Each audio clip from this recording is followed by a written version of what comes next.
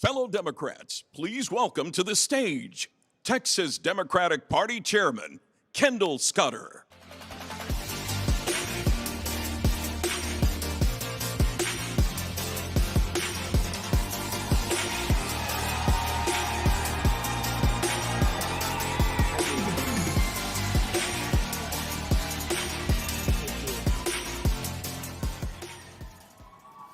Welcome to the 2026 Texas Democratic Convention in Corpus Christi, Texas.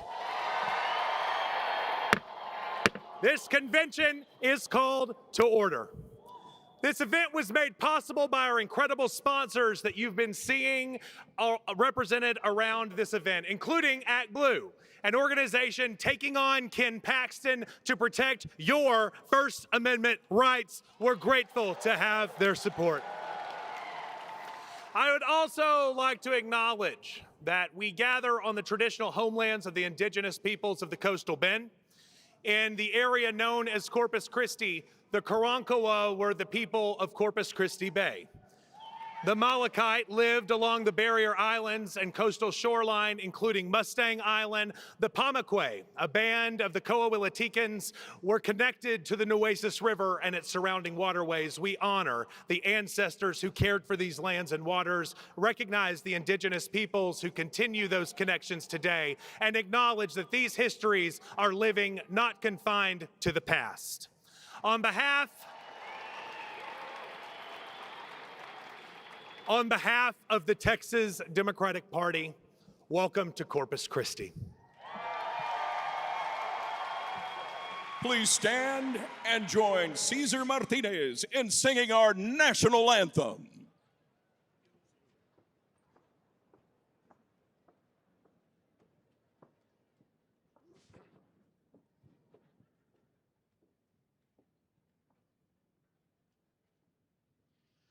Oh, say, can you see by the dawn's early light what so proudly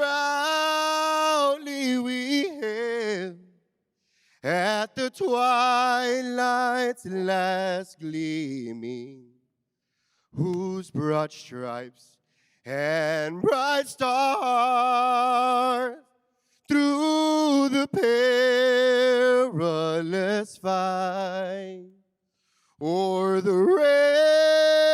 ramparts we watched, were so gallantly streaming, and the rocket's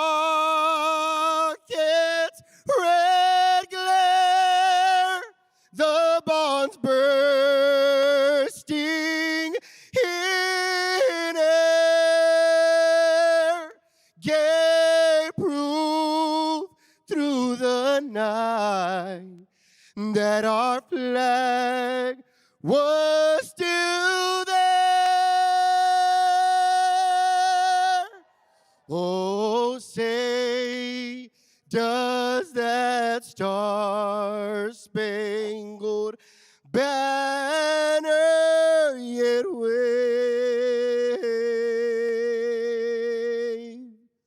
o'er the land of the free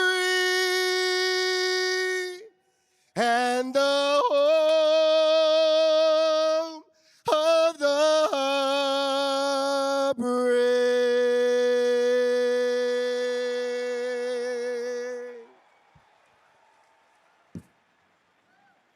Ladies and gentlemen, join Nueces County Justice of the Peace, Joe Benavides, in reciting the Pledge of Allegiance and the Texas Pledge.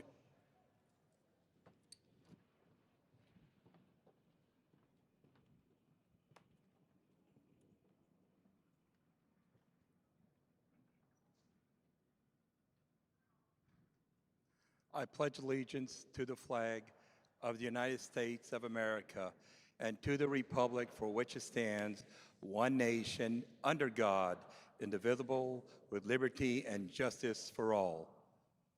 The Texas Pledge. Honor the Texas flag. I pledge allegiance to thee, Texas, one state, under God, one and indivisible.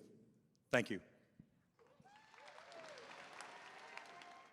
Please remain standing for the invocation.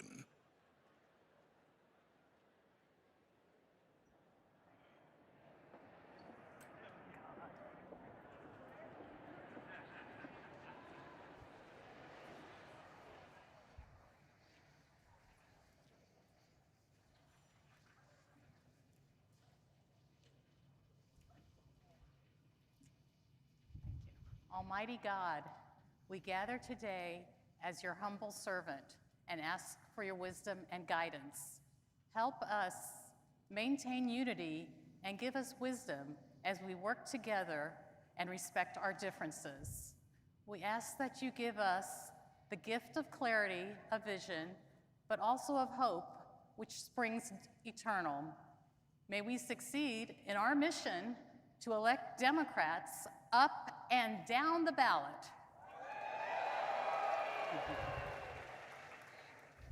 May we work to create a world that is a reflection of your image. So may it be thy will, and let us say, Amen.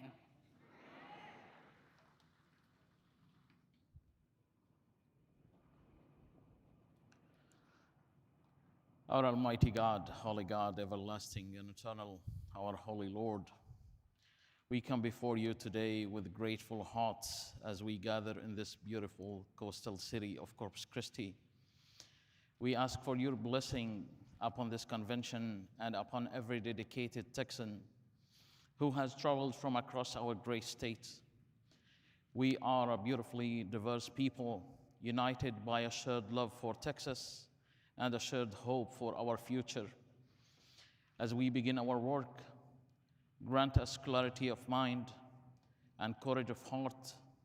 Guide our conversations with respect and empathy. Remind us of our highest purpose, to be champions for the vulnerable, voices for the voiceless, and builders of our more equitable society. Give us the strength to tear down walls of division and to stand firmly for justice, equality, and the common good. Keep us safe, keep us united, and keep us moving forward together. In the name of the Holy Lord, we pray today. Amen.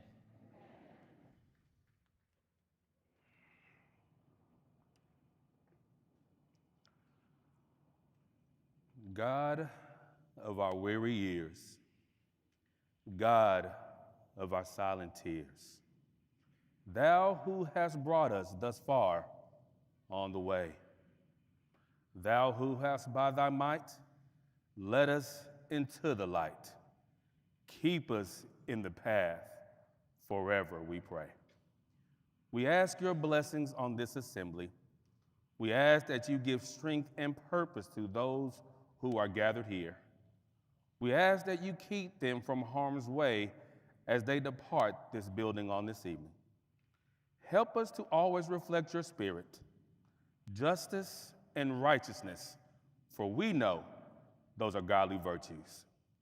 Help us to treat each other as your children. Help us to love each other as your children. Help us to be led by good works and noble calling. Keep us focused and forever in your care. And we offer this prayer, and all of your children said, Amen.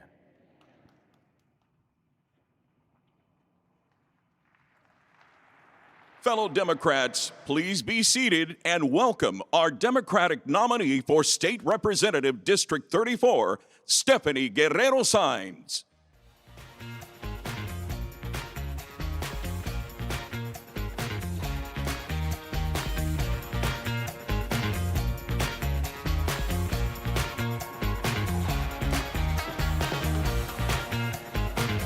Bienvenidos a mi bella ciudad de Corpus Christi, Texas. I am Stephanie Guerrero Saenz, your nominee for State House District 34 right here in Corpus Christi, Texas.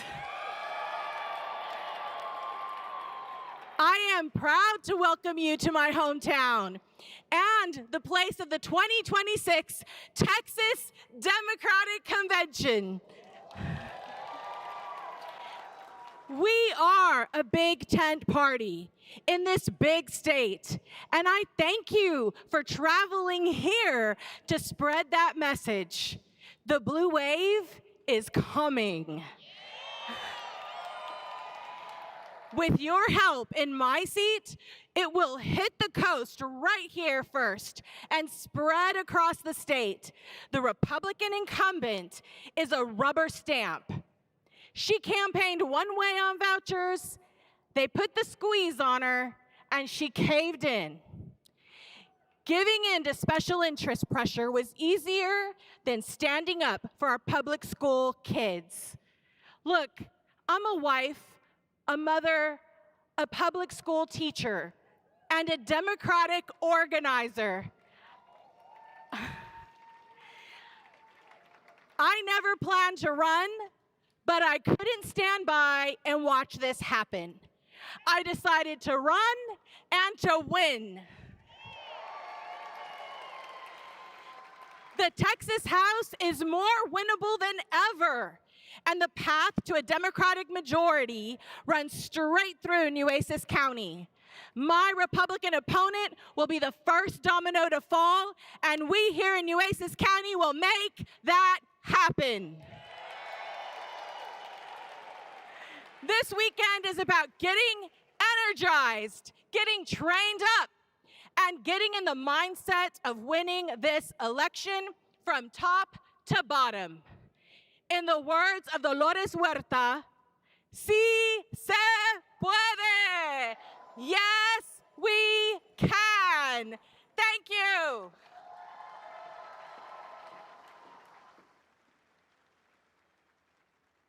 Give it up and welcome back Kendall Scudder.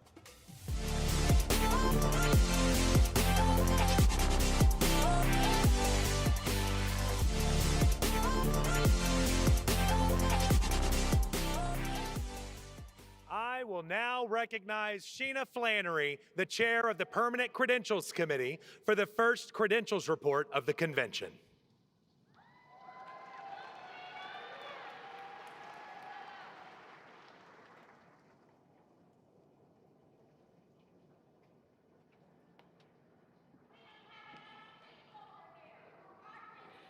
Thank you, Mr. Chair. The Permanent Credentials Committee met at the appointed time and prepared a proposed official roll of the convention. The delegate count proposed on the roll is 28, actually there's a correction, 2851. The full delegate list is available at the Texas Democratic Convention website at txdm.co/26-public delegates. On behalf of the committee, who has worked tirelessly, I might add, I move that the roll of delegates hereby submitted be the permanent roll of the voting members of the convention. Thank you. The question is on adopting the roll submitted by the Credentials Committee as the permanent roll of the convention. Is there any objection? Hearing none, the Credentials Committee report is adopted. Thank you, Chair Flannery, for your hard work and for the work of your committee. Very much appreciated. Thank you. Good work. The next item of business is the SDEC report and adoption of the convention standing rules and permanent officers. The SDEC adopted recommended standing rules for the convention at its pre-convention meeting. The recommended convention standing rules can be found on your program, as well as txdem.co/call-2-convention. On behalf of the SDEC, I move adoption of the convention standing rules. Is there any objection?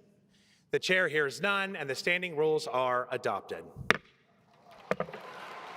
Also, at its pre-convention meeting, the SDEC nominated the following individuals to be permanent officers of the convention: Shea Katic, Convention Vice Chair; former Judge Barbara Canales, Convention Co-Chair; Judge Ruben Becerra, Convention Co-Chair; Dina Tallarton, PRP, Parliamentarian; George Nasser, PRP, Parliamentarian; Alex Mead, PRP, Assistant Parliamentarian; Andre Triber, Assistant Parliamentarian, Tim McDaniel, Assistant Parliamentarian, Nick Gilby, Assistant Parliamentarian, Dylan Russell, Assistant Parliamentarian, and the Honorable Susie Stansel as Sergeant of Arms. On behalf of the SDEC, I move that the individuals just named be elected as permanent officers of the convention. Is there any objection? Hearing none, the officers are elected.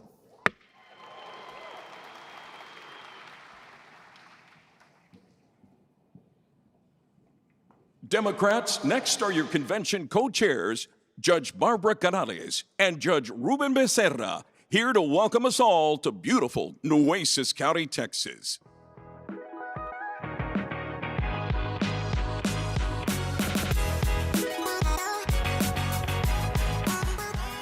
Good afternoon, friends, delegates, distinguished guests, and fellow Texas Democrats. Welcome to South Texas and Corpus Christi, where the Gulf embraces the Texas coast. It's an honor to welcome you to my hometown, a place where history, courage, resilience, and hope have thrived for generations for all of its inhabitants. Long before these modern highways and bridges crossed our state, ships entered this bay, carrying commerce and opportunity. Since the early 20th century, our harbor has served as one of America's great gateways to international trade. Today, that global commerce continues to fuel our economy and reminds us that prosperity brings both extraordinary opportunity and profound responsibility, especially to protect the national treasures that make this coastline unlike any other. The waters of the Gulf of Mexico nurture one of the richest marine ecosystems in North America. From our bays and estuaries to the barrier islands stretching beyond the horizon, life flourishes here. Fishermen, ranchers, conservationists, scientists, families, and visitors all depend upon these waters. Corpus Christi sits where fresh water meets salt water, where rivers meet the Gulf, different currents, different origins, different strengths. And perhaps therein lies a special parallel to our gathering here. Scientists speak of blue zones, communities connected by purpose, friendship, service, and belonging. I believe this convention is its own political blue zone. Let this city be your harbor this weekend. Let these beautiful Gulf waters renew the passion of your democratic spirit. History has taught us that the greatest waves don't begin with noise. They begin with the rising tide of ordinary people who simply refuse to give up. Now, our background is a proud military community, home to the Naval Air Station, Corpus Christi Army Depot, the United States Coast Guard, and just to our south, NAS Kingsville, which continues the proud tradition of training the finest naval aviators in the world. Because of our extraordinary military legacy, Corpus Christi has been recognized as a World War II heritage city, one of only a select number of communities in America. But our legacy is also about justice. In 1948, my uncle, Dr. Hector P. Garcia, founded the American GI Forum right here in Corpus Christi. What began as a movement to secure equal treatment and civil rights for Mexican-American veterans became one of the most influential civil rights organizations in our nation's history. Its mission was simple, yet profound. If you're willing to fight for your country must fight for you. Now, nearly 70 years have passed, and another generation of veterans found themselves facing a different injustice.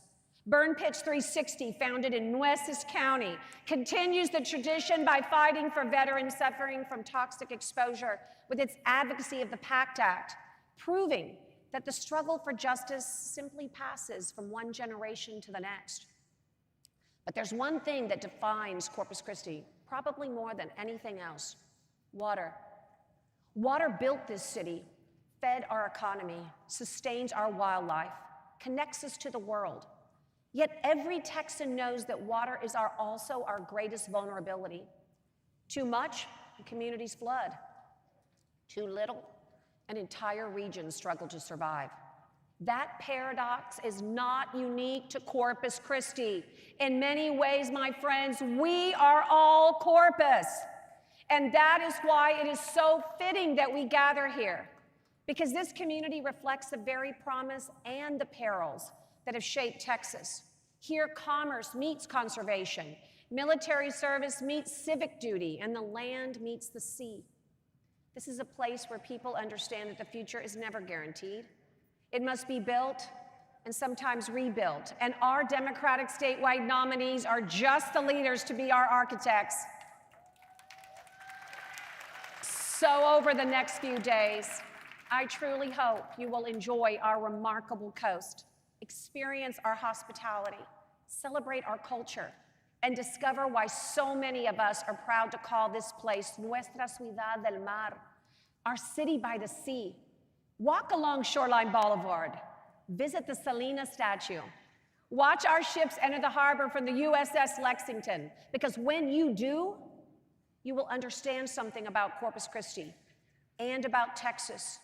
We are all Corpus, a place where ships have connected the world, where service has defended our nation, where veterans found their voice, where civil rights took root, where water teaches respect and resilience, a place where democracy is a responsibility. Texas, we are all Corpus. We are the sun you love. We are the rain you seek, the battleship we honor. We are the blue wave. And Democrats, this next great wave of Texas is beginning right here, right now in Corpus Christi, because it's our time. It's our morning. And the blue wave is rising, and it's daring us to ride it. I've heard them say the storm is coming, and what do we say? We are the storm. Now vámonos, let's go. Enjoy the coast, everyone. Killed it. Wow. I got to start with a question. Are you fired up? Wait, there's one more. Are you ready to go? That is music to my ears. I want to thank our Texas Democratic Chair, Kendall Scudder, and the entire Texas Democratic delegation for allowing me the privilege of speaking to you today. We gather here in Corpus Christi, the birthplace of LULAC, the League of United Latin American Citizens.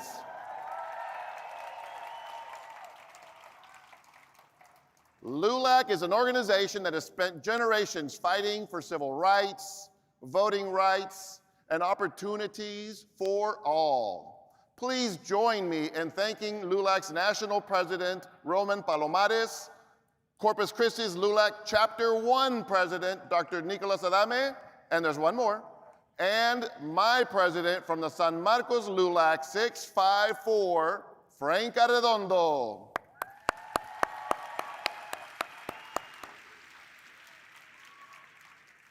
When I was 4 years old, my Mexican parents packed everything we owned into a brown station wagon and took my 4 siblings and me from Matamoros, Tamaulipas, in search of the American dream in these United States of America. Like so many families, we came with hope. We came with faith. We came believing that if you worked hard, played by the rules, and never gave up, anything was possible. As a kid, I had a paper route. Then I became a dishwasher, a busboy, a waiter, because service isn't beneath me, it's what built me.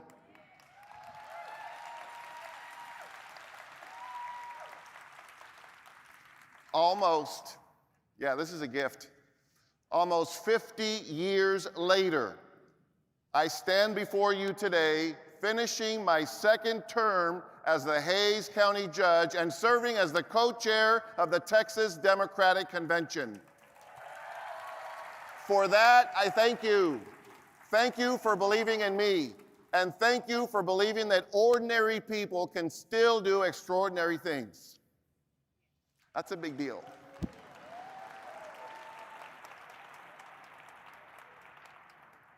That belief is exactly what is at stake, my friends.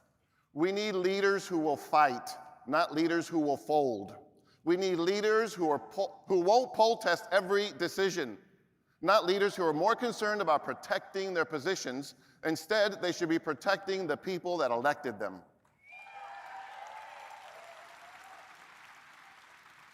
I know what it's like to struggle, to make payroll. I know what it's like to balance a budget. I know what it's like to wonder whether this month's hard work will be enough. This is why we fight for families who wake up every morning, work hard, play by the rules, and still feel like they're falling behind. We are here for the mother choosing between groceries and rent. We are here for the father working 2 jobs and still wondering if he will have enough for his child's health care. We're here for the immigrant families living in fear.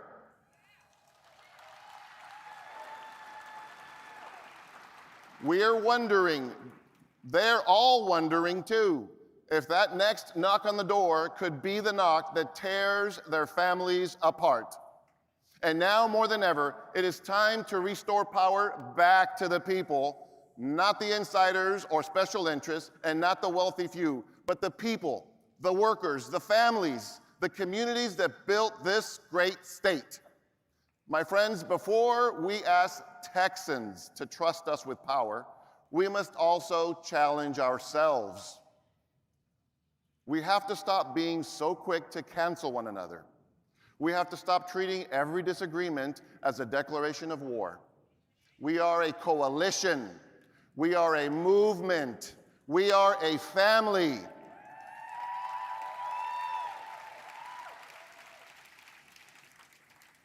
I've been married for 33 years, and I promise you, families don't agree on everything.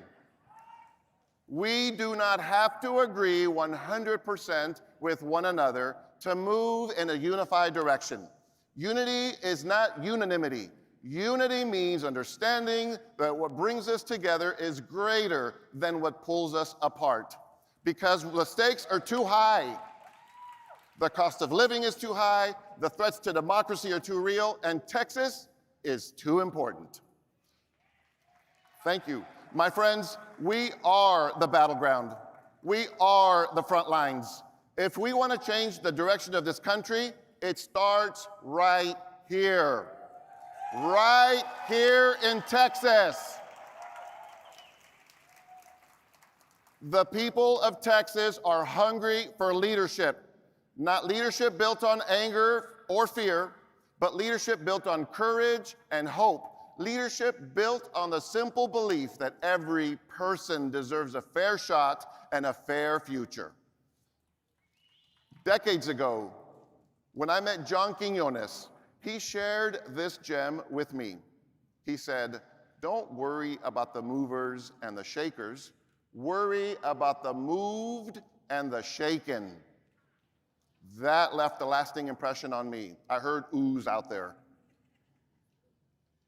Because there are those people that often get overlooked. These are the people who need us most. This convention is not the end of our work, it is the beginning. We are going to show up in communities that have been ignored. We're going to show up and fight for our neighbors. We're going to fight for our future and our democracy, because when we are done, we will not be playing any kind of defense. We need leaders that will fight, not leaders that will fold. Together, we're going to stand up, we're going to work hard, and we're going to restore the power to the people. And when we turn Texas blue, you're going to have yourselves to thank for that. I want to thank you, and God bless you. And my last thing, aquí estamos y no nos vamos. Thank you, thank you, thank you.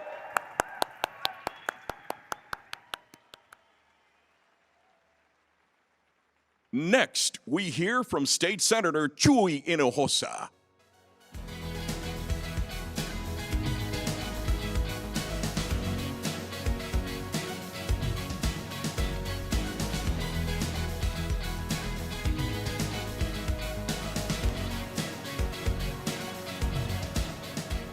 Thank you all for being here today.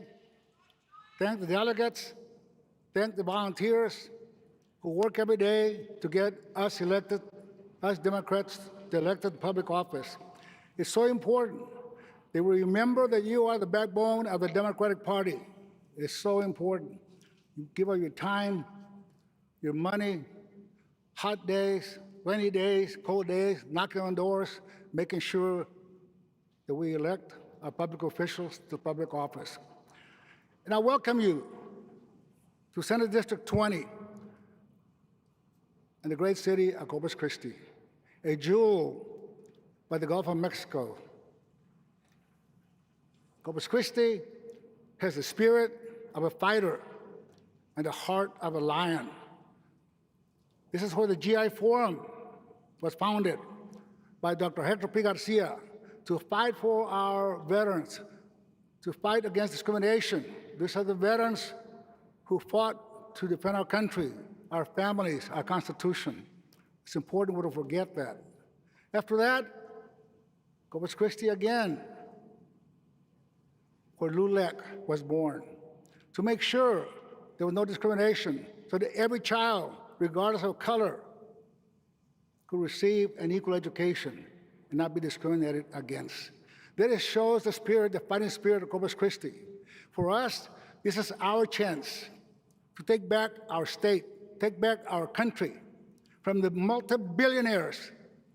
The corruption is so obvious. It's all there for us to see. So we need to focus on the bread and butter issues, what I call the rice and beans, kitchen issues that impact our families every day, our families' priorities, food on the table, jobs, health care, safety, where we feel secure, where we can raise our families. One thing I learned, that the Republicans are masters at dividing us, making us dislike each other, hate each other. So we need to stay away from culture issues that are divisive and unite as a family, unite as a team to get back our country, to get back our state. That doesn't mean we have to turn the other cheek. I will always say this, and you follow me, you repeat after me, shame, shame, shame. The Republicans, Trump and the Republicans, his Republicans promised that they would provide better health care for our families, and they lied. Now health care costs a lot more than before, and we have millions of people who are uninsured. They lied. Shame, shame, shame. Trump and his Republicans promised and said they would lower inflation, and inflation continues to rise every day. They lied again. Shame, shame, shame. And let me tell you what else they said. They said, we're going to lower the cost of living, bring it down. Again, they lied. Cost of living is high, high, high. Shame, shame, shame. Not only that, here's what they said. When I get elected, that's Trump and Republicans, I will cut your electric bills, your light bills in half on the first day I'm in office. They lied again. Shame, shame, shame. And I'll give you one more. It's really amazing the lies that are being told to our families, to our communities, to our country.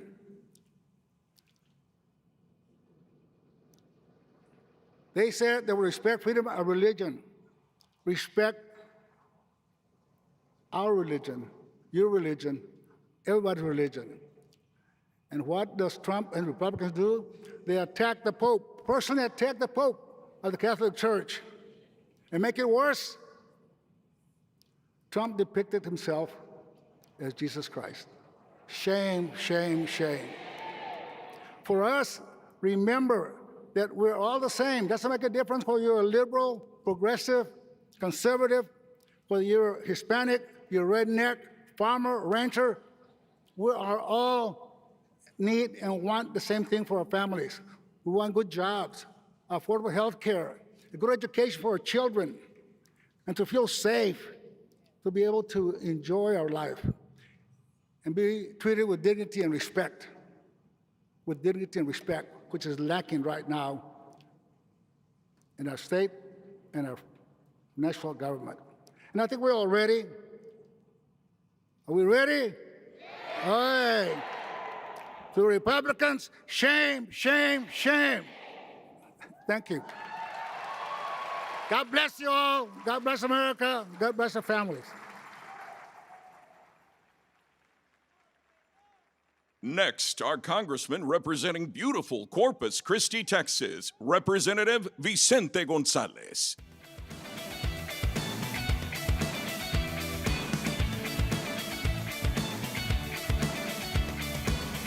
Good evening, Texas Democrats.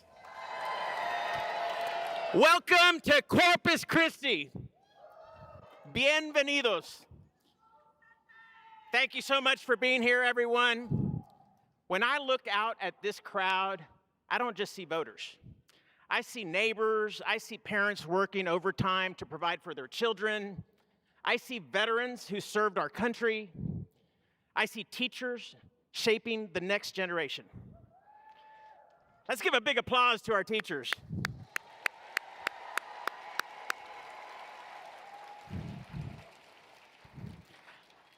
I also see small business owners taking risks to make ends meet and build a better future.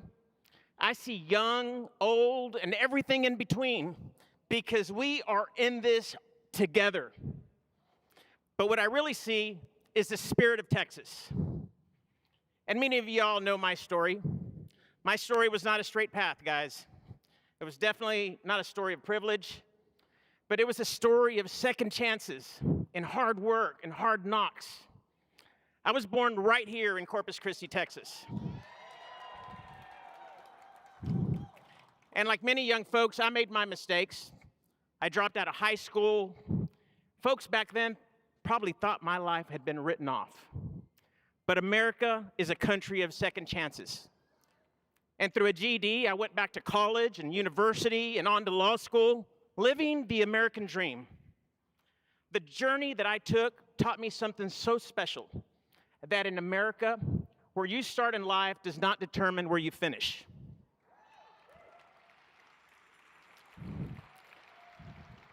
And for decades, I've fought for families in courtrooms and boardrooms across the country. And a decade ago, I was honored being elected to the United States Congress. And I've taken that same fight to Washington, delivering over $8 billion for South Texas, making investments for our veterans, for public schools when they're under attack at the state government, for health care, for senior citizens, and for critical infrastructure that benefits our communities now and for generations to come. But folks, tonight is not about any one person. It's about something much bigger than all of us. It's about whether we believe Texas deserves a voice. It's about working families who deserve leaders who show up, listen, and deliver. It's about whether our children will inherit a better America than we did. Now, let's be honest. Let's be honest. The political powers in Austin and Washington have tried to make this harder. President Trump and Governor Abbott have drawn me and redrawn me and drawn my district again, hoping to silence communities like ours, hoping that our voices will be diminished. But they underestimated Texans, didn't they? They underestimated our resilience, they underestimated our determination, and they definitely underestimated our unity. Look at us here today.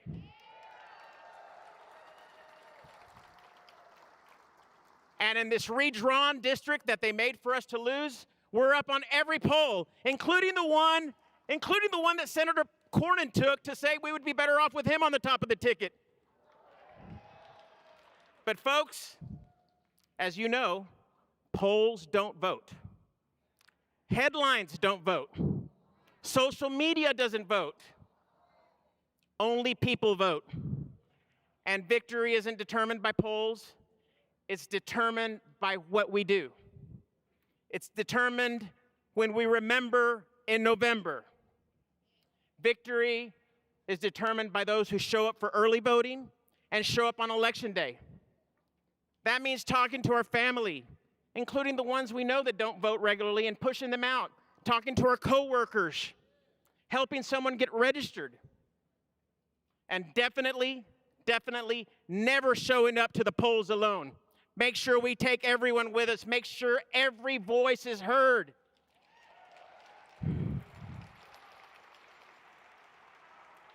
Because when Texas votes, Texas wins. When Texas votes, our children win. When Texas votes, working families win. And when Texas votes, our future wins. Folks, I stand here before you having lived the American dream. As a kid who grew up here in Corpus Christi in the wrong zip code, dropped out of high school and fought his way back through education and hard work. That is the America we all know and love. Let me tell you, if that dream was possible for me, it should be possible for every kid in the state of Texas.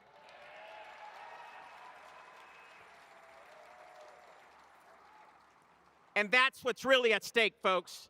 So let's leave here tonight energized. Let's leave here tonight united. Let's leave here tonight determined.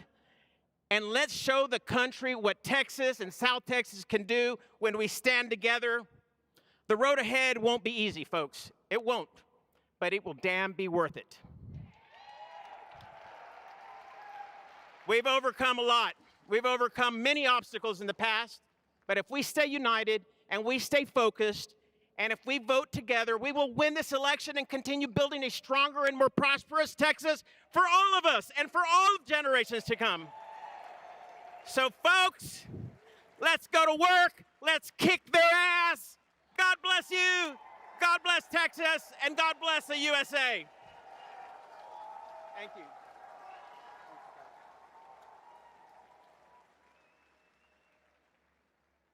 Please welcome Texas Democratic Party Vice Chair Shea Katic.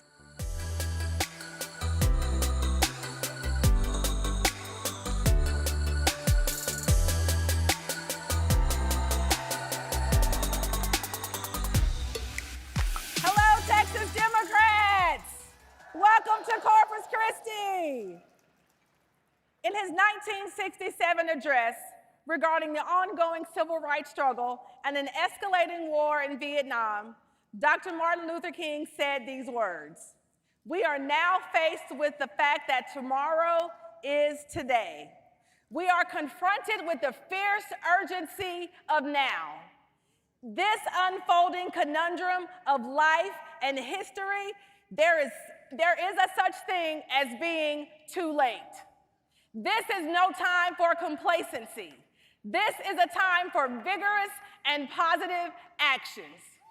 Texas Democrats, those words are as true today as they were then. We are indeed confronted with the fierce urgency of now, and we are very close to being too late. This is the most consequential election of our lifetime.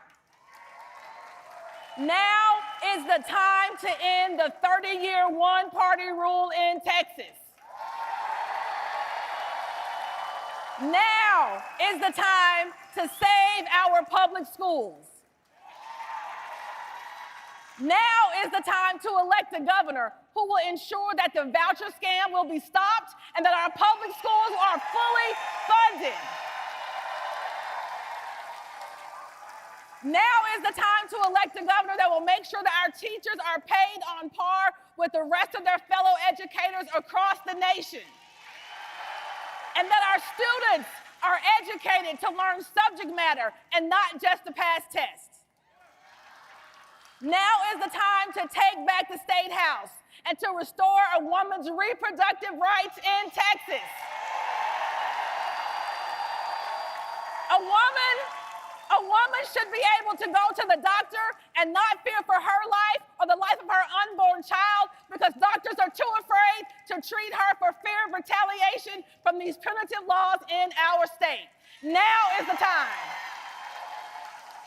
Now is the time to elect a U.S. Senator who will go to Washington and stand up to this authoritarian regime and remind them that taking the oath of office is more than just a publicity stunt. It's actually a commitment to lead in the best interests of this nation. Now is the time. And Texas Democrats, we are the people. We're living in a time where elections are being canceled, where hard-fought victories are being rolled back, where established norms are being tossed out the window. This is not the America we need, and this is not the Texas that we deserve. The fierce urgency of now demands that we show up in record numbers like we did in the March primaries. This is not a time for apathy.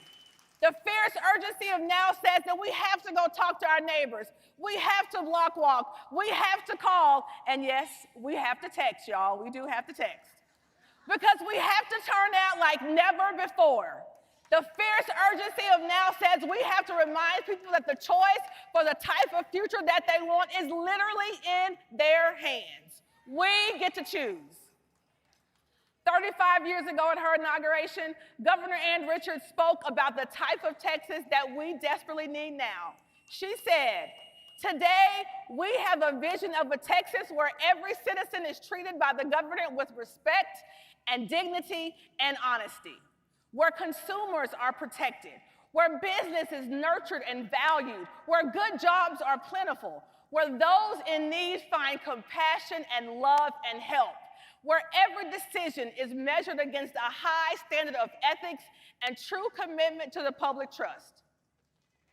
She went on to say, "The people of Texas are back, and they are waiting and watching, anxious to see if their government can rise above personal interest, rancor, and division, and get on with the business of building a Texas where the people come first." Her words, beautiful, eloquent, are not just a reminder of the good old days, but of a good new future. Texas, the future is ours for the taking. This is our time. This is our moment. This is our now. Let's go win in November. Go Texas, let's go. Thank you.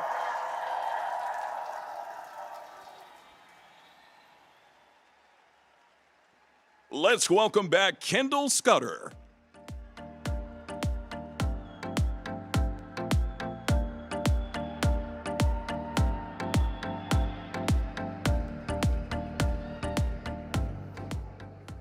"99 years ago, Dr. Lawrence Nixon was denied access to a ballot in the Texas Democratic primary.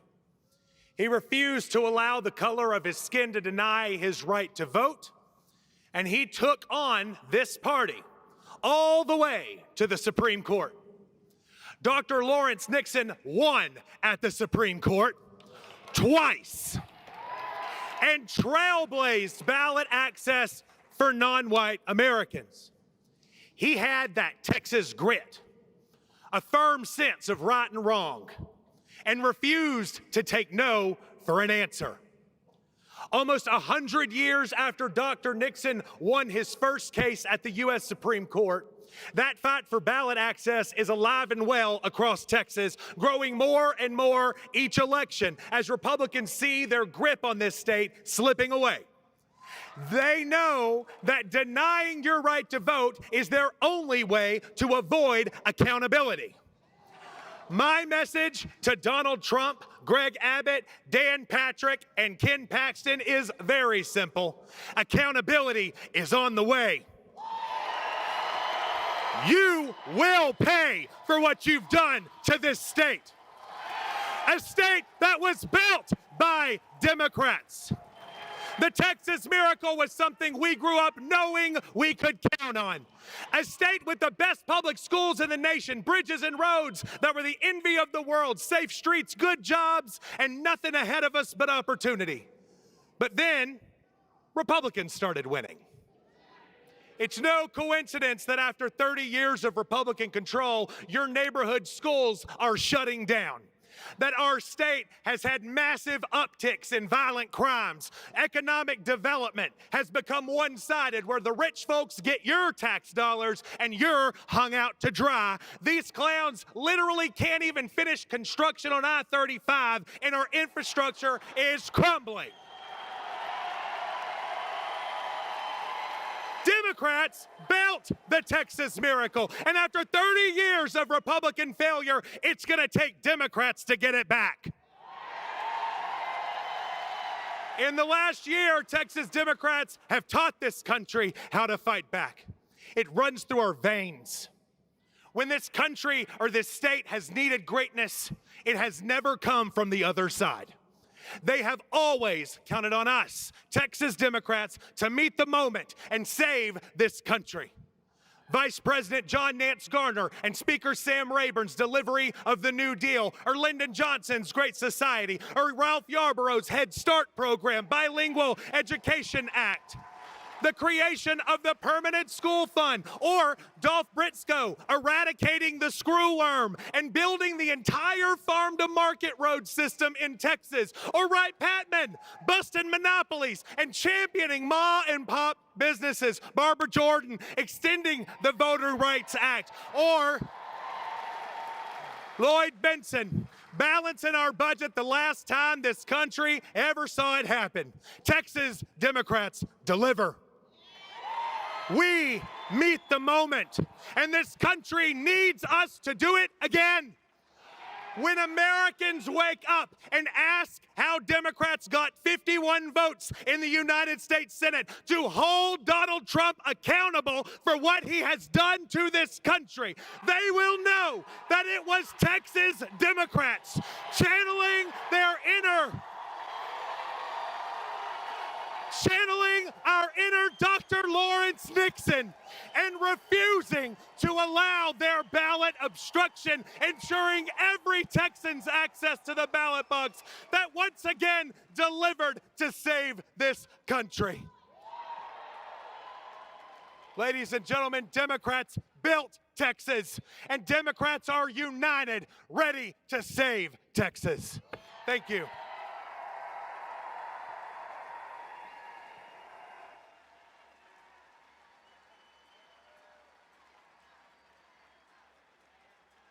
United will never be divided. The people.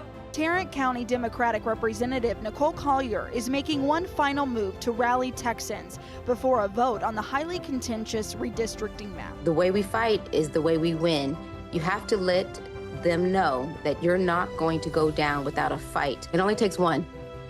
You can be the lone person standing, but you could spark a movement.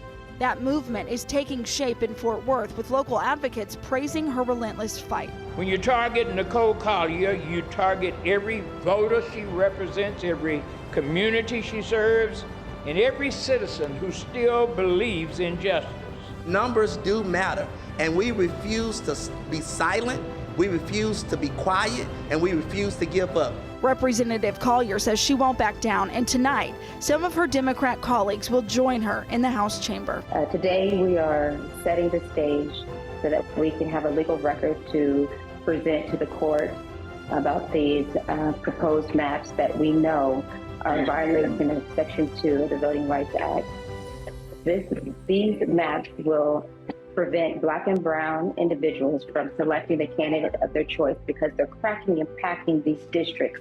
They are splitting them up, and they're not allowing communities that have shared interests to vote for the candidate of their choice.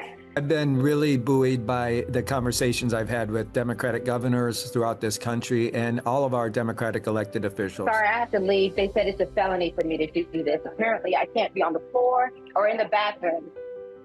Well, you told me I was only allowed to be here in the bathroom. No, hang on. Bye, everybody. I've got to go. That is outrageous. And first of all, let me tell you something. Representative Collier in the bathroom has more dignity than Donald Trump in the Oval Office. There you go. That is outrageous. What they're trying to do right there is silence an American leader, silence a Black woman. Please welcome DeSoto City Council member Kendall Chisum.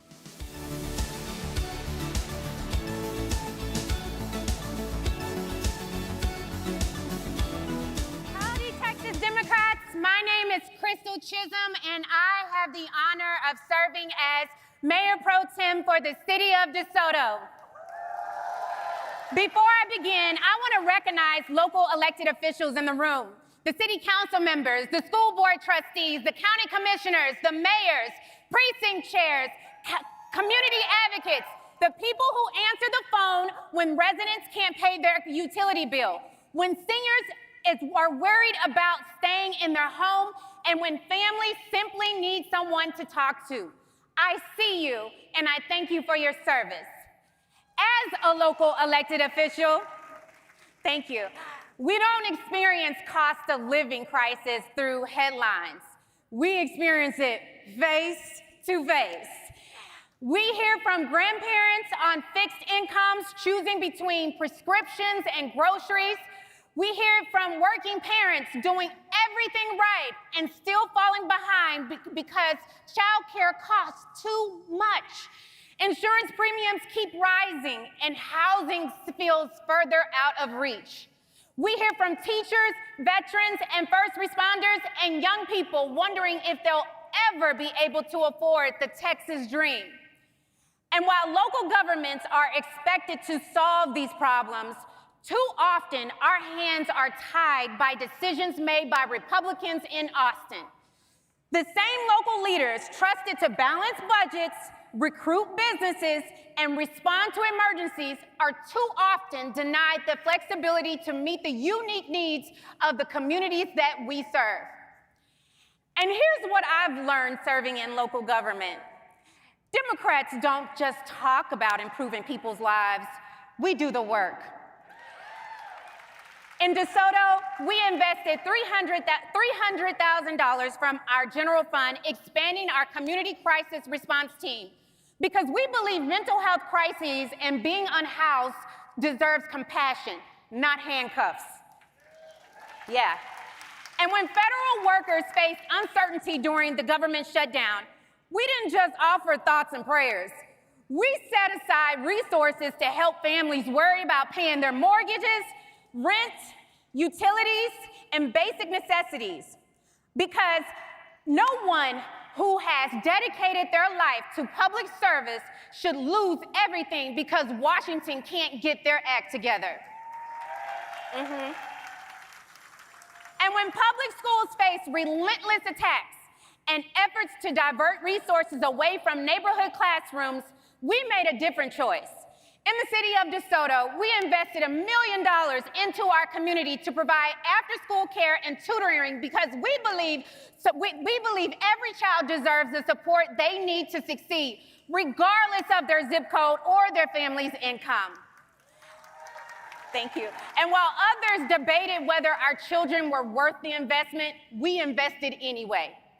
That's what democratic values look like at the local level. Not slogans, not sound bites, just solutions. That's why this moment matters. Leaders like James Talarico reminds us that faith and justice belong together. Gina Hinojosa continues to fight for public education and opportunity for every child. Nathan Johnson and Vicky Goodwin have stood up for common sense leadership in the communities they represent. Dr. Freddie Haynes, shout out to CD30. Dr. Freddie Haynes has challenged us to lead with courage and conviction.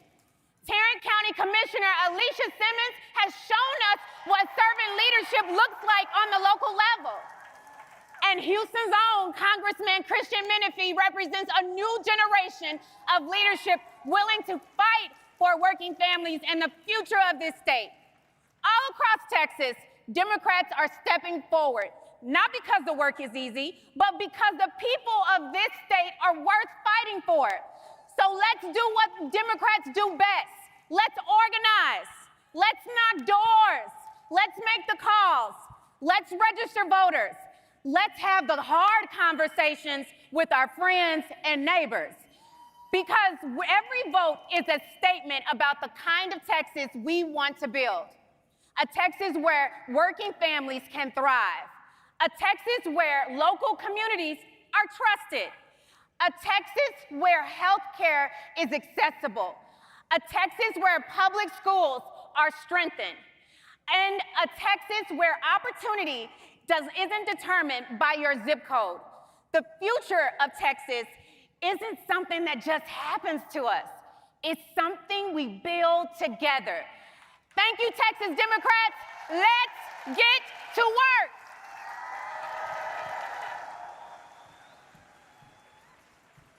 Welcome Senator Carol Alvarado.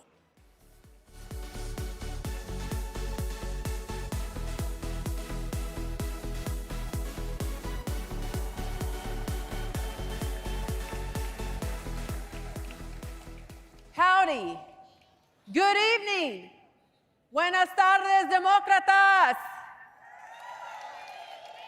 Any Democrats in the house? Oh, you sound great. Well, let's get down to business. I'm sure y'all have heard the latest news from your grocery store. Get this, a pound of ground beef now costs more than the federal minimum wage. Thank you, Donald Trump and MAGA. Texans can't afford Trump and Republican policies. When Donald Trump ran for president, he said, oh, starting on day one of my new administration, we will end inflation and we will make America affordable again. Por favor. Today, Trump's team of economic advisors, they're focused on how to put Donald Trump's face on a $250 bill. I know. Why $250? Well, because $100 wouldn't fit his ego. Okay, now to put this in perspective, $250 far exceeds the average monthly SNAP benefit here in Texas, which is $186. Thank you very much. Trump and MAGA are wrecking family budgets. The rising cost of healthcare, childcare, gasoline, electricity, and groceries is crippling family budgets across Texas. Your Democratic leaders in Austin, in Congress, are leading the fight to bring them down. 2 months after taking office, Trump's Treasury Secretary announced that they would be naming, get this, ready for it, drum roll, an affordability czar. Okay, you know what? I'll do it. If you need a czar to tell you that prices are too high, I'm your girl. 15 months later, no czar. Oh, but wait, the White House is getting a ballroom. Our family budgets cannot afford more MAGA policies. The Port of Houston is in my Senate district. It's one of the leading economic engines in our state, providing good-paying jobs and supporting families across the region who depend on trade with our partners abroad. Trump's reckless tariff policies threaten the livelihood of thousands of Texans, while the MAGA leadership in Austin remains silent. Yep, Texas is home to millions of heads of cattle. We are the largest beef producers in the country, and that industry contributes millions of dollars to the state's economy. A year ago, Governor Greg Abbott rightly directed 2 agencies to establish a screw worm response team, going after that parasitic fly that threatens our cattle industry. A month later, Donald Trump requested his priorities changed. He called a special session on mid-decade congressional rig districting. Okay, so get this. The governor had to choose between one parasite and another parasite. Yep. And guess what? He picked the one that called him. If you didn't already feel like you were getting screwed, screwworm is now in Texas. and beef prices continue to soar. Texans cannot afford MAGA leadership, and we've had enough. That's right. And they spoke loud and clear in Tarrant County this past January when they elected my new colleague, Taylor Ramett, to the Texas Senate. Taylor won his district by 14 points in a district that Trump won by 17 points. And this was before Trump infamously said, "I love inflation." Donald, the feeling is not mutual. Texans, we've had enough. Between now and November, let's work to flip Texas. Vámonos, adelante. God bless Texas.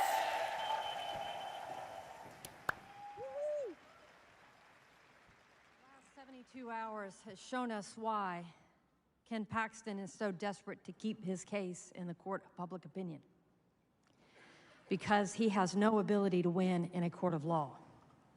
See, in a court of law, a judge will preside over that case and he will be treated just as any other civil or criminal defendant. Witnesses will be under oath for all the world to see.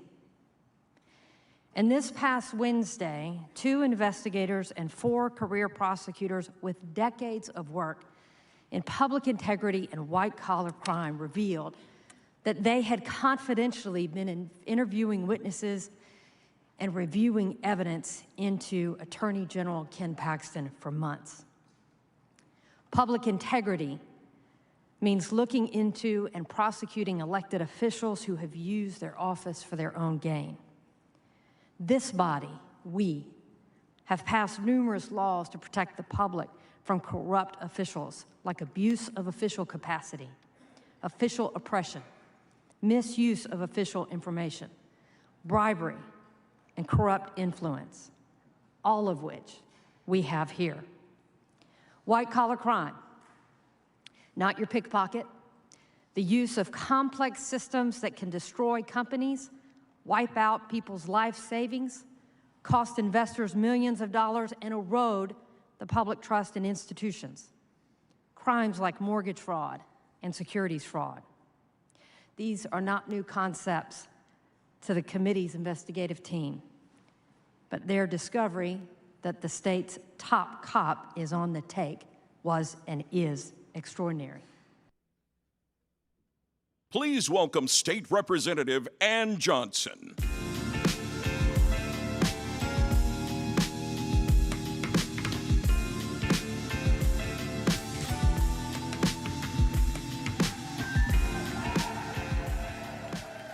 Hello, Texas Democrats.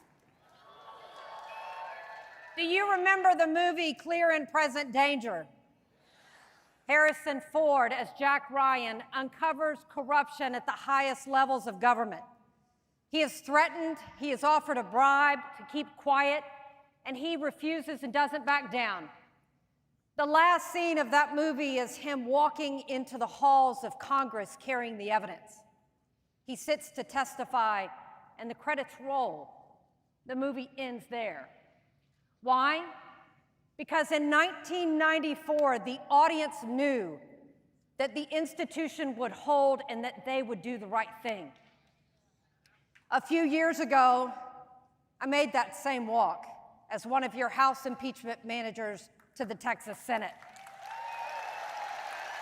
I stood beside career prosecutors, Republican lawyers, loyalists, and supporters of Paxton who came forward to testify under oath that they believed that the then Attorney General Ken Paxton was using the power of his office, what's supposed to be your office, for the benefit of some of his wealthy donors. Texas House Republicans and Democrats impeached a Republican Attorney General, and I have to confess to you, we believed that the facts mattered. We know that the facts didn't change, but the politics did. Because the political acquittal of Ken Paxton didn't just protect this one man, it revealed what 30 years of one-party Republican rule has done to Texas government. When politicians are more concerned with keeping their own job and maintaining their party's power, corruption spreads. And you all know that Lieutenant Governor Dan Patrick accepted millions of dollars from a Paxton supporter before presiding over that impeachment and delivering that political acquittal. You all know that Governor Greg Abbott has received millions from billionaires supporting vouchers right before he promoted vouchers as his #1 priority, despite the fact that teachers are struggling to get by and public schools are closing. You all know, just yesterday, J.D. Vance said Watergate today would be nothing more than a 12-hour news cycle and not bring down a presidency. Think about that. Do you remember when it meant something to be patriotic and principled? Do you remember when corruption would end a political career? And today, too many Republicans are telling you to disregard their corruption as nothing more than a headline. But the cost of corruption is not what they gain, it's what we lose. Because all of us are struggling to pay our housing, our insurance, our health care, our groceries, why our schools, our water, and our power infrastructure and our public institutions are falling further and further behind. But guess what? Here is the good news. There is actually a cure to this corruption, and it's not another hearing before Congress. It's a day at the ballot box this next November. Because every corrupt system can only be maintained because the people believe that they can't change it. But we can. United together as one. United together as one. We will change this in November because you know, like me, that people are tired. People are angry, and you can feel the momentum that everyday Texans are finally tired of 30 years of Republican rule and corruption. And so if you want honest government, we vote them out. If we want accountability, we vote them out. And if we want leaders who answer the call to represent the voters of Texans and not their donors, we vote them out. And this November, we will vote them out. And we will write the ending that every Texan deserves. And with every ending comes a new beginning. And this is our time.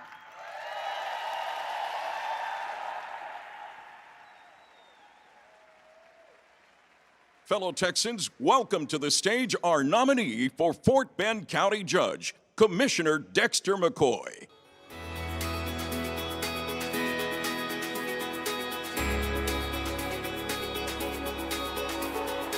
Do I have any Democrats in the House? I said, do I have any doggone Democrats in the House? Yeah, I know that's right. My name is Dexter McCoy.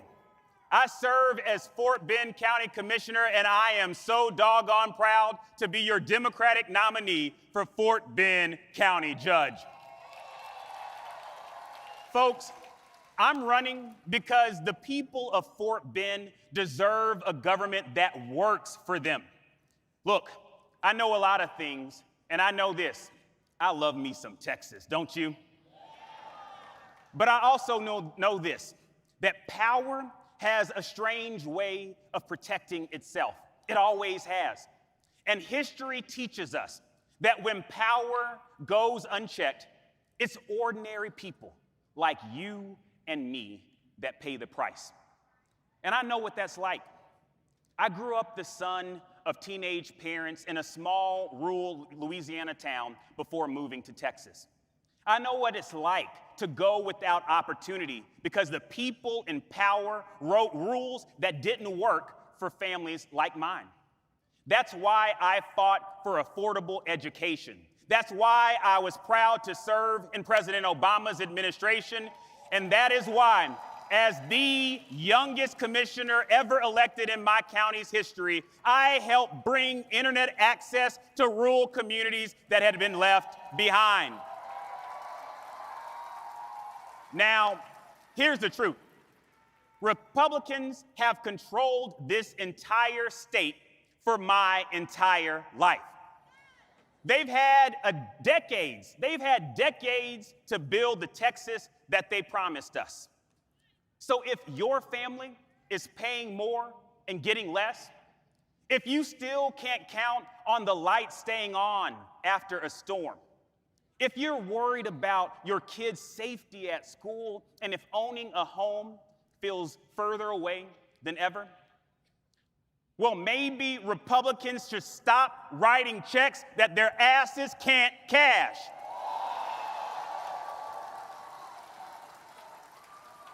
Look, what we've got are leaders who've spent too much time protecting their own power instead of serving the people.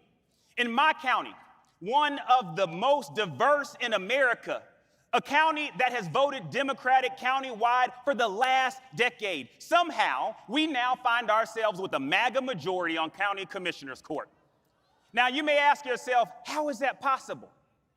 It's corrupt politicians cutting backroom deals, bending the law, rewarding political allies, and rigging our maps through unprecedented mid-decade redistricting. That's how. Folks, that ain't democracy, that ain't Texan, and it sure ain't Fort Bend. Because Fort Bend has always fought corruption and won. When others tried to silence black voters, after Fort Bend was the first to elect a black sheriff and state representative during Reconstruction, 2 Fort Bend residents took the fight all the way to the United States Supreme Court and ended whites-only primaries across this country. So, to those corrupt politicians trying to silence black and brown voters, come here. I've got a message for you. Black and brown Texans are not going anywhere because we built this.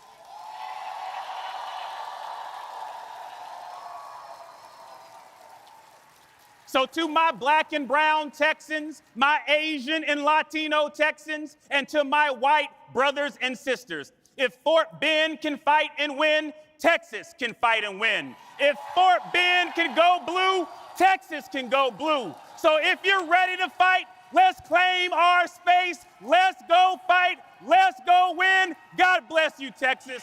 Thank you.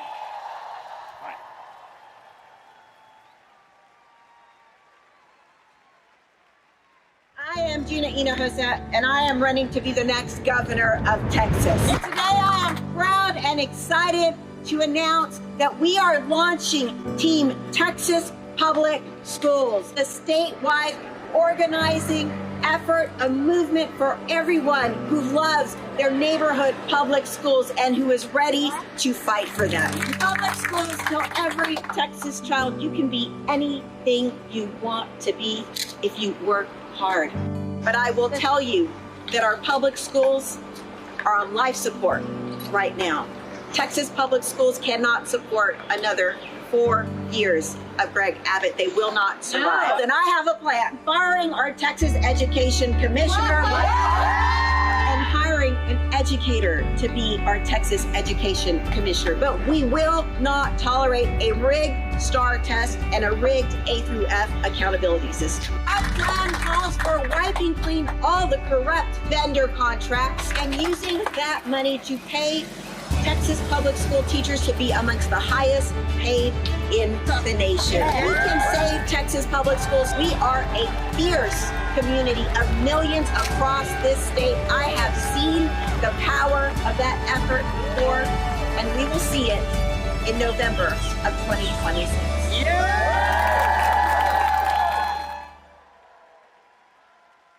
Please welcome State Representative Mihaela Pesa.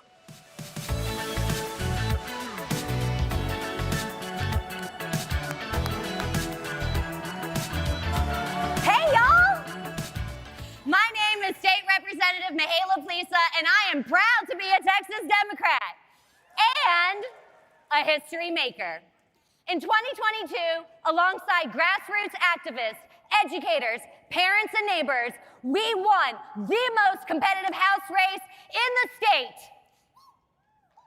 That night, with y'all's help, we elected the first Democratic woman ever from Collin County to the state legislature and sent the county's first Democrat to the state house in 30 years. But the history we made reached far beyond Collin County and Texas.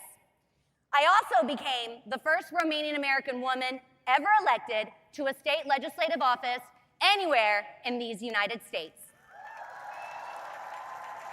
But the road that brought me to this stage did not begin on a campaign.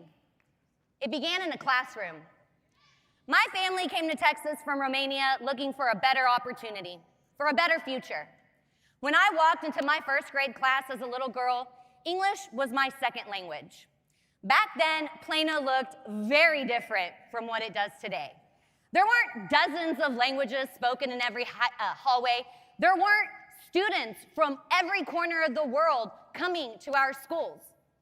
I was one of the first Romanian students in Plano ISD, trying to learn English and really just trying to fit in. The teacher who helped me find my footing, well, she wasn't Romanian either. She was a bilingual teacher who spoke English and Spanish.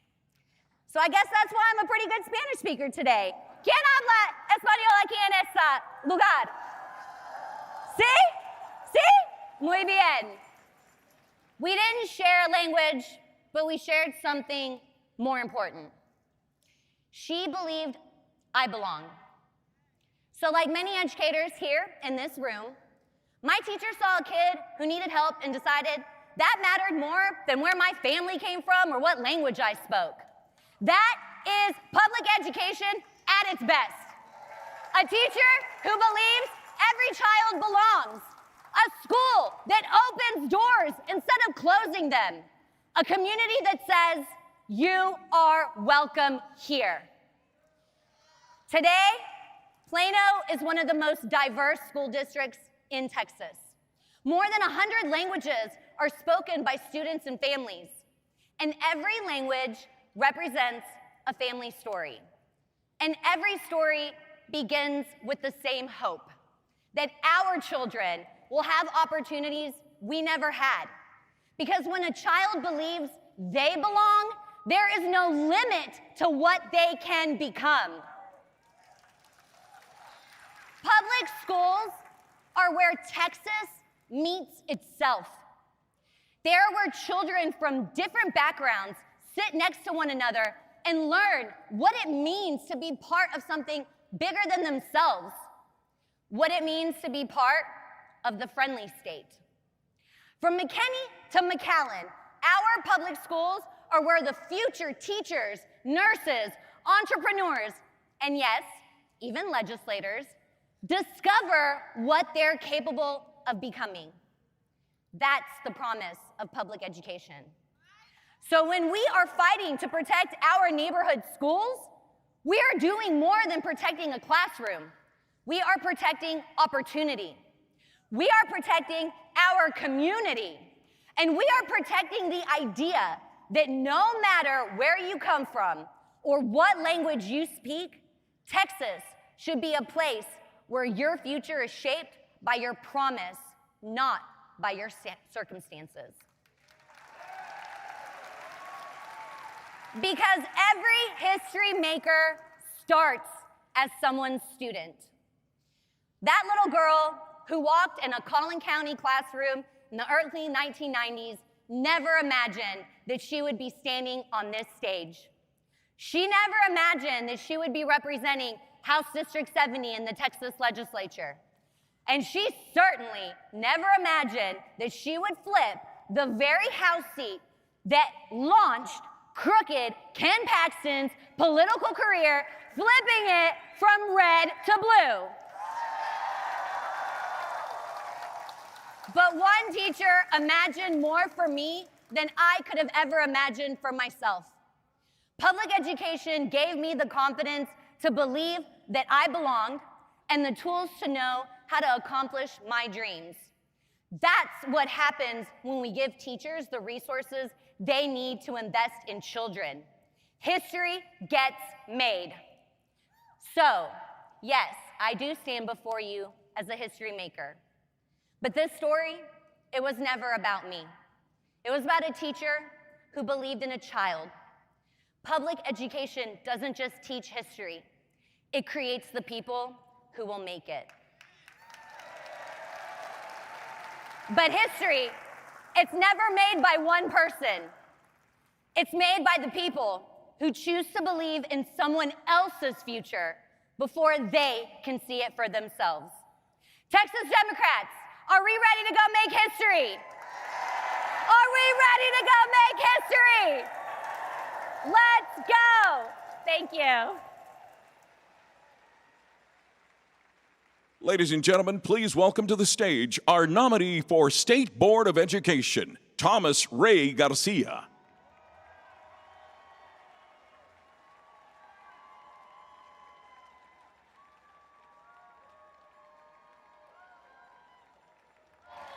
Wow. Good evening, Corpus Christi. My name is Thomas Ray Garcia. I am the educator and Democrat running to flip State Board of Education District 2. I stand before you today as the son of a single mother, the valedictorian of a Title I public school in the Rio Grande Valley, the first-generation college graduate from Princeton University, the educator who returned home to teach high school and college students, and the Democrat who will fight for our public schools in Austin.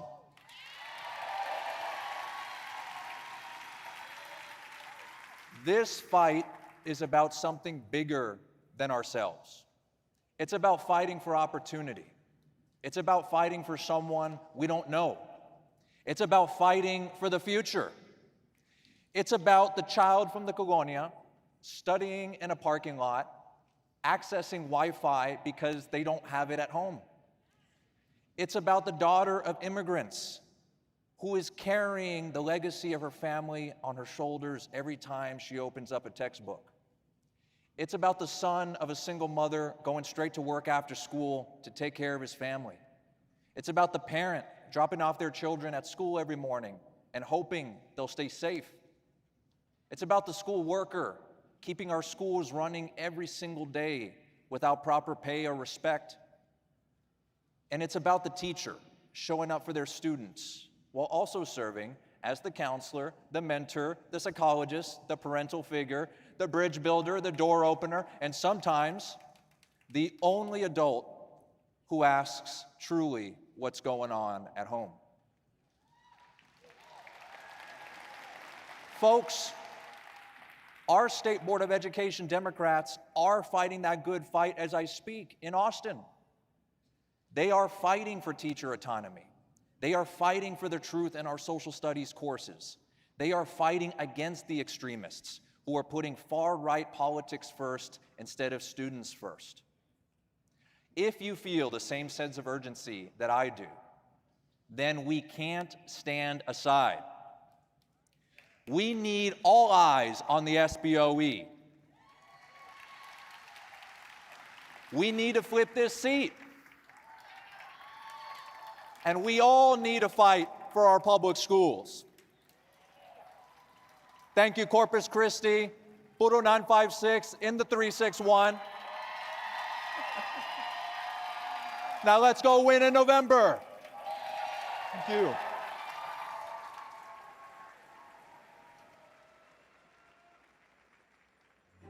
How do we save democracy? How do we save our nation? Texas Democrats don't work for Donald Trump. We work for the people of Texas.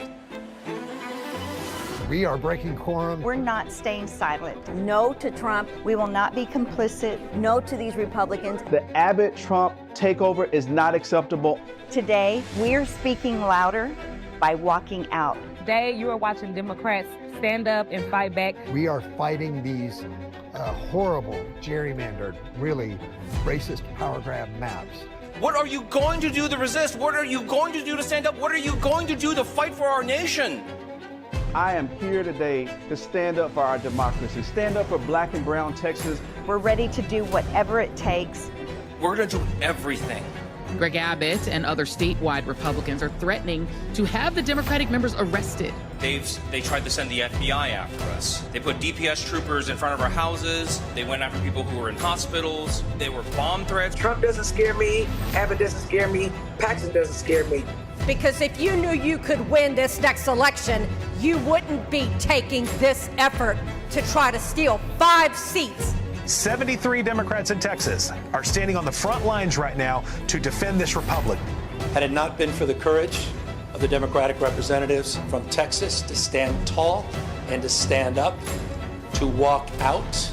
You are answering one of the most challenging calls of public service that has ever been asked of you. Thank you, not only for your courage, but for your patriotism. What we do matters. People are watching and they are ready to hold this government accountable. Get fired up, get ready, and vote. Let's do it. You started it, we're gonna finish. Please welcome State Representative and Chair of the Texas House Democratic Caucus, Jean Wu.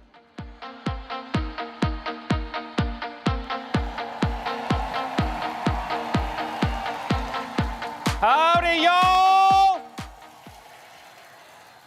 Last summer, Donald Trump called Greg Abbott and demanded that he hand over our state and our democracy to him. Not because a court ordered it or because the Constitution commanded it, but simply because Trump wanted more. And he wanted more because he knew that his agenda was too extreme, too unpopular, and too dangerous to let the people decide. So instead of changing unpopular, destructive policies, he did what he always does best: lie, cheat, and steal. Governor Abbott and the other Republicans did not have to let him steal our democracy. They could have just remembered that they swore an oath to our Constitution and just said no. But instead, they dropped everything so they could kneel before Donald Trump. Republicans across the South and across this country just fell in line. And to do something that even they admitted was wrong. I love our country. I love our state. And I love our communities. For decades, our communities fought like hell to build political power and have their voices matter for once. And with one disgusting act, Republicans tried to strip it all away. So we stood up to Donald Trump. We denied Greg Abbott a quorum. He called us quitters. He called us losers. He told the Supreme Court to remove us. He told state troopers to arrest us. His supporters doxed us. His supporters called in death threats and bomb threats. His Republican officials called me a CCP spy and a traitor. His supporters called for me to be denaturalized and deported for resisting them. There were legal threats, there were illegal threats, and everything in between. None of it worked. I'm still here, Gregory.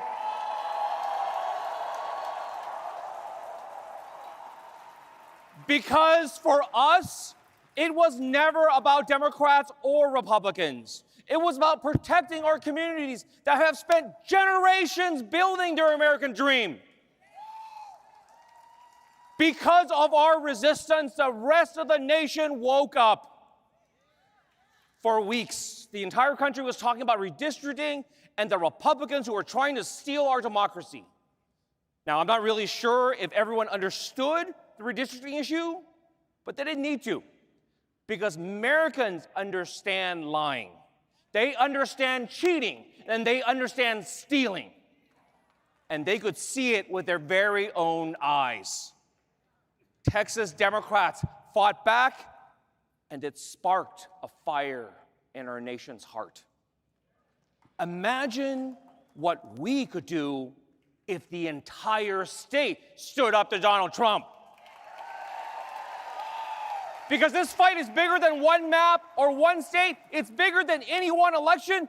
It is about whether communities like the ones in the Rio Grande Valley, Dallas, Houston, San Antonio, Austin, El Paso, and every community that has fought to have a voice, whether they get to keep that voice. This fight is not just in Texas, but across the entire nation. Texas lit the fuse, and now Americans across this country are joining the fight. This November, all of us are going to send a clear message, one so loud they won't be able to ignore it. A message not just to Texas, but to the entire country. You cannot cheat your way to the future. The American people still believe in our democracy, and we still believe that we are a nation of the people, by the people, and for the people. Texas needs to relight the beacon on the hill. Let us shine upon the rest of the nation with the light of liberty and the fire of freedom. Let us keep working and organizing. Let us keep protecting our communities and standing for the oppressed. Let us remind this country once again that in a democracy, politicians don't choose their people, people choose their politicians. Let's go!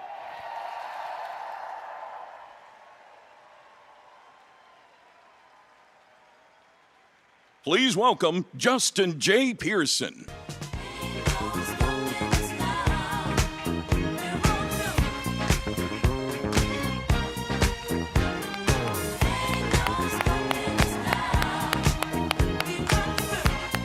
Y'all look beautiful. Y'all look beautiful.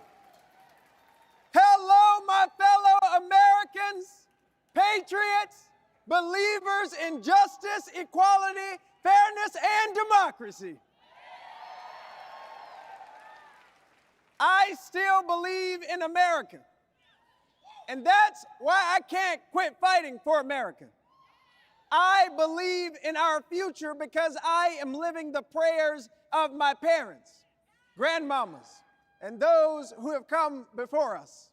My great-great-grandfather, John Sanders, worked in a sawmill in rural Alabama. He was the grandson of enslaved African Americans. He never had the chance to go to school. And every morning he would wake up on his way to work and whisper a prayer in the truck. God, please let my grandchildren be able to read and write their own names.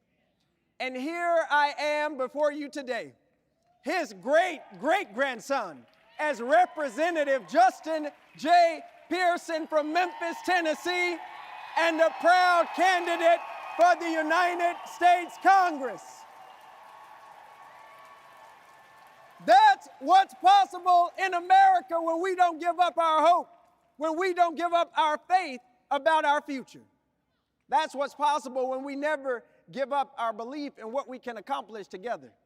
And I'm so grateful to have family here and watching my wife, Oceanae, my great parents, Dr. Pearson and Reverend Pearson, my great auntie, Carolyn, and my Uncle Teddy. Give it up for them.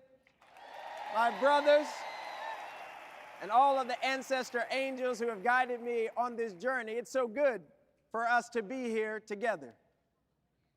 250 years ago, the founders of our nation, flawed and paradoxical as they were, started a country with the novel ideal that the power of government would always come from the consent of the governed. All power would be derived from we, the people. Our founders built this nation in response to a tyrannical government.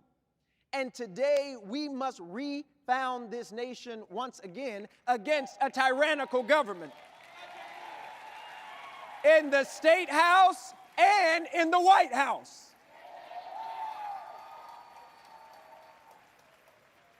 I've seen this tyranny firsthand. Last month, Republicans in Tennessee capitulated to an Epstein conspiring, corrupt, racist billionaire who's enriching himself and his children, who holds the title of president, but not the compassion, care, or dignity of one. These Republicans in Tennessee enacted one of the most severe and swiftest dilutions of black political power since the end of Reconstruction. They cracked our congressional district in Memphis into thirds to create 3 white majority districts. And they thought that would make us quit. They thought wrong. This November, we're going to show Tennessee and show Texas and show the South and show the nation that the blood that was shed on the Edmund Pettus Bridge was not in vain.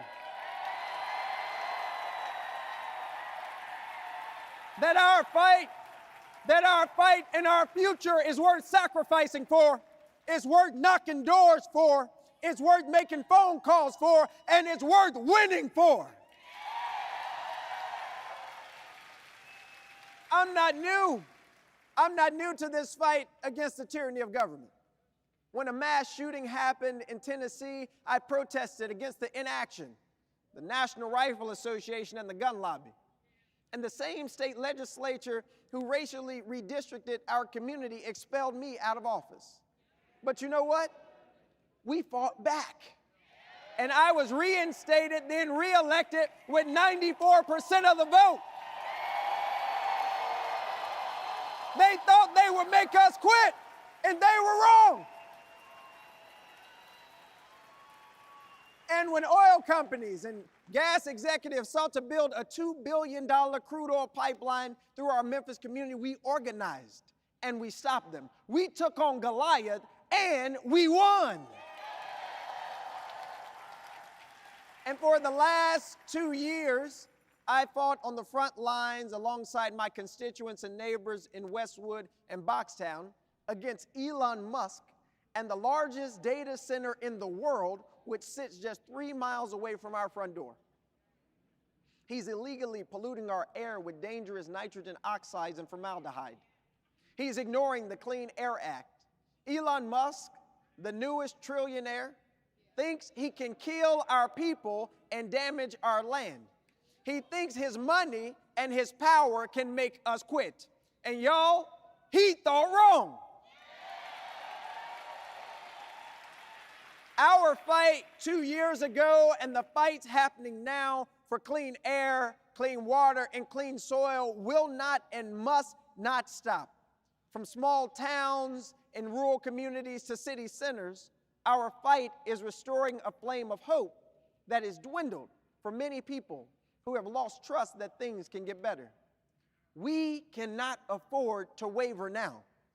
And if it's us versus the billionaire class who are profiting off of our pain, if it's us versus the billionaires, the people versus the billionaires, my bet's on people power every single time. Every single time. So if the Republican Party is going to be the party licking the boot of the billionaires who are taking our land, polluting our water, and taking our jobs, then let us be the party of the working class in rural, suburban, and urban America alike. If the Republican Party is going to be the party of AI taking away our jobs, the party of corporate handouts and blank checks for foreign wars, let us be the party to deliver an increase to the minimum wage. Let us be the party to deliver universal health care. Let us be the party to deliver a federal jobs guarantee so Americans can put food on their table and a roof over their head. And let us be the party that demands a moratorium on data centers be passed by the United States Congress.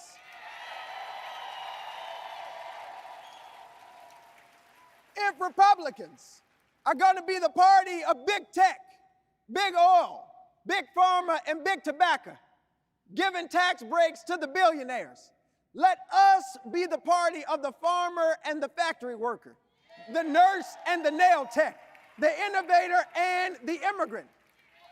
Let us be the party of the people. The people who still believe. The people who still hope. The people who still seek to make the American dream real in our lifetime. On this 250th year of our founding, 407th year since the ship White Lion landed on these shores, let us all choose to be patriots. I'm a 7th generation Tennessean, a Matthew 25 American and public servant. And to me, that means there's nothing more patriotic than fighting with everything you got for the least of these, to make the best place in the world for everybody. And when we say everybody, we mean everybody. Making this nation live up to its promises is the most patriotic thing we can do. And this is what is at stake this November. We have to send a clear message about the future. If we are to survive another 250 years, we must believe the 3 most important words ever written in our founding documents. We, the people. We are the creators of a future where no child goes hungry, where one job is enough, where your zip code isn't the ceiling on your success. This future we are building together is about we, the people. We, the people. We, the people.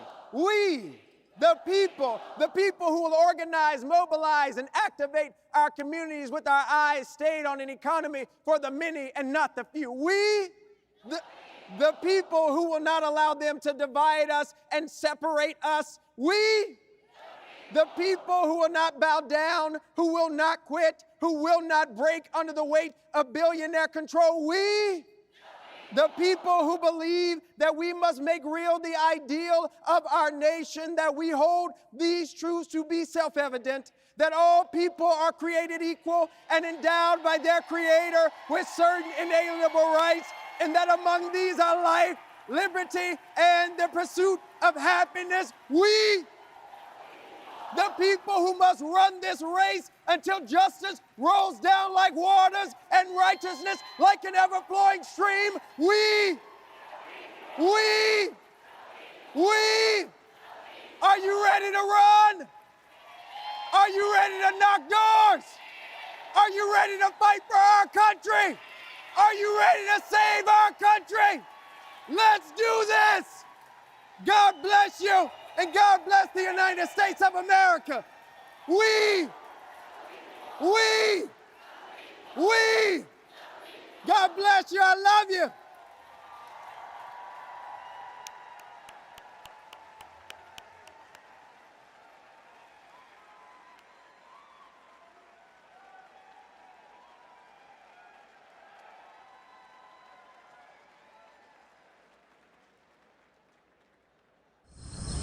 This is the sound of Texas. And this is how it sounds under Ken Paxton.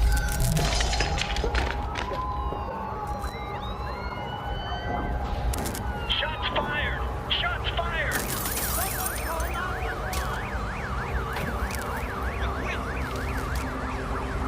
So, which Texas do you want to hear? Too many Texans feel like they're drowning. The cost of groceries, gas, healthcare. I'm James Talarico. In the State House, I brought both parties together to make life more affordable, capping the cost of insulin, cutting taxes for small businesses, and passing the largest property tax cut in Texas history. In the Senate, I'll take on corruption and keep fighting to lower your costs. I approve this message because it shouldn't be this hard to keep your head above water. No te dejes. Fight back. That's the lesson my grandmother taught me growing up right here in the Valley. In my hardest fights, I hear her voice tell me, no te dejes. My name is Gina Hinojosa, and I'm running for governor of Texas.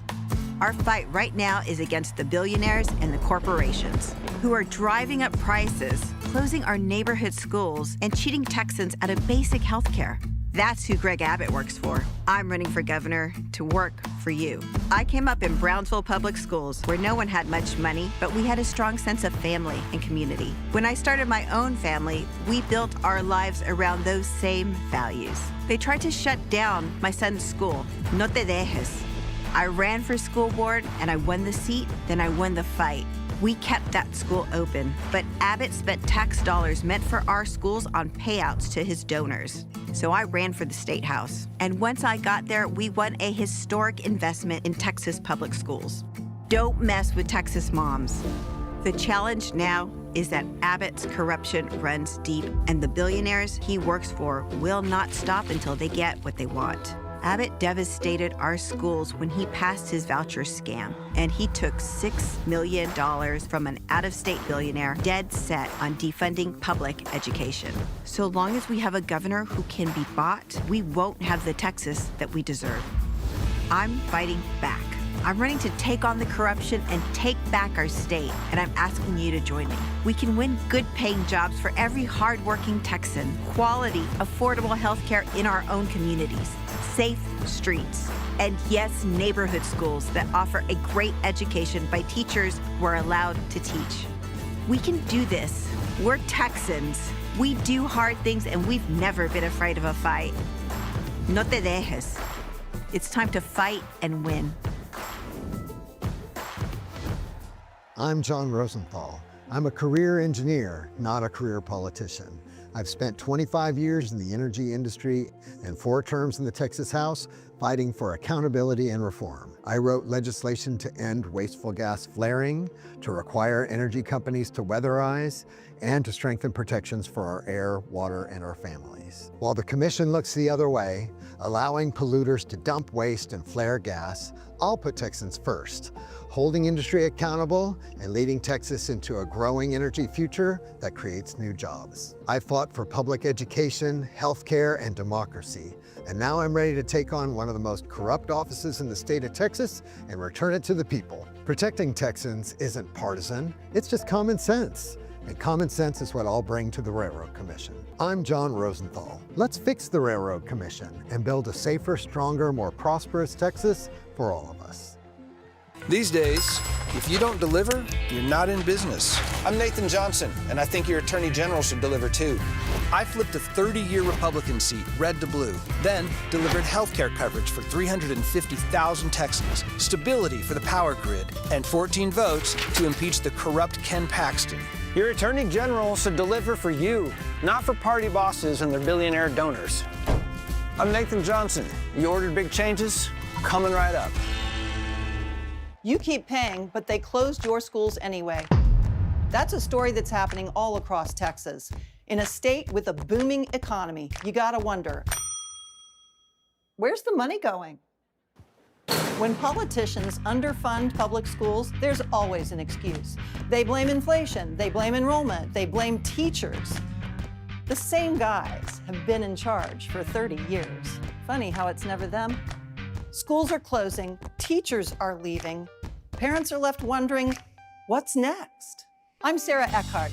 As county judge, I managed billions in public assets. As a prosecutor, I held people accountable.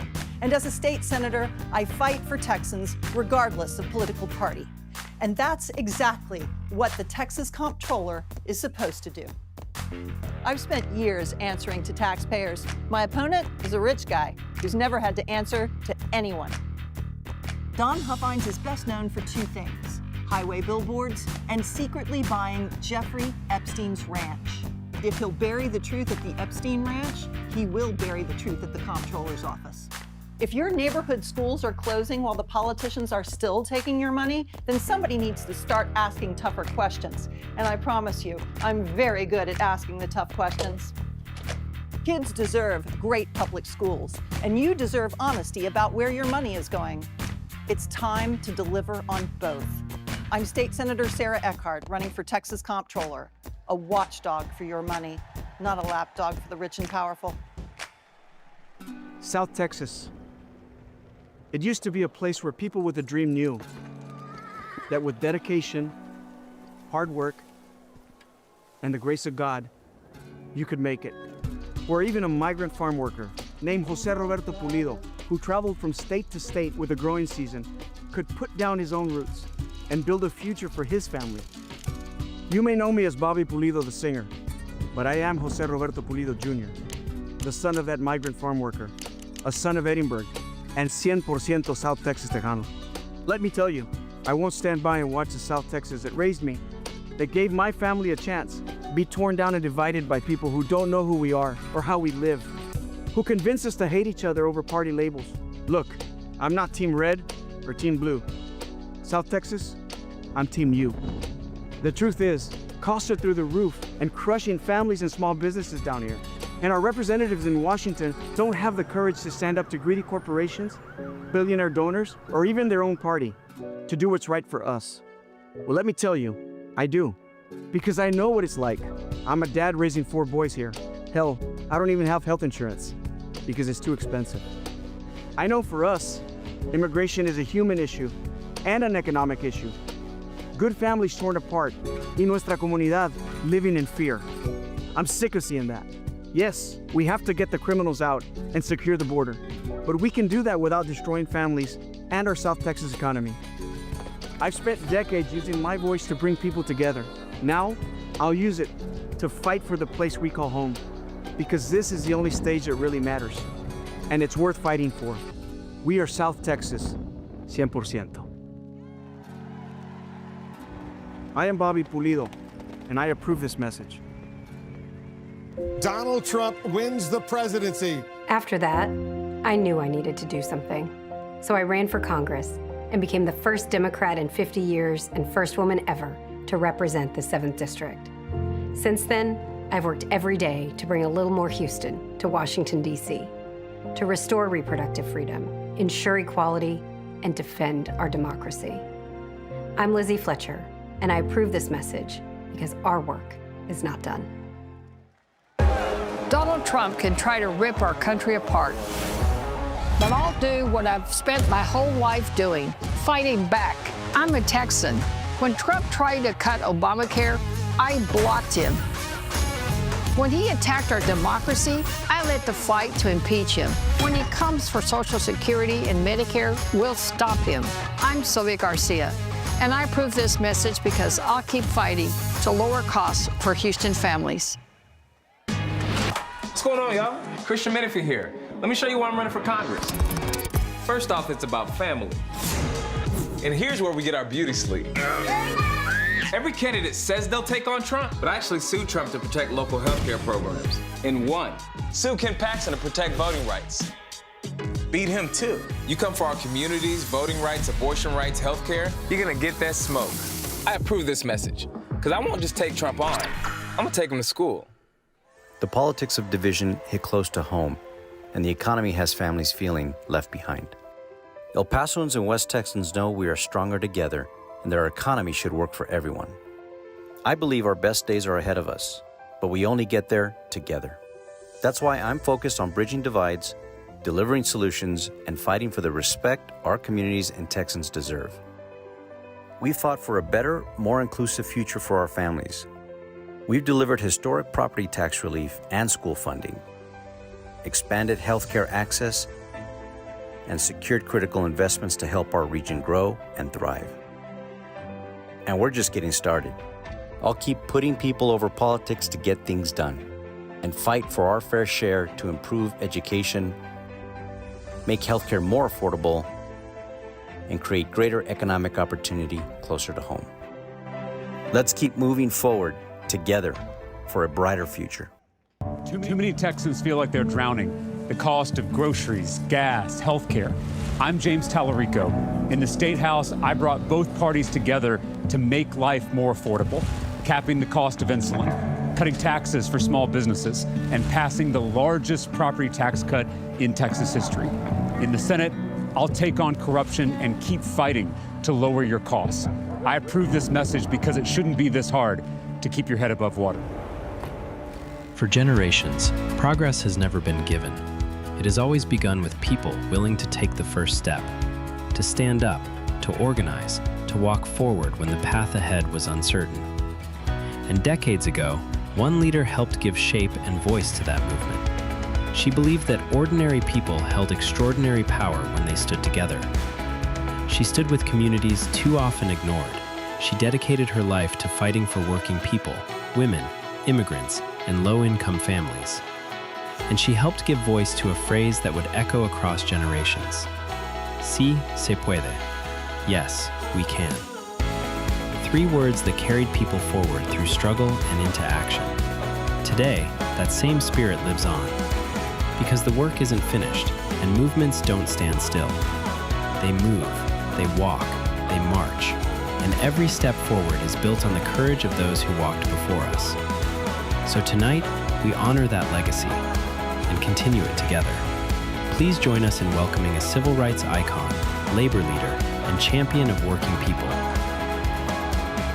Dolores Huerta.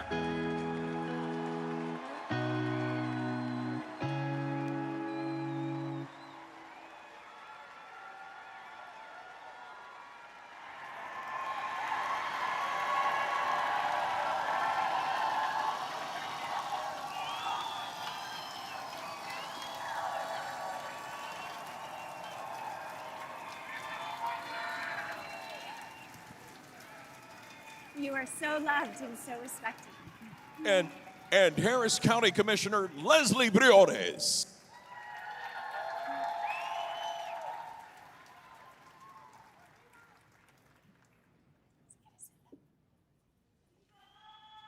¡Sí se puede!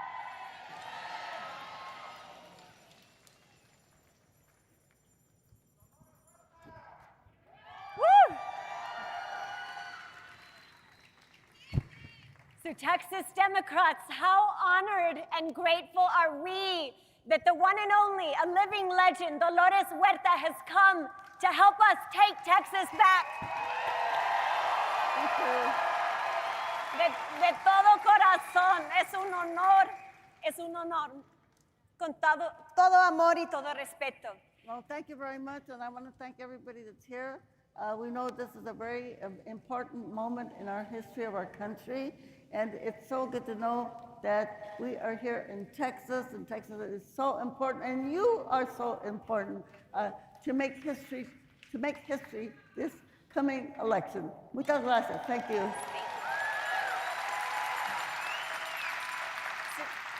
Texas Democrats, I know we all have profound respect and have drawn courage from Dolores's courage, conviction, compassion, and commitment to justice. As a little girl growing up on the border and now as a mom raising 3 little Latinas, to sit here with you truly is an honor. So first, Dolores, in a male-dominated movement for decades, you worked tirelessly, you motivated, you united. What advice do you have, especially embodying the strength, and thank you for your courage to talk about how you survived abuse? What advice do you have for women and for all of us today? How do we tap into that courage and speak up and use our voice?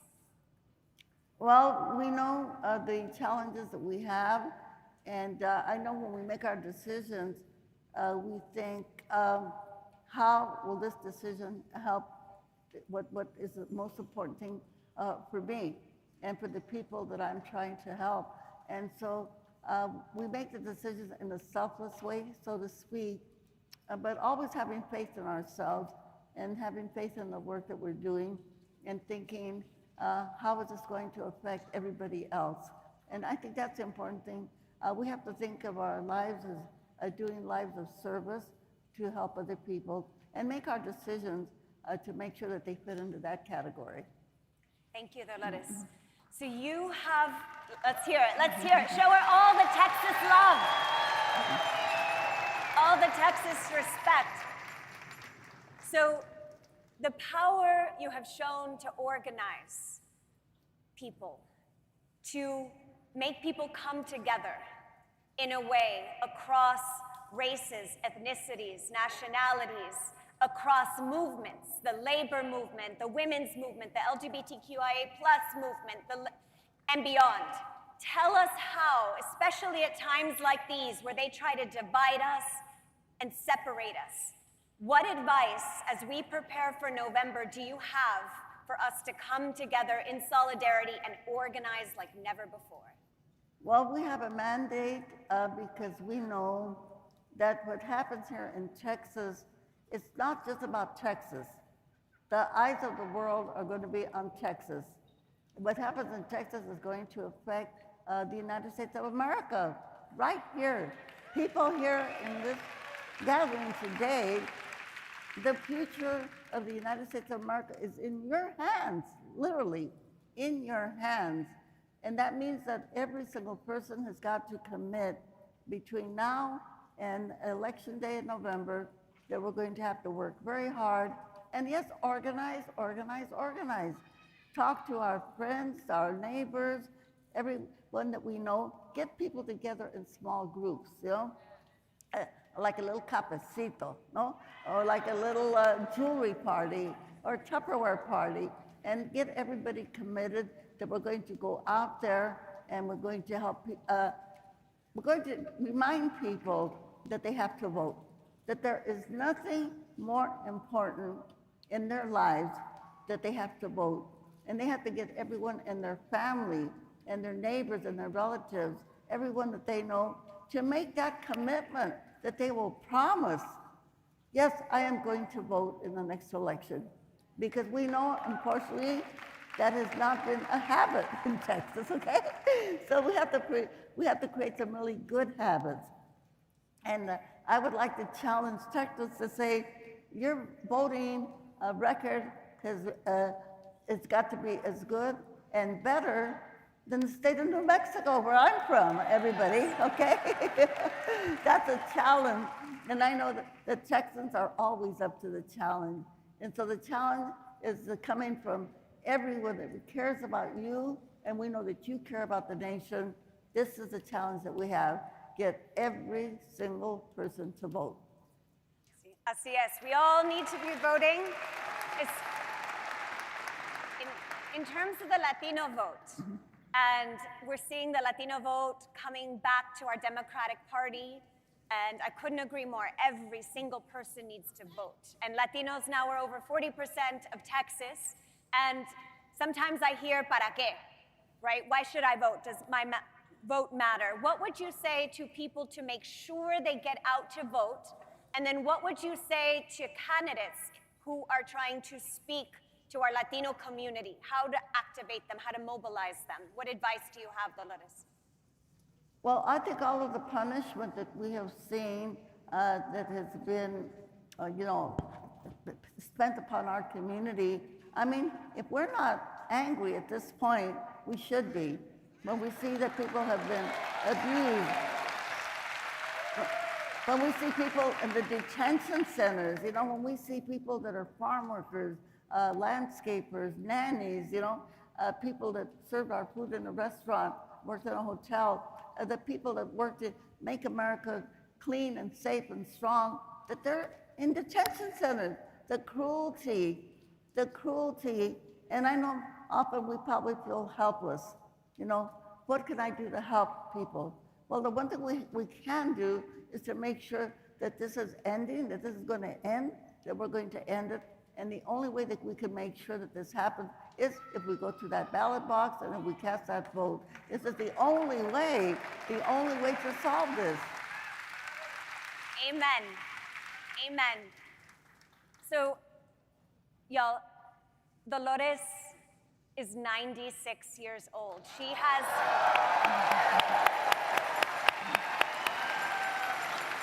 the vivacity of a 26-year-old. She has great grandchildren. And so and I know you're a former teacher, I'm a former teacher, I'm the proud daughter of retired teachers. Do we have any teachers out here? Woo! So education is everything. So our youth, specifically a message to our youth living through decades of this struggle and fight for justice. What advice do you have to make sure that our youth are as dedicated and as persistent and relentless in this fight for justice? Well, I hope that all of the youth can also get involved in these elections because we need everybody to do their part. And we know that we are fighting for their future, and they have to also learn how to fight for their future. And so it's important that we have the entire family involved. And I want to say to all the mothers and fathers out there, the greatest gift that you can give your children, as I have given my children, is to let them get involved. Let them pass out those leaflets. I remember when I was 8 years old, putting a bumper sticker on a car that said, "Vote for FDR," Franklin Delano Roosevelt. That was my first political act, you know? And then when I was old enough to vote, you know, my mother took me down, big ceremony, to register to vote, you know? So we know that this is possible, and if our children understand that when they're very young, because this is also about them. Again, we've talked about education, we've talked about healthcare, the things that they're being deprived. And they should have, in the richest country of the world, we should have free college education, everybody. Yes. We should have free child care for everyone like they do in other developed countries, you know? And we should have universal health care. I mean, the richest country in the world, the money is there, but the money, unfortunately, does not trickle down to the people. So we have to fight for this. And we have to remember all of the people that sacrificed. You know, my great-grandfather, who actually fought in the Civil War on the Union side, my dad, like many of us here, my father, my brothers that were in World War II, all of the people that gave their lives for democracy, that sacrificed, they were killed. All of the people that have fought with the civil rights movement, you know, and many of those were killed. And so we have a lot of people that we have to fight for, to remember and honor their legacies. And we can do that so easily just by going out there and doing the work that it's going to take between now and November. She's phenomenal.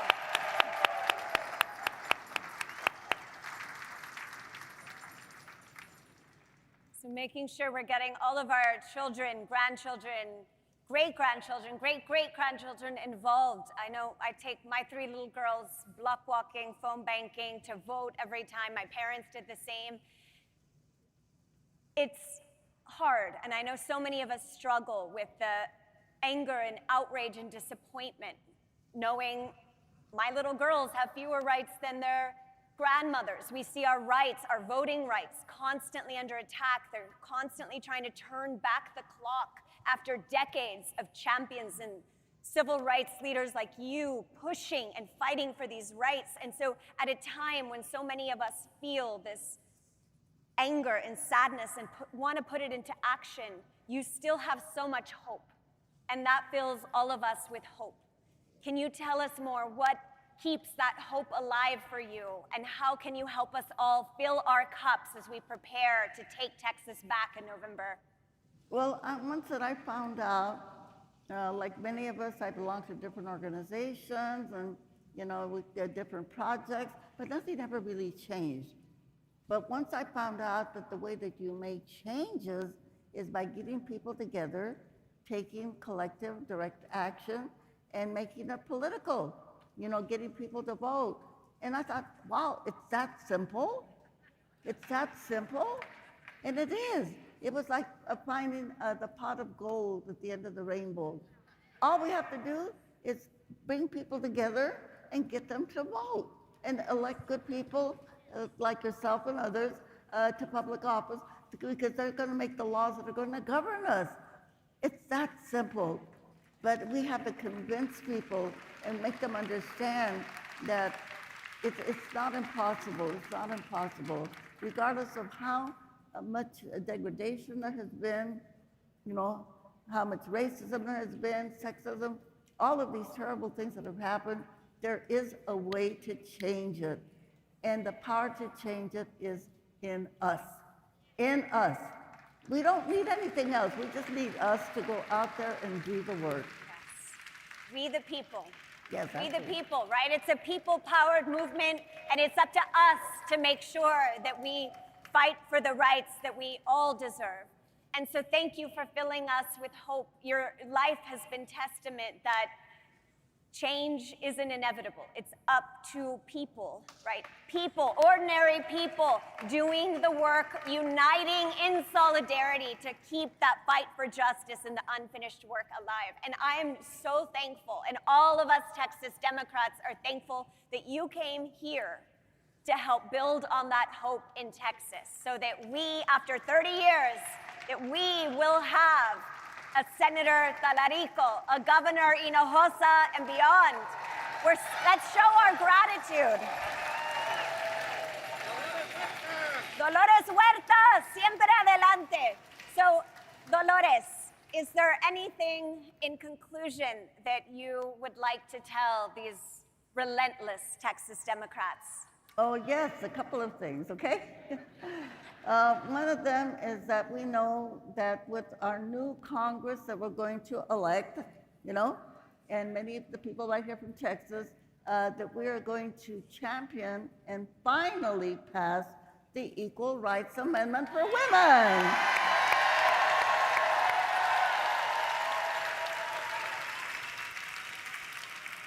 So we as women will be in the Constitution of the United States of America.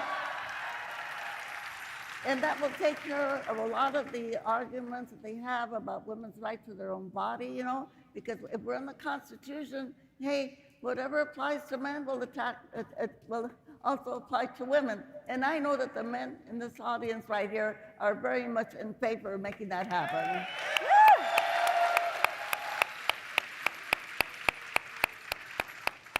And I'm going to say this in Spanish, but we can say, vamos a sacar esos güeyes del Congreso.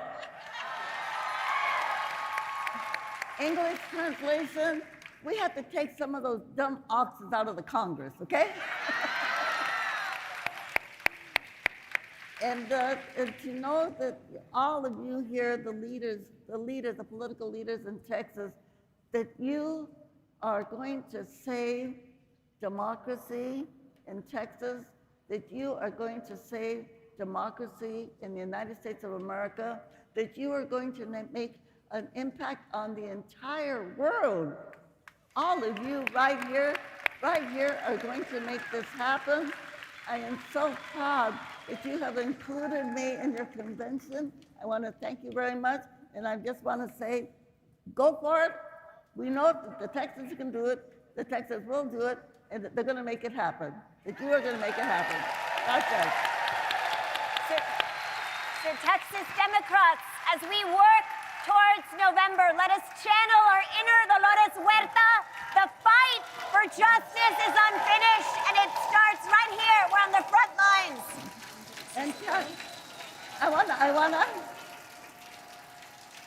wanna ask everybody a question.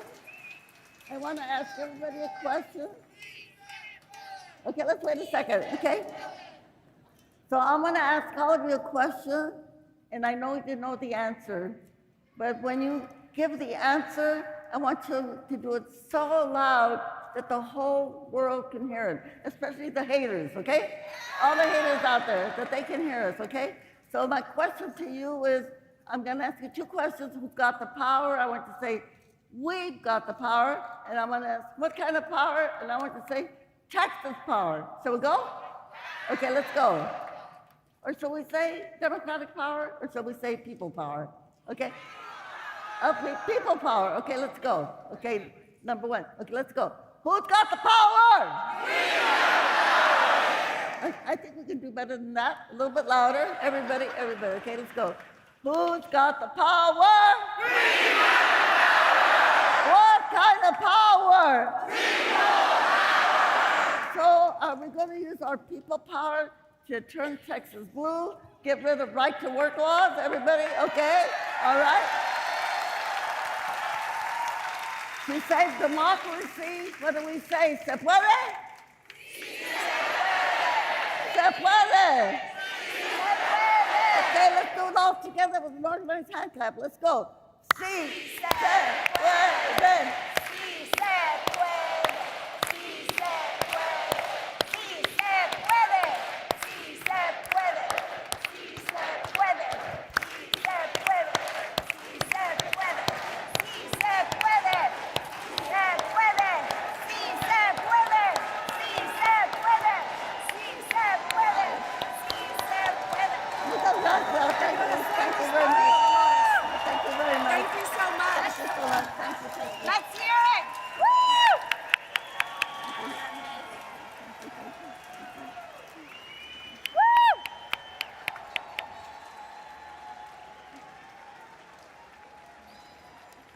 Only you can tolerate. We also stand here with the understanding that the freedoms we inherited from our ancestors, they're not possessions for us to hold. They are rights that we hold in trust, that we were given to be stewards of. You see, a lot of people are drinking deeply from wells of freedom and liberty that they did not dig.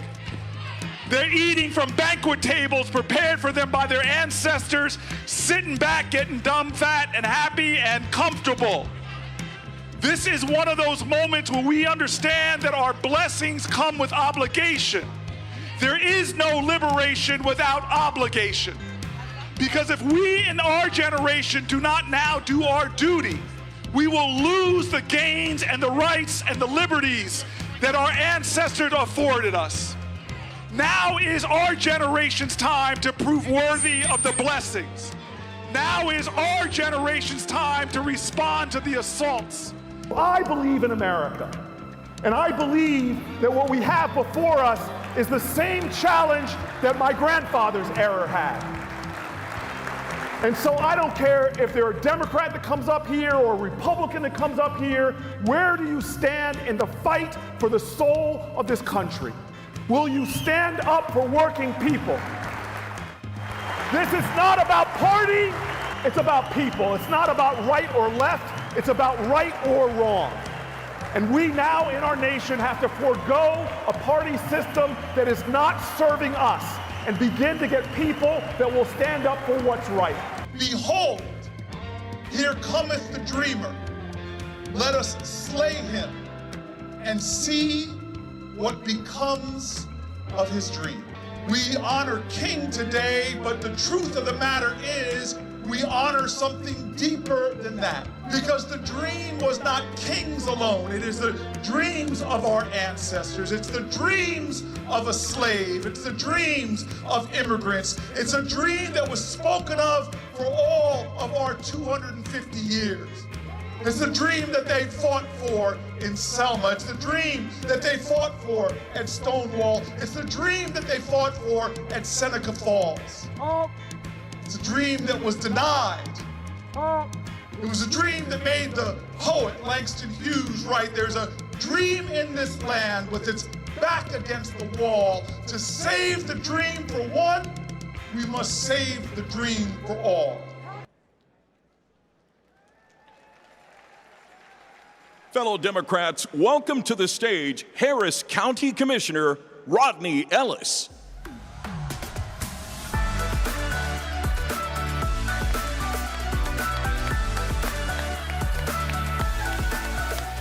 Good evening, Texas Democrats.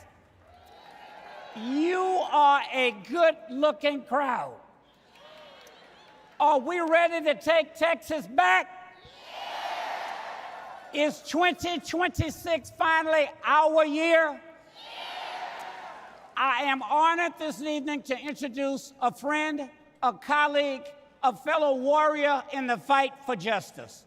Senator Cory Booker is one of the most exciting and sincere voices in the Democratic Party today. His unyielding stand in the Senate since he was elected in 2013 has been on the side of working families and on behalf of causes close to all of our hearts. Since I've known him and watched him, Cory has been leading the fight for equal justice for all Americans. He's an original co-sponsor of the Equality Act to protect the rights of LGBTQ Americans. He has advocated to expand access to health care to every American. And he is committed to addressing climate change with an eye towards its impact on vulnerable communities. Cory Booker's landmark Environmental Justice Act strengthens legal protections against environmental injustice for communities of color, low-income communities, and indigenous communities. Since he was a young man, straight out of school, as a tenant lawyer, a city council member, a mayor, and now a United States Senator, Cory has spent his time bringing people together to take care of the problems that we face. And what he's learned is that the support of a loving community can overcome even the most insurmountable challenges. His vision for our country is one in which we are measured by our ability to love and to come together to create a more fair and just nation for every American. In Texas, we are fortunate to have him here this evening, and he will be here in the fall. He will be helping Democrats win back the House and the U.S. Senate in 2026 and take our country back. Cory Booker's commitment to Texas in 2026 begins right here in Corpus Christi. Now look, I know he's got a lot to say, but I've warned him, let's not take 25 hours this time. Just 20 minutes. Would you please stand as he has stood for us and welcome United States Senator Cory Booker!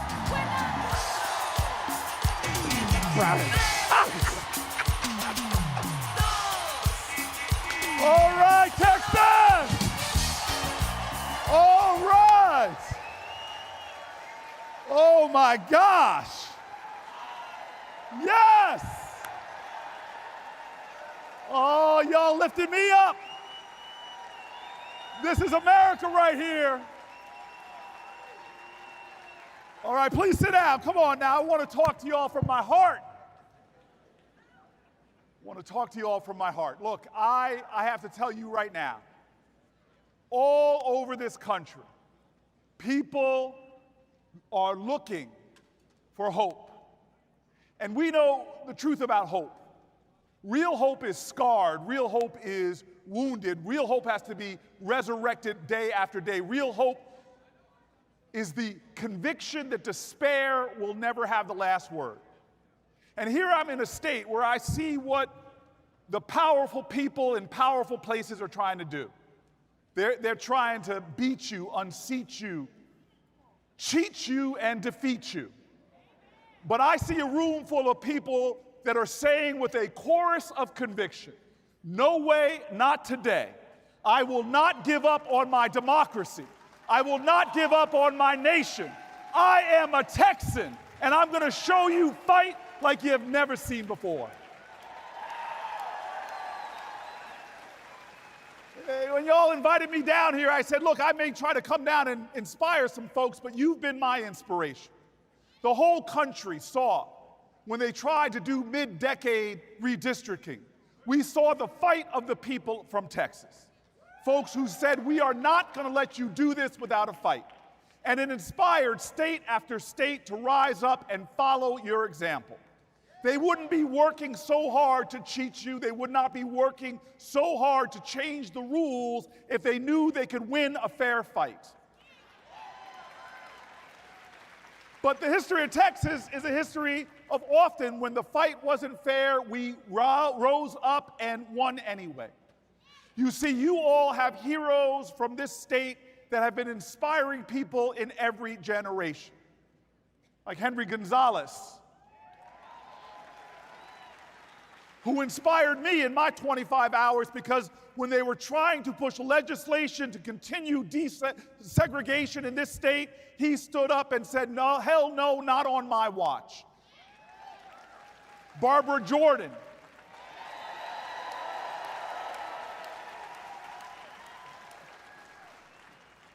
I was a young man in New Jersey watching on one of those televisions that you still had the rabbit ears on it. And I saw her stand up to the most powerful man in the country. During Watergate, when we had a corrupt president, sounds familiar. She was the one that stood up and demanded accountability in this country, and she got it.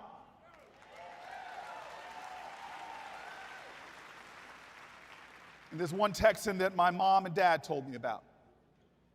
They told me about him because he was the man that didn't originate the idea, didn't originate the saying, but when the moral moment came and history had the spotlight on him, a light that was brought by people who marched through Texas, by people who marched over the Edmund Pettus Bridge, by people who died like Goodman, Cheney, and Schwerner, like people that died like the 4 girls in a bombing in Birmingham, when people said, "We the people will not stop until the powerful people listen," that man, Lyndon Baines Johnson, stood up and joined with the chorus of our country and spoke a truth that was true then and it's true now: we shall overcome. And so here I am, deep in the heart of Texas, and I'm here to tell you all that we are at a time in our country where we need Texas more than ever. We need Texas. We need the spirit of Texas coast to coast. And so let me tell you this. Let me tell you this. A lot of people are trying to pit Democrats against each other. A lot of people want to highlight the fact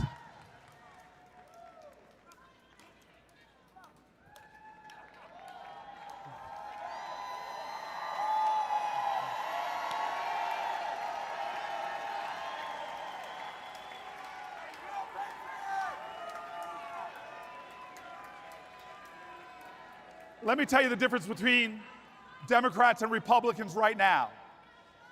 You see, Democrats believe in free speech. We see people in our country that have the courage to stand up. We should applaud that and celebrate that. A lot of people right now are trying to paint the Democratic Party and insinuate division and differences before us. I'm one of these people that believes very clearly, if everybody in your coalition agrees with you on everything, then your coalition isn't big enough.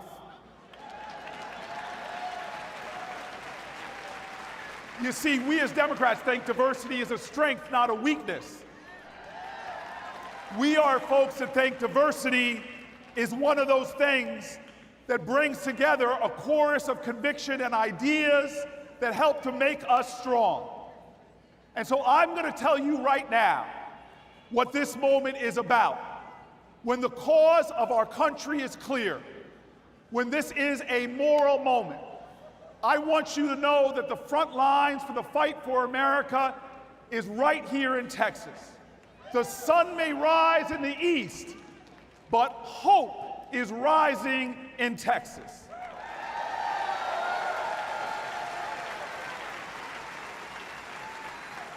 Now let me tell you what I mean, because I think the National Party needs to recognize why we should be investing so much more in Texas.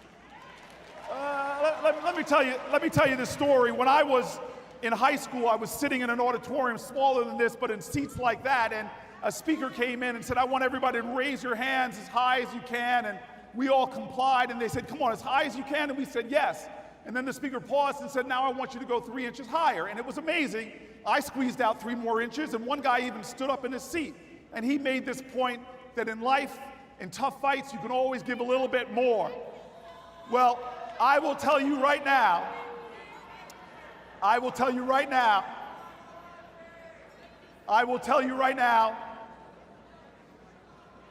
years later, I was a college student.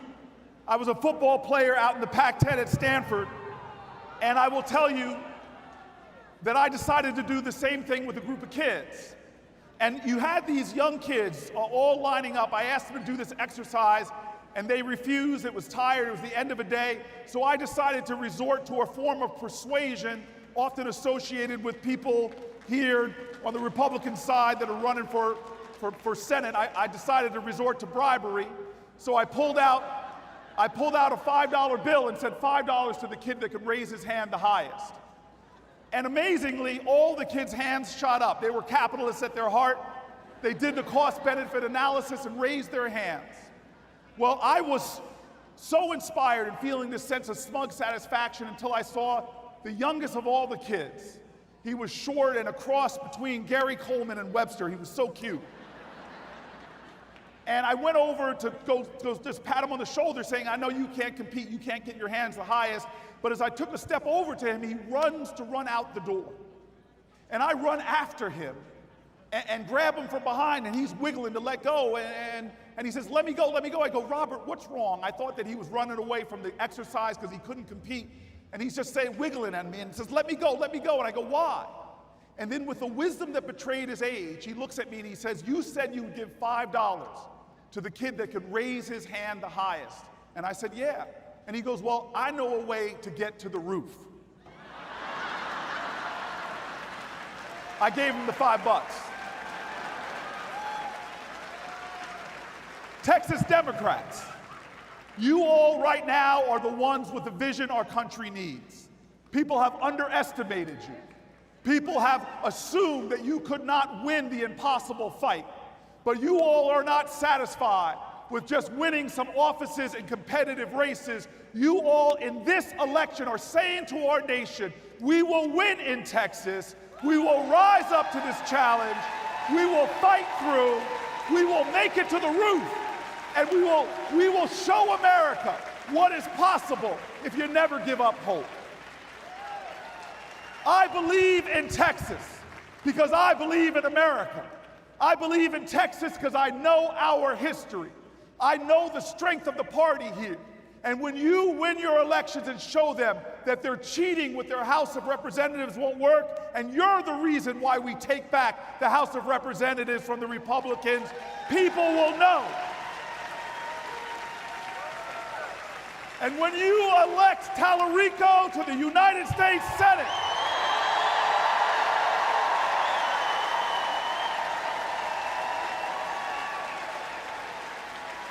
when you elect Talarico to the United States Senate, all of America will stand up and show their awe and their respect, because you won't just take Texas higher, you will take America higher.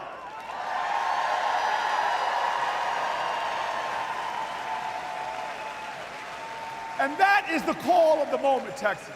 There was a great poet that said it, you may write me down in history with your bitter, twisted lies. You may trod me in the very dirt, but still like dust, we rise. I call upon everyone in this room. They are now trying to tell us that we are powerless, that the odds are stacked against us, that we can't make a change. But American history is a perpetual testimony to the achievement of impossible things against impossible odds. We are all a people who our ancestors speak to that ideal. Whether you come from an immigrant in Europe or an immigrant from Mexico, or you're from slavery or a native person to this land, every one of us have stories of wretchedness and hurt and pain and trauma. There are people trying to erase that history right now from America. They're trying to pull down the testimony to the pain, and what they're doing is cheapening the story of America. They're whitewashing our history and taking away the truth that we are a nation that in every generation has overcome insurmountable odds and achieved impossible things. We need to remember that right now. Look, this is not about left or right anymore. It's about right or wrong. Are we a nation for the favored few or for the mighty many? Are we a nation where healthcare is a right, or does it drive us to bankruptcy? Are we a nation that believes that the gateway to democracy begins with public education and equal opportunity? Or are we closing it off by defunding our schools? Are we a nation where work pays and we banish that obscenity of there ever being in America a working poor? Are we a nation that believes people should be able to retire with dignity? Are we a nation that believes our brothers and our sisters that are here and part of our community and contributing to our economy and making our nation greater should not be sent to private prisons and deported from our nation? This is not about Democrat or Republican. It's not about left or right. It's about who will we be as a nation and who will we be to each other. And God bless those people. We need to pray for those folks who think strength is cruelty, who think strength is how well you could knock someone down. It is always going to be, true strength is how well you can lift people up. Not about demeaning and degrading, but about elevating and celebrating other people. It's time for us to have strong leaders that know the power of love. It's time for us to have strong leaders that know that your job is to make our credo real, e pluribus unum, remind people that we have common cause and common ground, and that the lines that divide us are not nearly as strong as the ties that bind us. That is the story of America. A democracy that was not born because we all prayed alike or because we all looked alike. We broke with the course of human events to put into this soil 250 years ago by imperfect geniuses. We said, let's create a nation of laws, a nation founded on common ideals, that the Declaration of Independence ends with a Declaration of Interdependence, that to make this nation work, we mutually pledge our lives, our fortunes, and our sacred honor. It's time that we return that honor to our politics. It's a time that we live our ideals and don't just speak about them. It's time that when we pledge allegiance to the flag, after our hand goes on our heart, we take our hand and reach out to our fellow man and fellow woman. Leadership is not a title or a position. Leadership is action and example. And this nation needs a master class from Texas now. This incredible diverse state holds the promise of America. What you do in the next 5 months will determine the destiny of America, and we can't wait for other people to do it. We are the heroes that we are looking for. Let me tell you right now, the history books too often get it wrong. We didn't get suffrage in this country because a bunch of men on the Senate floor said, hey fellas, bring it in, put your hands in, suffrage on 3, all right? No. We got it because people worked for it and marched for it. We didn't get abolition because a bunch of folks in Washington decided on it. We got it because a bunch of people came together, sometimes in fear, sometimes in barnyards. They plotted the greatest infrastructure project our country has ever known, the Underground Railroad. That's how we got free. It has always been the people of this nation, because the power of the people is greater than the people in power. And so let me end with this story, one more, because this captures it. There is a storm in our nation right now, but it's often during the darkest of days that we come together and bring upon the brightest tomorrows. There's a storm in our country right now. It's a storm of violence and hate and division, a storm in our nation that we must understand we have to respond to. The best story I have about Savage Storm, you all know them in reality here in Texas. You've seen these weather events. Well, there was one in my state called Hurricane Sandy.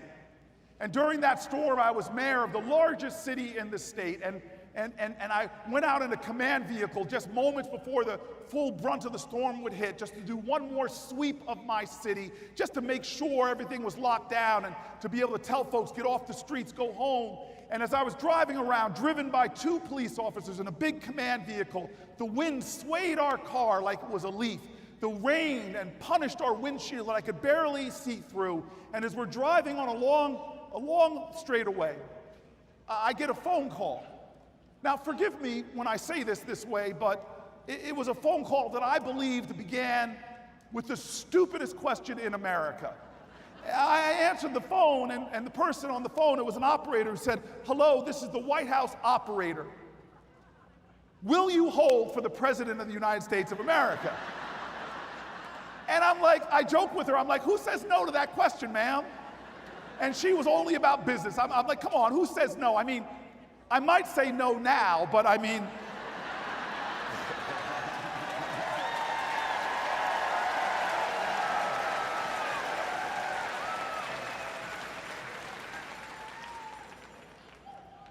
But this was 2012, y'all. I miss Obama.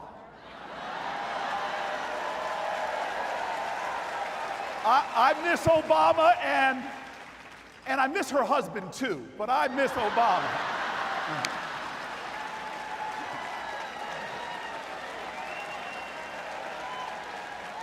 So I say yes. I say, ma'am, yes, I will hold for the President of the United States. And seconds later, I'm talking to my second favorite, Obama. And in the middle of this store, the President of the United States from the Oval Office, with grace and decency and kindness, is just reaching out to me to check in on the people of the city of Newark. It was very encouraging, it was very moving, and very affirming to my spirit. He talked a little business about FEMA and that they were going to be there with a federal disaster response, but he wanted to know how my heart was and how the spirit of my city was enduring this trial. It was amazing. And I hung up the phone with him, and then my phone rings again. And I answer the phone. Now it's no operator, it's just a voice, and I recognize the voice. You guys have never heard of this person. It was the governor of my state, a man named Christi. You guys have never heard of him. You never heard about him. But this is not a time for partisanship. His heart beats with American blood like my heart, and he was calling for the same reasons as the President of the United States, to check in on me, and we were affirming to each other. I was checking in on him. It was a great affirming conversation, and I hung up with him, and I took this deep breath. I said, that was an amazing American moment for me. But there's a great philosopher said that only what you have within can you see without it. If you see no angels, it's because you harbor none. I thought the universe was done with me. That was a great moment. I thought that was a gift. I was really happy, but the universe wasn't done. Because I hang up the phone on that second call, and now I'm looking through the windshield and barely seeing through it. I see at the top of a hill. We're going up a hill now. I see at the top of the hill, through the rain and the wind and the darkness, I see a light. It looked like a big light floating in the sky, swinging back and forth. And I was like, what is that light? And we got a little bit closer, and now I see it's a man swinging a light in the middle of the street. And I'm like, what is he doing? And then we got closer, and I see the top of the hill, the apex, right behind the man. All the trees at the top of the hill, mighty, mighty trees, had come down, and their branches pulled down all the wires, and even the telephone poles got pulled down too. And there is this man standing in front of all of that mess, all of those fallen trees and twisted wires, swinging a light. And we would have slowed down anyway, taken note for the emergency crews, but now my officers pull me right in front of him, and I roll down the window, and I see it's an elderly man. And forgive me again, but I yell at this man. I yell at him. I go, sir, what are you doing out here? And this man then looks at me like I just asked him the stupidest question in America. He says, Mayor, Mayor. And he points to the shattered wood and the twisted wire. And he goes, Mayor, I'm standing out here to make sure no one comes along and gets hurt.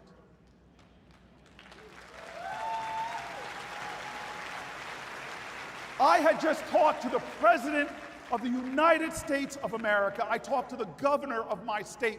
I'm the mayor of the largest city in my state, but I will never forget for the rest of my life that the greatness I saw best exhibited that night in the worst storm in a century in my state, the greatness best exhibited was not the people in offices on high. It was the man who took to the top of the hill in a savage storm to hold up his light in the savage wind to make sure that his neighbors, that his fellow Americans would not get hurt. This is our story. And I'm asking you now, Texas, will you stand up? Will you take to the hill? The storm is savage. The winds are rough. The disaster is real. But will you stand on the hill? America, America is watching. Will you hold up your light? Will you stand up for freedom? Will you stand up for democracy? Will you stand up for unions? Will you stand up for public education? Stand up for Talarico. Stand up for America. If we stand, if we fight, we win. Thank you. Thank you. Thank you, Texas. Thank you. I love you. Thank you.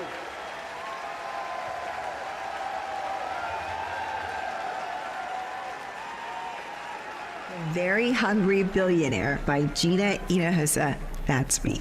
On Monday, the billionaire ate one neighborhood school, but he was still hungry. On Tuesday, he devoured 2 children's hospitals. On Wednesday, he chomped 3 miles of our power grid. On Thursday, he called Greg Abbott, who gave him our tax dollars. Finally, the hungry billionaire was full, but the children couldn't learn, the patients weren't healed, the lights went out again. Does that seem fair? No! Texas, let's show the billionaire we're hungry for change.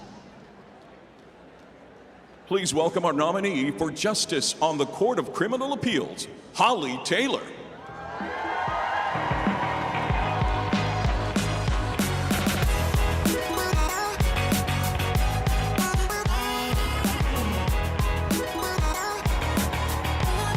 Hello, Texas Democrats! Are you ready to flip this state? We're gonna need every bit of that energy for the fight ahead because our rights and freedoms are under attack. The rule of law itself is under attack. I'm Holly Taylor, and I'm one of 3 Democrats running statewide for the top criminal court in Texas. Did you know that of the 17 statewide races on your ballot in November, 10 of them will be for judges?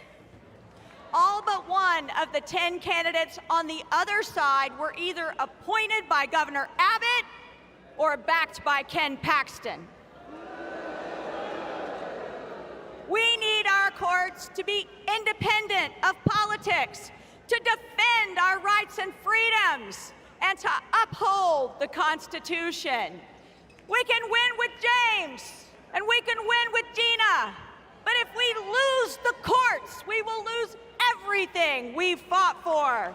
Will you help me support the courts? Great. I feel so strongly about this that I am traveling to all 254 counties to deliver the message. Can I get a shout out if you live in one of the 117 counties I have already visited? Awesome! No county is too red, no community is too rural, and no Texan is too conservative for me to talk with them, and more importantly, to listen to them. And I have some good news from the road. Texans are tired of corruption. Texans are tired of lies. Texans are ready for change.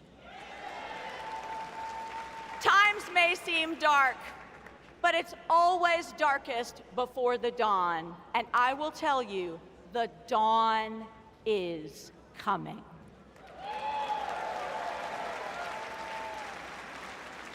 I'm Holly Taylor, and I'm running statewide for the Texas Court of Criminal Appeals.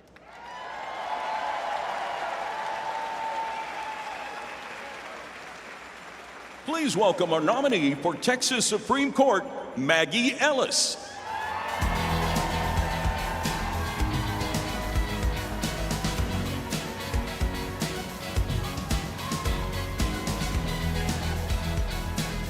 And Judge Christian Hawkins. Round of applause.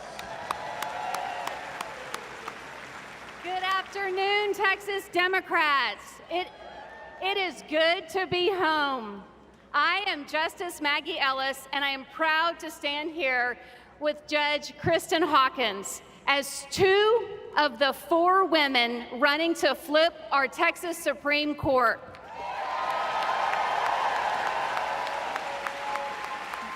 There are a lot of people right now who seem to think the rules don't apply to them.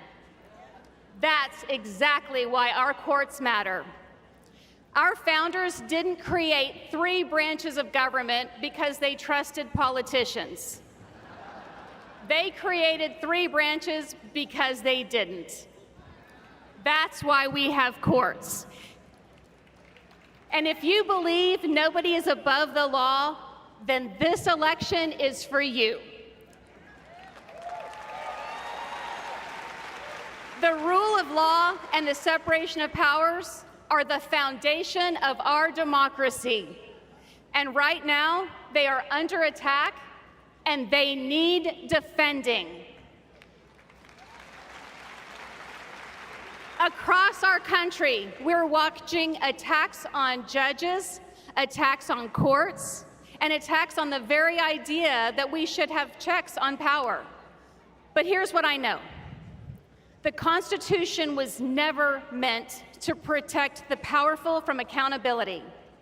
It was meant to protect the people from unchecked power.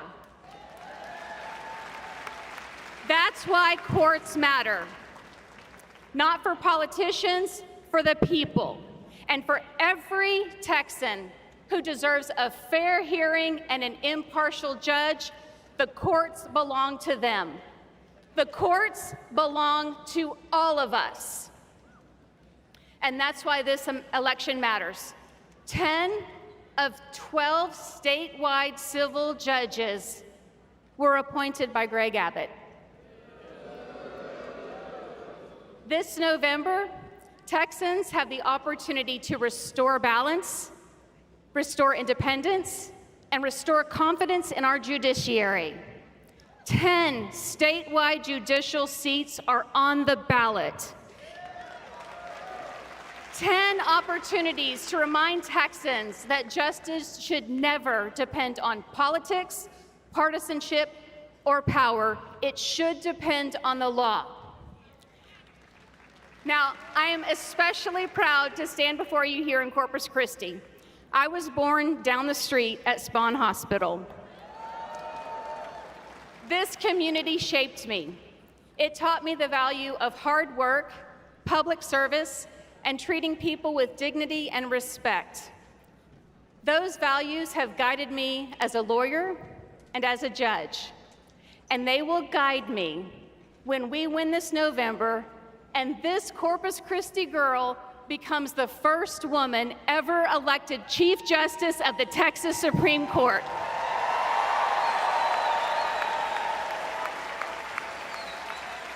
The first mother, the first grandmother, the first wife of a veteran, and the first openly LGBTQ+ person ever elected to any statewide office in Texas. And while those firsts matter, they're not the reason I'm running. I'm running because every Texan deserves courts they can trust. Texas, stand up if you are a precinct chair. Stand up if you're a party chair. Stand up if you are a volunteer. And stand up if you have donated to any Democrat in this cycle.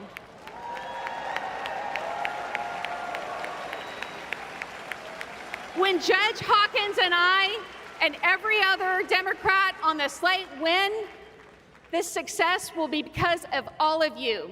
Now let's go win in November. Thank you all.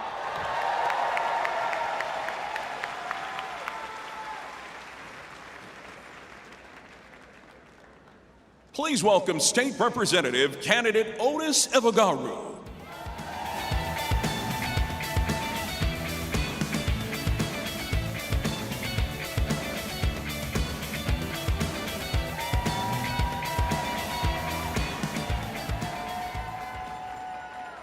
Good evening, Texas Democrats.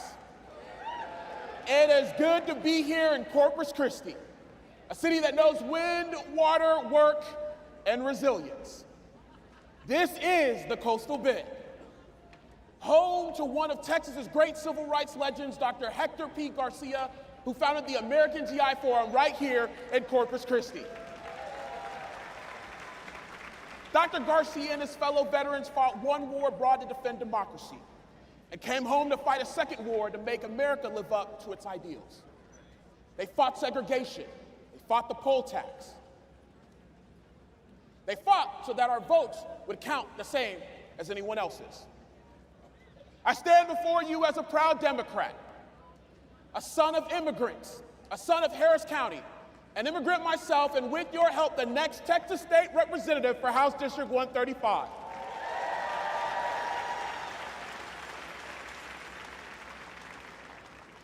My parents came to this country on a penny and a promise. Not a guarantee, not a shortcut, a penny and a promise. A promise that if we worked hard, their children could go further. A promise that America, even with all her contradictions, could still be bent toward justice. A promise the child they brought here could grow up, get an education, serve his community, and say democracy still belongs to us. For us, education is the great equalizer. But voting is the power that protects it, the power that keeps opportunity open and makes the American dream more than a slogan. But right now, that dream is slipping. Fewer than half of Americans still believe it is with everyone's reach. People are working harder and falling further behind while the cost of everything still climbs. And that is no accident. While Trump and Abbott protect billionaires over working families, they are also coming for the one tool you have to hold them accountable: your vote. Because a people who can vote can demand better. A people who are silenced cannot. It's not a coincidence that the same leaders making the dream harder to reach are making it harder to vote. That is not two fights, it is one. Because no matter where we live in Texas, where our families come from, or how we pray, we want the same things: a good life for our kids, a fair shot at the American dream, and a real say in who represents us. But certain politicians would rather divide us than answer to us. So they have chosen barriers over ballots, confusion over confidence, fear over facts, and dictatorship over democracy. As a former chair of the Harris County Democratic Party, I didn't just read about the attacks on our rights to vote, I saw them firsthand. Friends, this is not theoretical. In Harris County, Herbert Rogers waited 6 hours outside Texas Southern University to vote. He stayed late into the night, even though he had work at 6 in the morning. Then he was arrested and charged for voting while on parole, even though he said he didn't know he was ineligible. The charges were dismissed, but the message was sent: stand in line, do your duty, and we still may come after you. That is not election integrity, that is intimidation. In Fort Bend County, Pam Gaskin learned the sacredness of the vote from her father. After the Voting Rights Act passed, he drove 4 hours to bring her home from college so she could register. He told her, if the only thing on the ballot is dog catcher, you go vote. More than 50 years later, Pam and her husband were denied mail ballots twice. 3 forms, 28 days, guesswork, confusion. A woman who spent her life helping others vote had to fight just to get her own ballot. That is insecurity, that is suppression in a suit and tie. And in 2020, Harris County offered 24-hour drive-through voting. Nurses who kept us healthy used it. Shift workers who were keeping shelves stocked used it. Parents and seniors used it, and you guessed it, even Republicans used it because it worked. So what did the state do? They banned it. Why? Because when Harris County votes, the unchecked powerful get scared. When Fort Bend votes, they get scared. When young people, black voters, Latino voters, Asian voters, immigrants, workers, and women, they see a threat to their power, but we are not a threat to democracy. Hear me when I say this, we are democracy.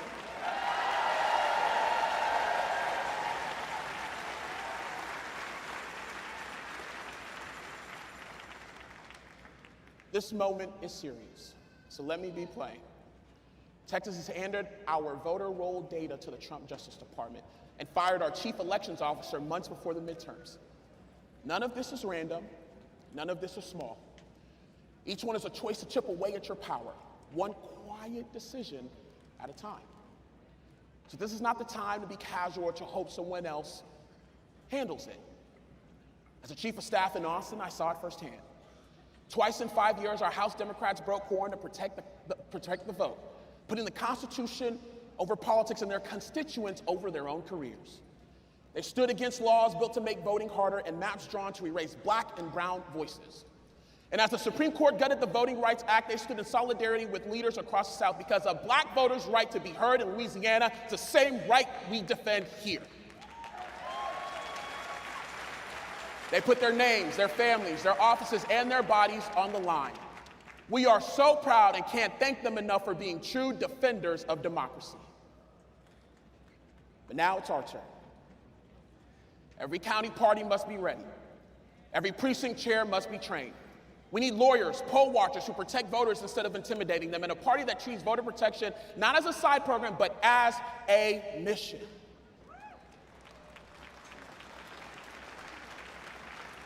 Reverend Raphael Warnock reminds us that a vote is the kind of prayer of the world we desire for ourselves and our children. So what are we praying for? A Texas where no one waits 6 hours to be criminalized. A Texas where no grandmother needs 3 forms and a legal degree to cast a ballot. A Texas where every worker can vote, every student can vote, every eligible citizen can vote, and every vote is counted.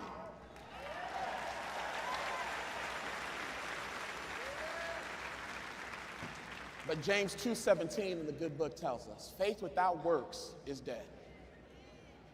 So we will pray with our feet. We will knock on the doors, work the phones, and show up at the courthouse, the campus, the church, the temple, the mosque, and the polls. Listen, my parents came to this country with a penny and a promise. Tonight, that promise belongs to all of us. A promise that every vote will be protected. A promise that every voice will be counted. A promise that democracy still belongs to the people. Listen, they can draw the lines, we will cross them. They can build the barriers, we will break through them. They can try to silence the people, but the people of Texas are about to speak. Texas, the ballot is your voice. Democracy is our assignment. November is coming. God bless you and God bless the great Republic of Texas.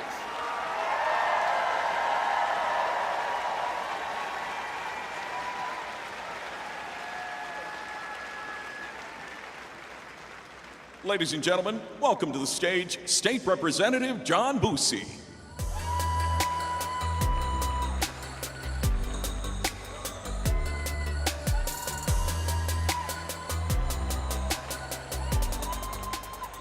Hello, Texas Democrats. I'm State Representative John Boosie. I'm Vice Chair of the Elections Committee, lifelong Austinite, proud dad to 2 amazing girls, a damn proud Texas Democrat. But these days, honestly, I'm probably best known as James Talarico's desk mate. Now, all jokes aside, nothing positive in Texas history has ever come easy. The people of this state have fought for everything we've ever gotten. That's the story of Texas, and it's my story too. I started my political career in deep red Williamson County. When I first ran for state representative in 2014, nobody thought we could win. They said it was impossible. They said the district was too Republican. They said we should wait our turn. And maybe they were right, because I got my ass kicked. I lost by 13 points. And it would have been easy to walk away. It would have been easy to say, I gave it a good shot and move on. But if I had done that, my community would still be represented by someone who voted to defund public schools and then bragged about denying health care to Texans who needed it most. So the day after I lost, I got back to work. We organized. We built Democratic clubs. We invested in the grassroots. We committed to working year-round. And 4 years later, we flipped that seat from red to blue, a 23-point swing. Not because somebody gave us permission, not because the odds suddenly changed, but because the people showed up and did the work. Texans know that when something is worth fighting for, we don't care how hard it is. We get back up, we organize, and we win. Now here's the thing. Greg Abbott, Dan Patrick, Ken Paxton, Donald Trump, they know that too. They know what happens when Texans organize. They know what happens when Texans vote. As vice chair of the Elections Committee, I spent the last 8 years leading the fight for the freedom to vote in Texas. And let me tell you something. If your vote didn't matter, Republicans wouldn't spend so much damn time trying to take it away. We just lived through another shameless mid-decade redistricting power grab. An attack on democracy designed to dilute the voices of black and brown Texans and lock in Republican power for another generation. And every legislative session, Texas Republicans come back with the same playbook. Make it harder to vote. Make it easier to silence voices. Make it tougher for Texans to hold them accountable. And they do it for one simple reason. They can't defend what they've done to this state. After 30 years of Republican control, Texas families are struggling to afford housing. Healthcare remains out of reach for millions. Our public schools are under attack, while political insiders and billionaire donors get everything they want. And instead of fixing those problems, they would rather divide us. They attack our immigrant neighbors. They attack LGBTQ plus Texans. They attack public education. They attack our Muslim brothers and sisters. They even attack our teachers and libraries. And when that isn't enough, they change the rules and rig the maps because they're afraid. They're afraid Texans might finally demand something better. And that's exactly why this election matters. Because this election isn't just about what we're against. It's about what we're for. We're fighting for a Texas where every child can get a great education, where families can do more than just afford to get by, where Texans have high-quality health care close to home, where hard work still means something, where democracy works and every voice is heard. Where the table is big enough for everyone. And I know that Texas is possible because I've seen it happen. I watched a community that everyone wrote off prove the naysayers wrong. If we can do it in Williamson County, we can do it anywhere in Texas. Know this, Texas Democrats. What matters most is what we do next. We are not the bystanders in the story of our future. We are the authors. The power to create change lies within each of us. So let this be the death of despair. Let this be the end of cynicism. Let this be the moment Texans stand up and say, no more. Now is the time to turn hope into action. Together, we will defeat Ken Baxton and elect James Talarico to the United States Senate. Together, we will defeat Greg Abbott and elect Gina Hinojosa governor of Texas. Together, we will elect Vicky Goodwin, Nathan Johnson, and Democrats up and down the ballot. Together, we will reject MAGA extremism and build a Texas as good as its promise. And together, we will take back Texas. Let's get to work, Texas Democrats. Thank you.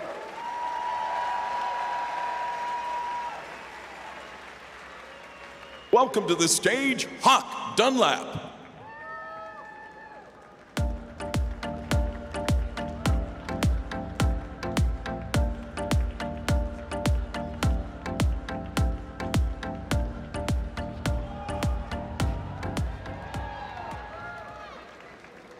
Good evening, everybody. My name is Hawk Dunlap. I'm a sixth-generation Texan, fourth generation in the oil and gas industry. Texas oil and gas is not going away. It's what made us, it's what sustains us, and it's what will carry us into the future. Everything good about the oil and gas industry starts right here in Texas. It fuels our economy, it powers our country, it built the towns we came from, and I'm proud of that. But being proud of that means that I will not look away when things are broken. I've spent my career cleaning up the messes that other people walked away from and learning the hard way what happens when the agency that is supposed to regulate this industry looks the other way. I ran for commissioner because this seat is one of the most consequential offices in the state of Texas that most Texans never think about. It decides whether your water is clean, whether abandoned wells get plugged, whether the next freeze takes the grid down with it. And right now, it is not doing that job.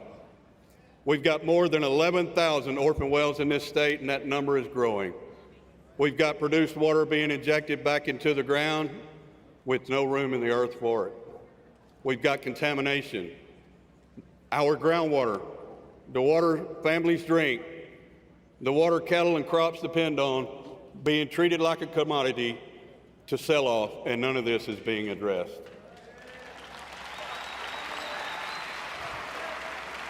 Landowners are having to spend their own money hiring lawyers to force somebody to do something about a well on their own land. A landowner should never have to hire a lawyer to do the job of the Texas Railroad Commission.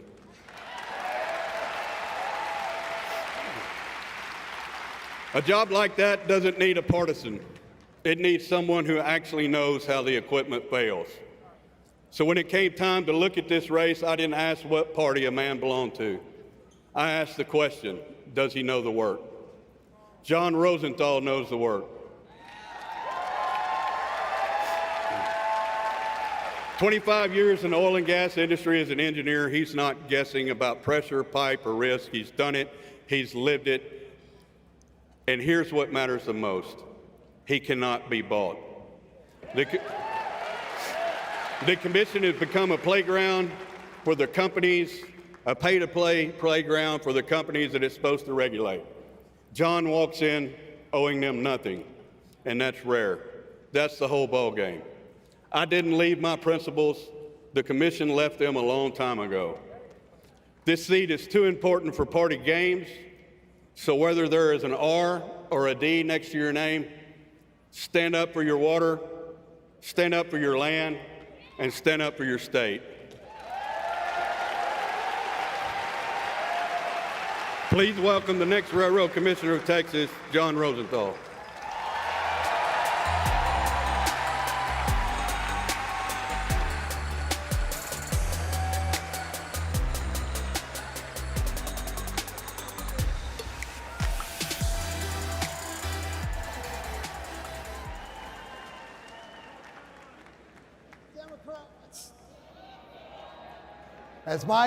As my good friend Hawk Dunlap just said, I'm John Rosenthal. I'm the Texas State Representative for District 135 in Northwest Houston, and now I'm your Democratic nominee for the Texas Railroad Commission.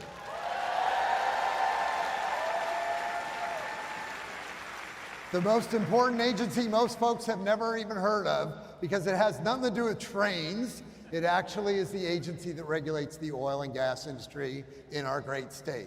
And I want to start out by thanking Hawk Dunlap for his bipartisan endorsement and support.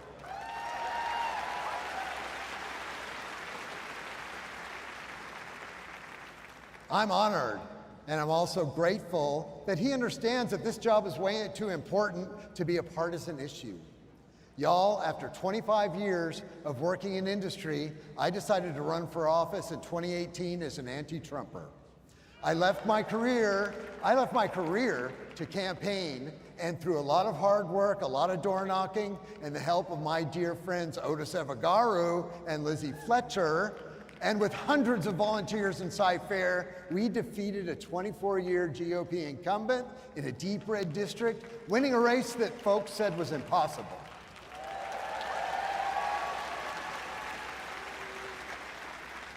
And now, after 4 terms in the Texas House, I'm ready for this race to fix our rickety-ass power grid and lower your electric bills and protect the environment.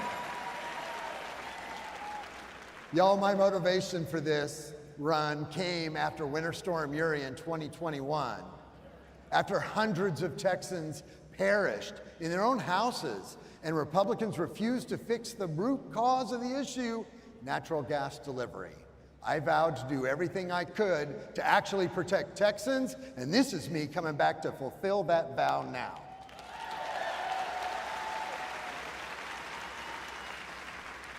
Because Democrats in the energy capital of the world, we shouldn't have to hope and pray the power stays on every time a major storm moves in. Am I right?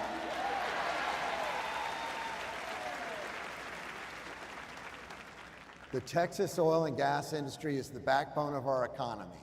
The industry directly employs 500,000 Texans, but there's another 2 million jobs in support businesses. That includes a whole bunch of people right here in Corpus Christi as well, right? Revenue from the industry provides billions of dollars for our public schools, state parks, our universities, and much more.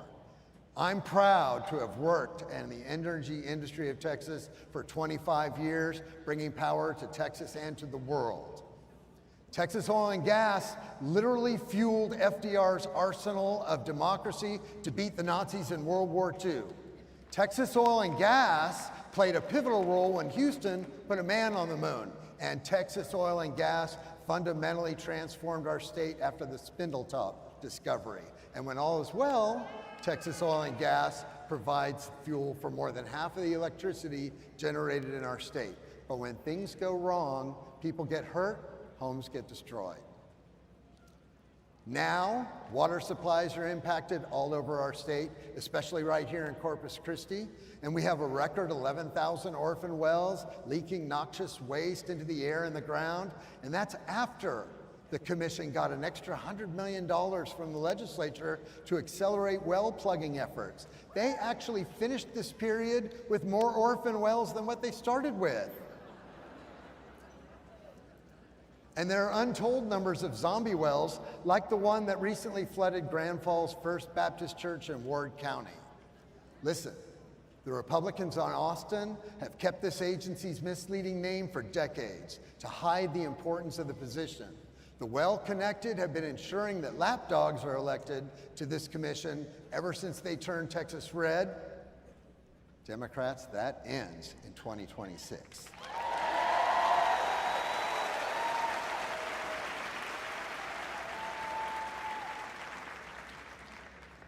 People from Tarrant County already know my opponent, Beau French, a self-admitted racist. Thank you, a self-admitted racist. He's so bad, even Dan Patrick called for his resignation. Greg Abbott said Beau would be a disaster for the Texas miracle. Corpus Christi, he blames your water crisis on our Muslim friends and neighbors. I know it's crazy. But more importantly, he has no real-world experience in the oil and gas industry. This guy infamously posted a poll to ask if Muslims or Jews are a bigger threat to America. And now this Jewish engineer has got ready to beat Beau French and send him home in November.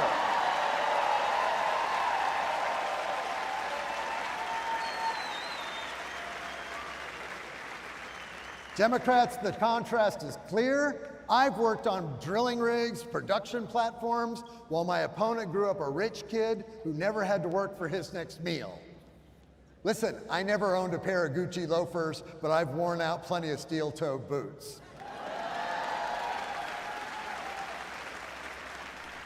And let me just say this, to the millions of Texans who voted against Beau French earlier this year, and especially those who voted for Hawk Dunlap, you have a place in this campaign.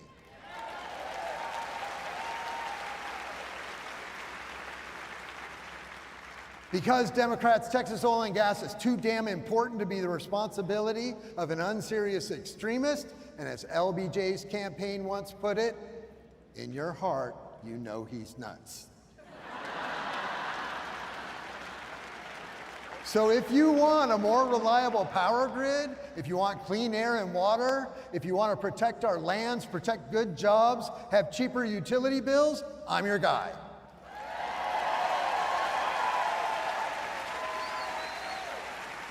Check me out at johnrosenthaltx.com as well. Now, Democrats, let's get to work. Beat Beau French.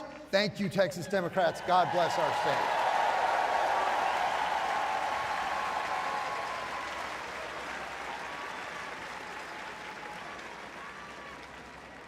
Please welcome to the stage our nominee for Land Commissioner, Ben Flores.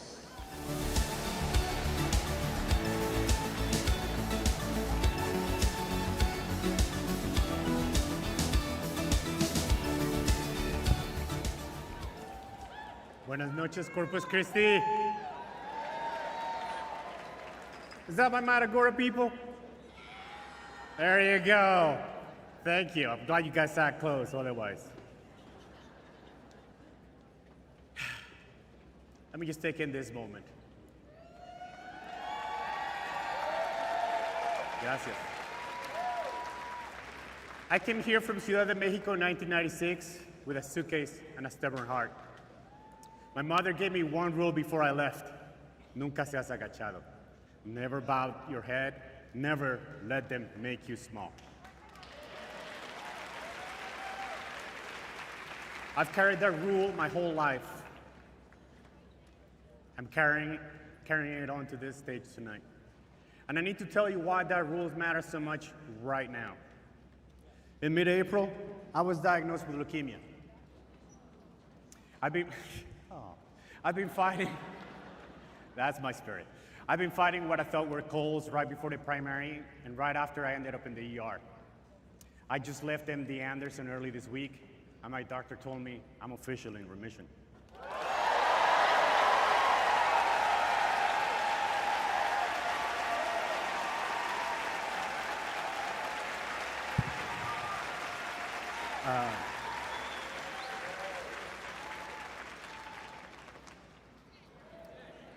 I just want to take just a few seconds. My wife is in the back, so I just want to say thank you, Ann.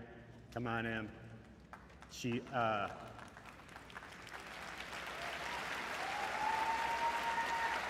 Sorry, I'm a crier. She ensured her way into heaven. She took care of the whole family, daughter, business, ranch, while she was still working, take care of her dad, and she still came and visited me. I felt guilty, to be honest with you, but anyways, thank you. But I'm here. I'm not done with my treatment yet, and my campaign is gonna look a little different, but I never once asked God, why me?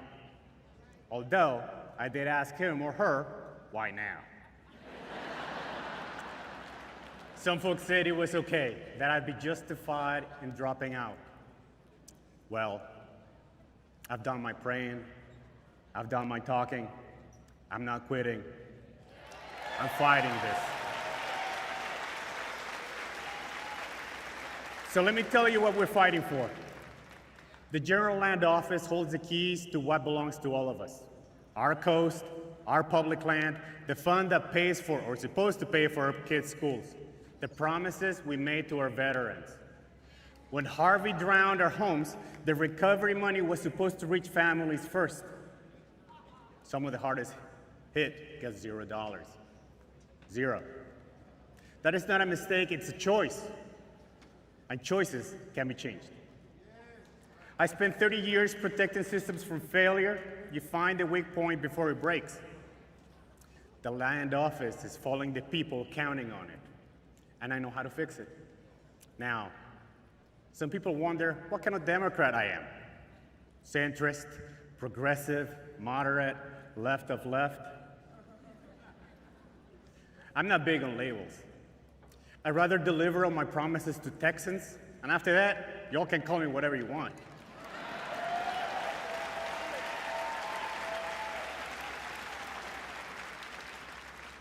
But I'll tell you what I'm for. I'm not just for a living wage. I'm for a thriving wage. Because a mom or a dad should never lie awake wondering how to cover the rent, the utilities, or the doctor's visits.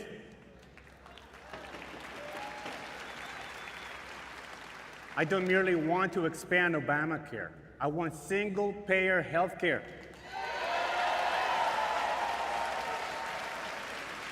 Because a pregnant mother in North Texas deserves the same level of care I just received at MD Anderson in Houston without worrying how to pay for it.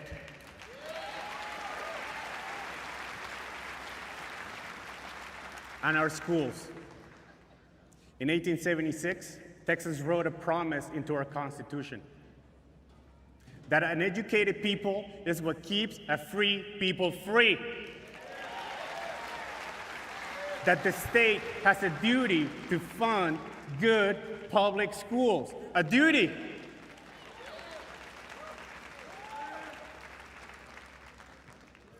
And now Texas Republicans have gone from vouchers to public education with the side of New Testament. I believe in the separation of church and state.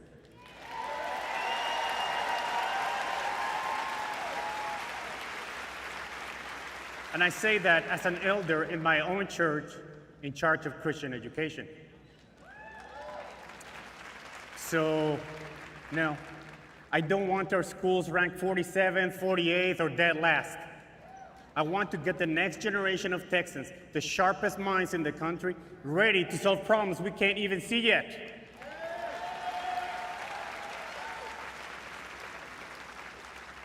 Now, here's something you already understand in your bones. They love to come after one of us, singling us out. So hear me out. Next time they say that James is trans,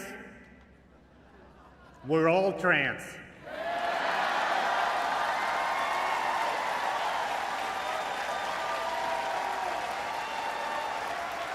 When they say James is a gay tofu-eating vegan, we're all gay tofu-eating vegans.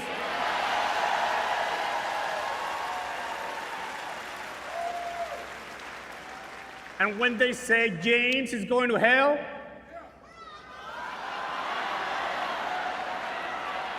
we'll say we're all going to hell.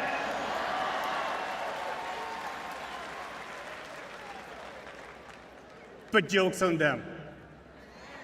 After 30 years under Republican leadership, we already know what living in hell is like.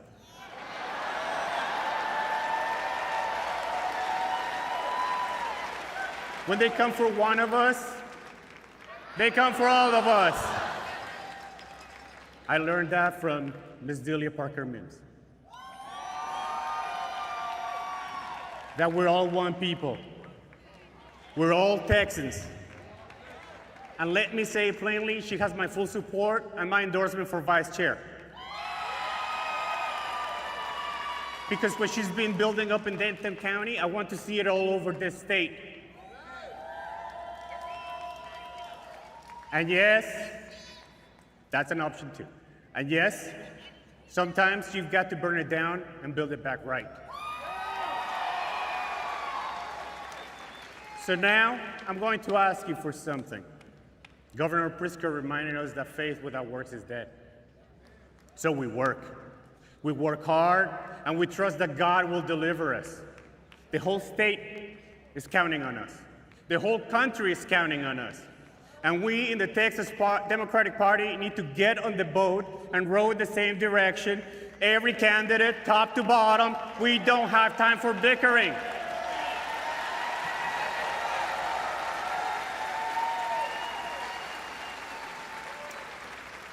I'm going to channel my CrossFit days, and I'll tell you the truth. This will be the toughest campaign season you ever take part in. When you think you're tired, when you think you have no more to give, I'm going to ask you to get back up. I'm going to ask you to make another call. I'm going to ask you to give a little more. Why? Because the other side is not taking a break. They will not cease their attacks. They will not stop. So we don't stop either.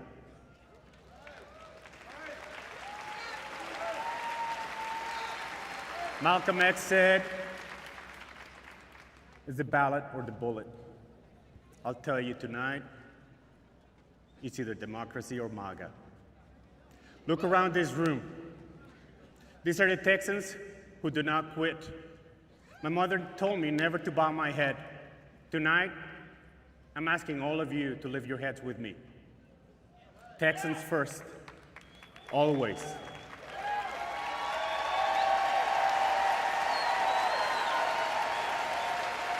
Que el Señor nos bendiga durante esta campaña, porque el mundo entero depende de nosotros. May the Lord bless us during this campaign, because the whole world depends on us. I'm Benjamin Flores. Let's go win this thing. Y que viva Texas. Viva Texas. Viva Texas. Viva Texas.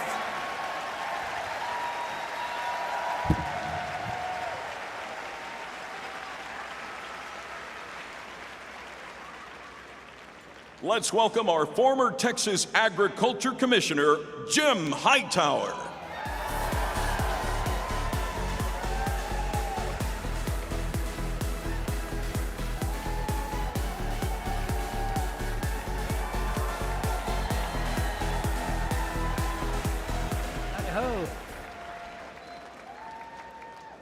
one former Texas Agriculture Commissioner who came out of a progressive campaign with Ann Richards and Jim Maddox and Gary Morrow, a unity ticket.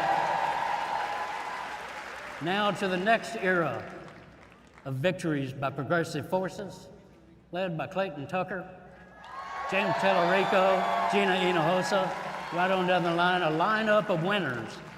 It just makes me happier than a flea at a dog show to be standing up here looking out at all you Democratic Party champions of economic fairness, you corporate greed whackers, you Republican butt kickers, as we rally to take Texas back from the GOP autocrats and plutocrats, so our team of grassroots Democrats can move Texas forward. We don't want to go back, we want to go forward, and forward with all the people of our state, not just the rich elites. And this November fight is a landmark populist battle, pitting the greedheads and boneheads who are the powers that be against the powers that ought to be, the ordinary workaday people of our state, the workers, the farmers, the teachers, the consumers, the everyday Texans who do the everyday work that makes Texas work. Now, you might say, well, Hightower, what do you mean by the powers that be? Well, here's what I mean. I call them the 6 Bs. They are the bosses, the bankers, the billionaires, the big shots, bastards, and bullshitters.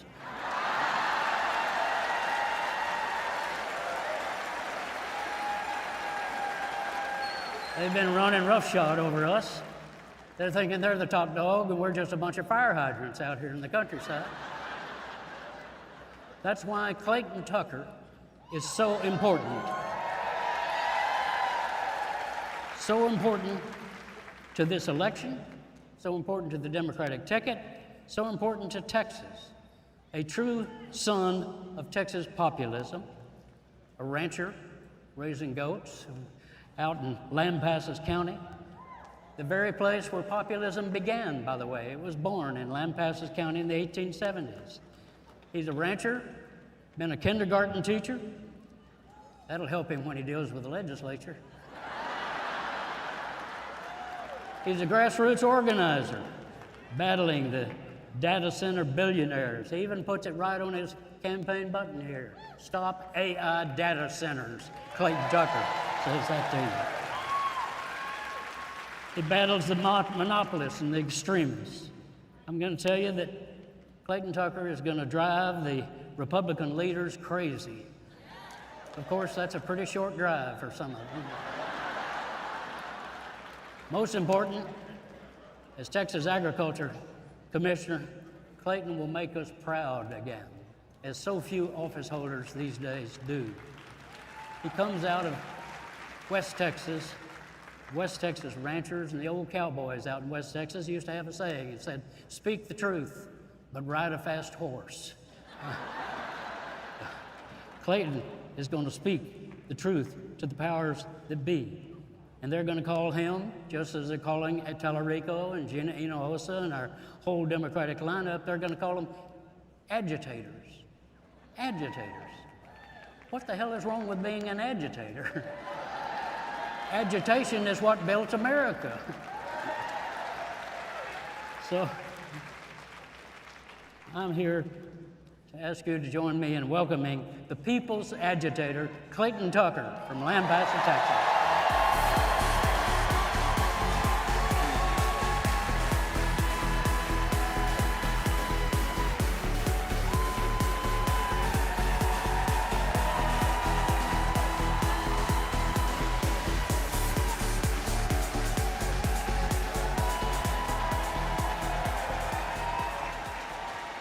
Howdy. Oh, y'all can do better than that. Howdy. Howdy. Now you sound like Texans. So thank y'all so much for being here. This is phenomenal. This is what organized people looks like. Because I am telling y'all, the only thing that beats organized money is organized people.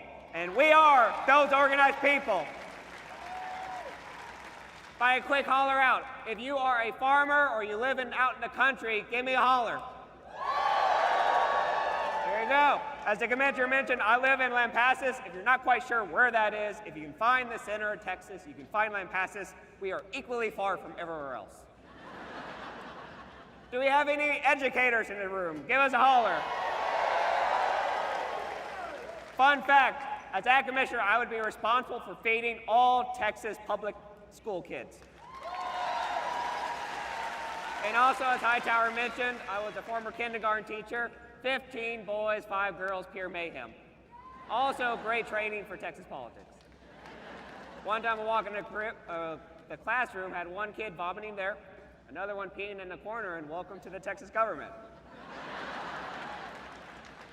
And lastly, and this is the most important one, y'all, I am running to be your Texas Agriculture Commissioner. You can think of this as the food commissioner, because if you eat food, you are involved in agriculture. Let's talk about the 3 things I talk about all the time. If you follow me on social media, you're about to know what they are. Food, land, and water. Let's talk about food. Food is too damn expensive. But it is not the farmers making the money. Who is making the money are these monopolies. Tyson, JBS, Cargill, National Beef, Pilgrim Pride, John Deere, Bayer Monsanto. They have rigged the system against farmers and consumers alike.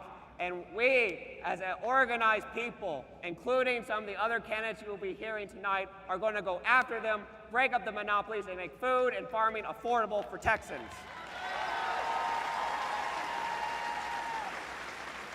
Let's talk about land. A little different than the land commission you just heard, because we are losing dozens of farms a week in Texas. Not just that, we are losing our soil fertility. If we lose that soil fertility, goodbye food. But there's a very simple solution. One that I hear a certain lieutenant governor that we have really, really hates. Hemp. Hemp can restore soil fertility. It can bring a cash crop. And working with our new lieutenant governor, who you'll be hearing from in a second, we will make sure that all Texans can grow and consume hemp and hemp products.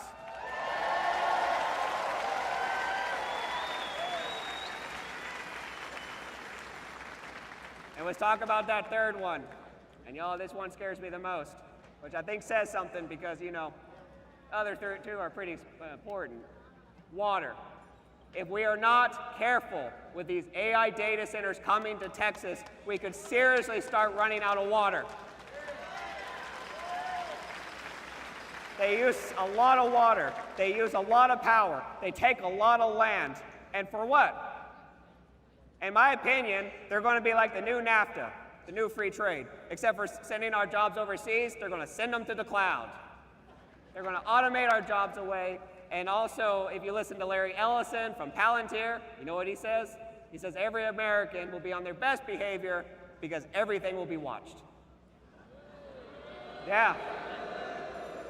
Yeah, I don't think that sounds very good. But these greedy few folks, they have made a critical mistake, a fatal flaw. And you know what that is? Us! Yeah, they pissed off a bunch of Texans. You don't mess with Texans. Because as Hightower mentioned, we founded the populist movement. We are the ones who created the anti-monopoly movement, who created everything that the current party that's in power is trying to defund, that is trying to destroy, that is trying to privatize. We are the ones we have been waiting for. Only organized people can beat organized money. So when you go home after having a great convention, and I hope to God every single one of you has a great convention, we're going to have to get organized. We're going to have to talk to our neighbors, talk to our friends. We are getting hundreds of messages a day from folks saying, I have not voted for a Democrat since LBJ, but I'm voting for a Democrat now.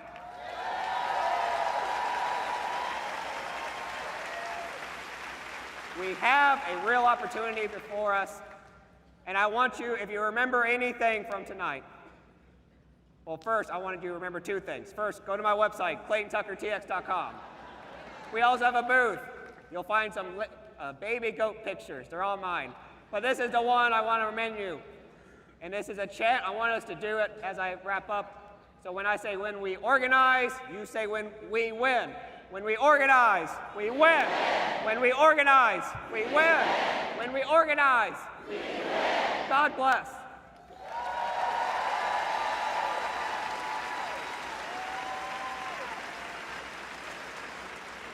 Welcome State Senator Royce West.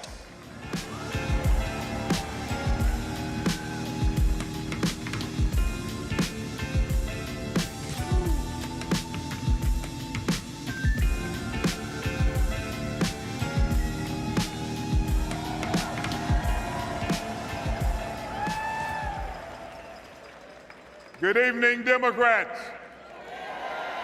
Come on, you can do better than that. Good evening, Democrats. Are we ready? You know, this evening, ladies and gentlemen, it's my distinct pleasure to introduce the next Texas Comptroller for the state of Texas. Her name is Sarah Eckhardt from Travis County. Now, Democrats, I looked at chat to figure out which county in Texas has the largest number of Democratic elected officials. What county do you think it is? Yeah. It's Travis County. You know, she's no stranger to a good fight. I've seen her in action on the Senate floor. She's a formidable opponent indeed. I've had to go up against her sometimes, and she's backed me down a couple of times. She's armed with an arsenal that includes an extensive executive and legislative background that positions her as an independent fiscal watchdog. She spent her career fighting for government transparency, fiscal responsibility, and everyday Texans like us. Serving in the Texas Senate, serving as a Travis County judge, and she gave up the Travis County judgeship to come to the Texas Senate. We questioned her judgment because we were in the minority at the time, but we understand now why she did it. She has a proven record as an executive in terms of balancing budgets and leading through complex crises. As a former Travis County judge, she has a proven record of overseeing massive county agencies and negotiating major deals and major contracts for the county. As a senator, she has emphasized holding government accountable and frequently scrutinizing corporate and tax incentives. For you see, when she gets up on the floor, you know she's ready. She's ready for a good fight. And I assure you that when she goes up against her Republican colleagues, they know they're in for a long day. Having spent decades serving at the county and the state levels, she is deeply familiar with how state financial policies and legislative actions directly impact local communities and economies. She has a background as an attorney and as a county prosecutor. As comptroller, her campaign focuses on bringing transparency and trust back to state finances. Guess what? She will be the person that will be responsible for auditing that voucher program that was passed by Republicans. Yeah, I can't wait. I cannot wait for her to pull the cover off of the comptroller's office and show us where the money is. Show us the money, Sarah. Show us the money. She'll provide that transparency by doing the audits that are necessary. Texans, my friends, I introduce to some and present to others the next Texas Comptroller, Senator Sarah Eckhardt.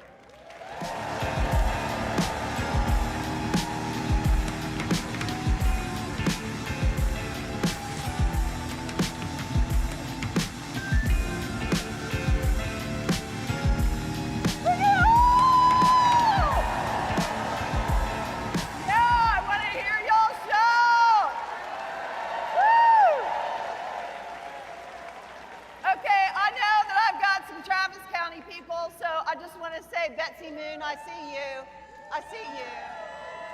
So, hey, first I want to say a big thank you to my dear friend, Royce West. It is an honor, man, to be in the trenches with you, my friend. And we are in the trenches, I'll tell you. And also, how about that Clayton Tucker, huh?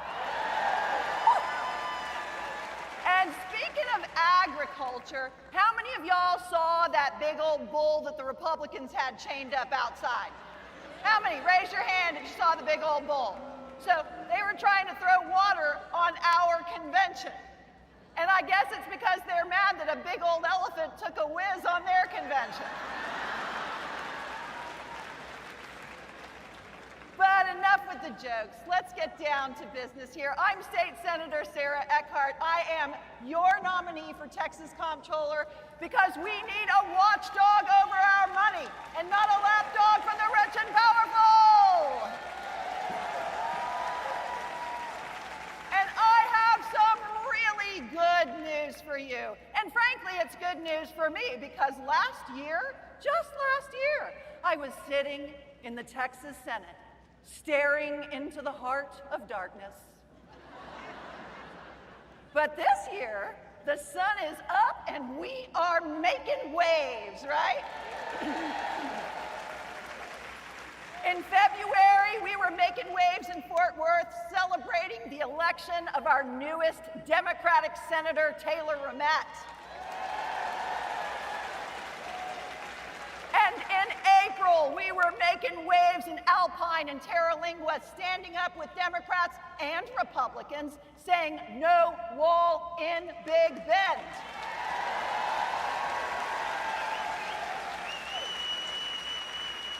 And just last week, we were celebrating all across Texas. We were celebrating Juneteenth in solidarity with Black Texans, who are the heart of our Democratic Party.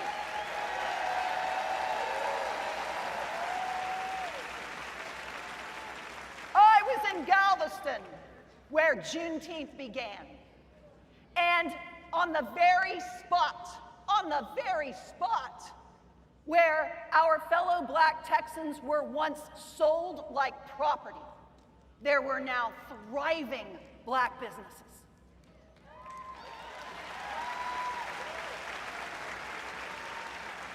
We've been all across the state of Texas, and we're going to keep going all across the state of Texas. And what we're hearing everywhere is Texans have had it with the culture wars.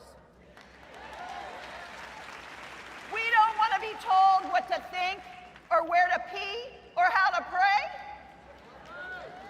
We want homes that we can afford, full of warmth and food and family. We want to live in thriving communities with good public schools.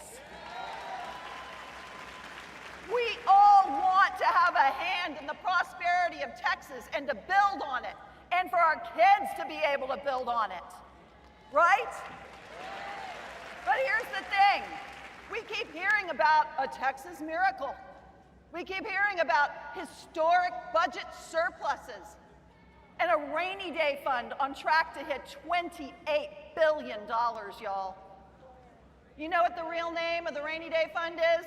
It's the Economic Stabilization Fund, and I'm asking you, are you feeling economically stable right now? In a state that is experiencing an economic boom, you gotta ask, where's the money going? When politicians fail to fund crucial services like public schools, there's always an excuse. They blame inflation. They blame enrollment. They blame teachers.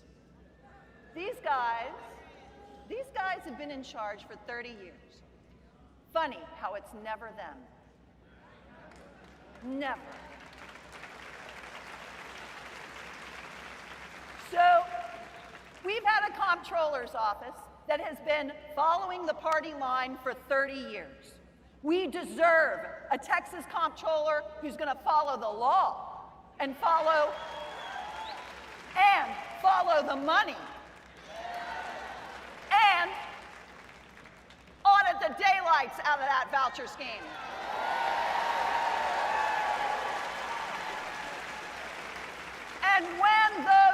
rich and powerful are reaching down to pick our pockets to give themselves corporate tax breaks, no-bid contracts, and even subsidize their own kids' private school tuition, somebody's got to ask the tough questions, and believe you me, I'm very good at asking the tough questions.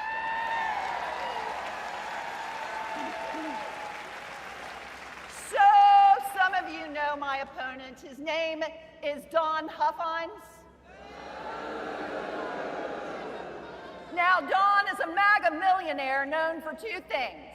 He's known for Trumpy orange highway billboards, and he's known for secretly purchasing the Jeffrey Epstein Ranch. When a man shows you who he is, believe him. And if he is going to bury the truth in a ranch in New Mexico, he will bury the truth in the Texas Comptroller's office. Now, Don Huffines is a rich guy who's never had to answer to anyone, but I have been answering to you for years. As a county judge, I managed billions in public assets and still cut taxes. As a prosecutor, I held people accountable, and no one was above the law. And as a state senator, I fight for Texans regardless of political party, and that's exactly what you want your comptroller to do.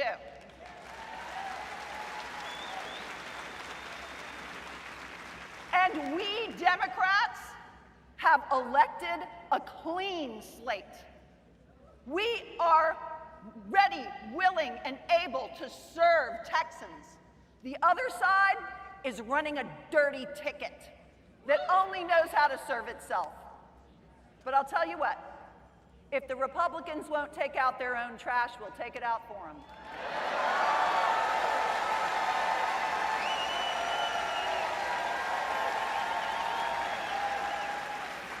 So I'm State Senator Sarah Eckhardt, your next Texas Comptroller, and when we win, we're gonna get shit done! Woo! Thank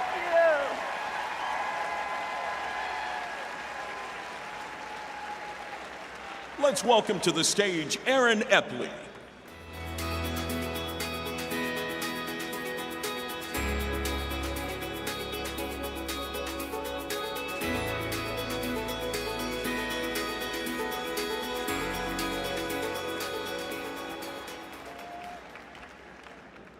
Good evening, Texas Democrats. My name is Aaron Epley. I am a criminal defense lawyer. But in 2023, I had the great honor of serving as trial attorney and lead investigator in the impeachment of Ken Paxton.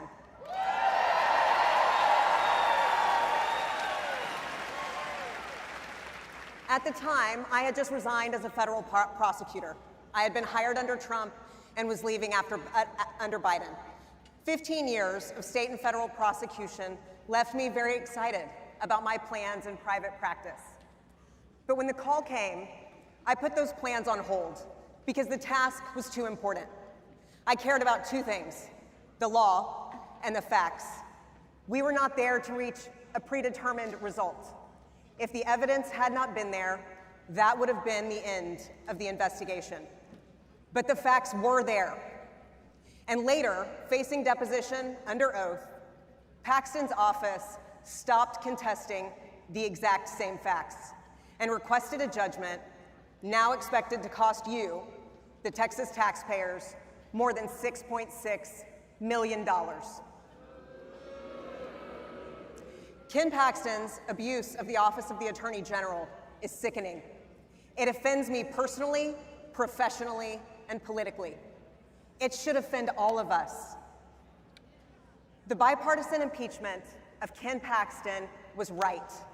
It was just. It was necessary. The Senate acquittal was none of those things.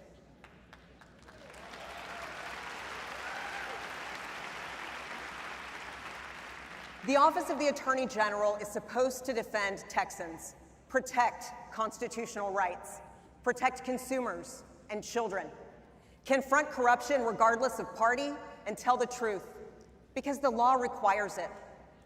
Yet, under MAGA leadership, that office became something else. It is a political machine where ideology beats evidence, loyalty beats law, public power and taxpayer dollars are bent toward private interest. And Republican leaders ask voters to dismiss corruption as politics instead of confronting it as a threat to public trust. Ladies and gentlemen, corruption has no place in the office of the Attorney General.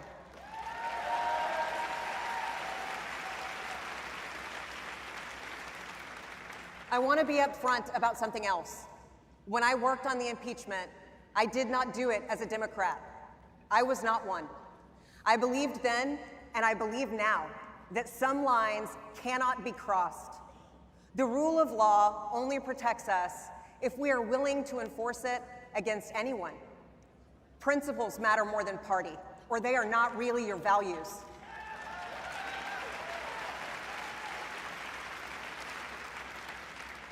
I did not leave my party because it was easy to go.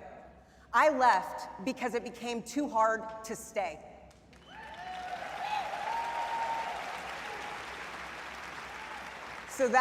Thank you. That is why I'm here tonight. Because in this race, Democrats offer the only candidate who can restore the office of the Attorney General. Texas Democrats, you have chosen well. Nathan Johnson is the serious, steady lawyer that this office needs.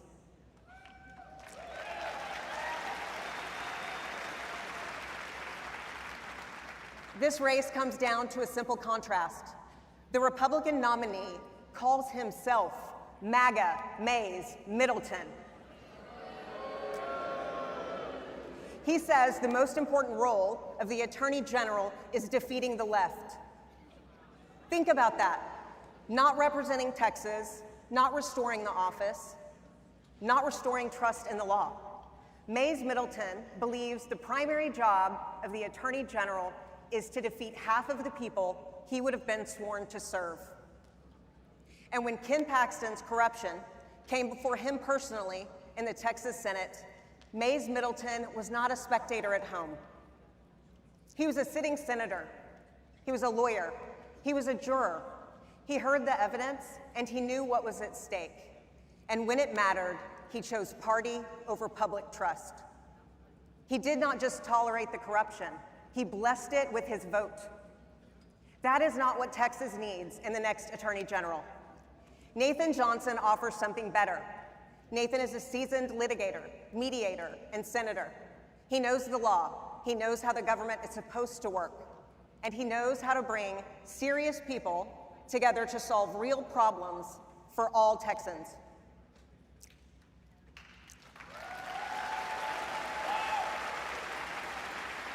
That is exactly the kind of leadership this office needs now. Where the last administration hollowed out the office, Nathan will rebuild it. He will restore it to its core functions and return the office of the Attorney General to its real client, the people of Texas. Nathan Johnson understands that the rule of law is not weak, integrity is not naive, competence is not boring, and the office of the Attorney General is not a weapon for personal power, nor a prize for one side's voters. On November 3rd, I want to look at the office and know the office of the Attorney General belongs to the people again.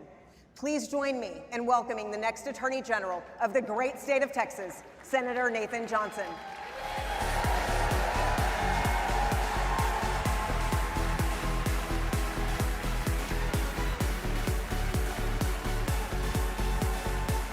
Thank you, Texas Democrats. It is great to be here, even though it's been a long day and it's been really hot, and although I've just been described as serious, I think we could all use a joke. And I'm not talking about the Republican slate. I'm talking about a joke from the late satirist P.J. O'Rourke. Back in 1991, P.J. said, Democrats, they're the party that says government will make you smarter, taller, richer, and it will remove the crabgrass from your lawn. Now, the Republicans, they're the ones who tell you government doesn't work, and they get elected and prove it. Do they ever? It's a very funny joke, and I've told it a lot of times, but honestly, it is a little bit less funny now. And here's the serious part. It was funnier back then, because at that time, Republicans' inability and their refusal to govern protected us from the worst elements of the Republican Party. We were protected by their incompetence. But something fundamental has changed in recent years. The worst elements of the Republican Party, I'm talking about individuals who place power and control and self-enrichment above the common good, above the rule of law. Those people are in control now. And they have titles like president and attorney general. And while these worst elements of the Republican Party are still incompetent, they're certainly indifferent when it comes to managing a sustainable, non-bubble economy, when it comes to making people's voices count, when it comes to expanding opportunity instead of contracting it, when it comes to running a government that is truly limited, but effective and respectful and responsive to the people of this state. They are, however, exceedingly, ruthlessly competent at getting their way when it comes to control and destruction and suppression and deception. They are competent in ways that we never anticipated. We did not anticipate that the President of the United States would break the law and the Constitution as a matter of routine, that he would flout the very courts that he stacks, that in federal and state government, corruption would become policy. We did not anticipate that the Texas legislature would turn mercenary, filing and passing bills at the instruction of puppeteers in Washington, D.C. who mock the rule of law and ignore the Constitution. And so the reason P.J. O'Rourke's joke is not as funny as it once was is this. We're no longer talking about Democratic overconfidence versus Republican underachievement. We're not talking about noble, maybe at times naive aspirations versus intellectual laziness and self-justified greed. That was before. We are now talking about a very effective assault on the foundation of all legitimate exercise of government authority. The sine qua non, to use a law school word, the thing without which all business activity, all civil order, all social well-being depends. The rule of law. And that, my friends, is what the Attorney General's race is about. The rule of law is what separates a just society from a corrupted one. And when I say corrupt here, I don't mean in the absurdly narrow sense that the United States Supreme Court created from thin air in Citizens United, where corruption is nothing but a mere quid pro quo, an old-fashioned bribe. I'm talking about the historical meaning of the word corruption as it was used in the Federalist Papers, where they referred to the decay, the rot, and the deformation of political institutions. It meant the use of public power for private ends and the use of private wealth to wield public power. My friends, after 30 years of Republican rule in Texas, we are suffering under that corruption. And how did we get here? What happened? Tim Dunn happened. Jeff Yass happened. The Wilkes brothers happened. They spent millions of dollars buying the Republican Party, reshaping it to suit their interests, and deceiving voters into thinking that theirs was the party of virtue and prosperity. I'll tell you what else happened. MAGA Mays Middleton happened. My opponent, Mays Middleton, inherited his family's fortune at age 31. And he went right to work, spending some of his inherited fortune, dragging the Republican Party to the far fringes of the far right, creating a political environment in which he could get elected. And then he bought himself a state house seat, and he bought himself a state senate seat. And just last spring, he spent more than $21 million of his own family inherited dollars buying himself the Republican nomination for Attorney General.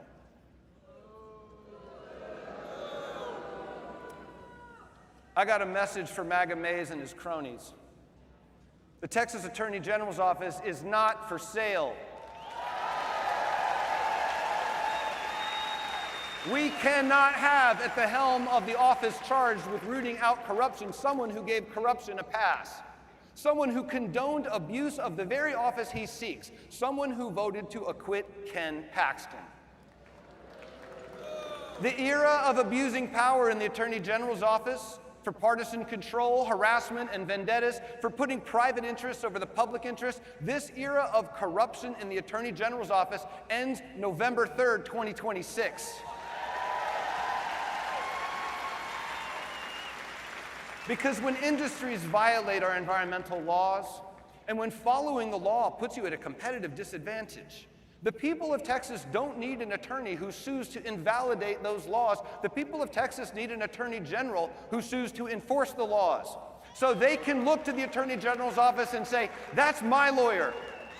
And when your government infringes on your rights to vote, to get a loan, to get an education, to practice your faith, and to control your own body, the people of this state need an attorney general they can point to and say, that's my lawyer.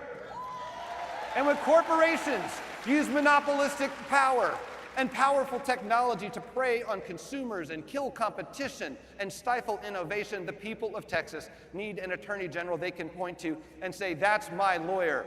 I'm Nathan Johnson. I'm running to be your lawyer. Thank you.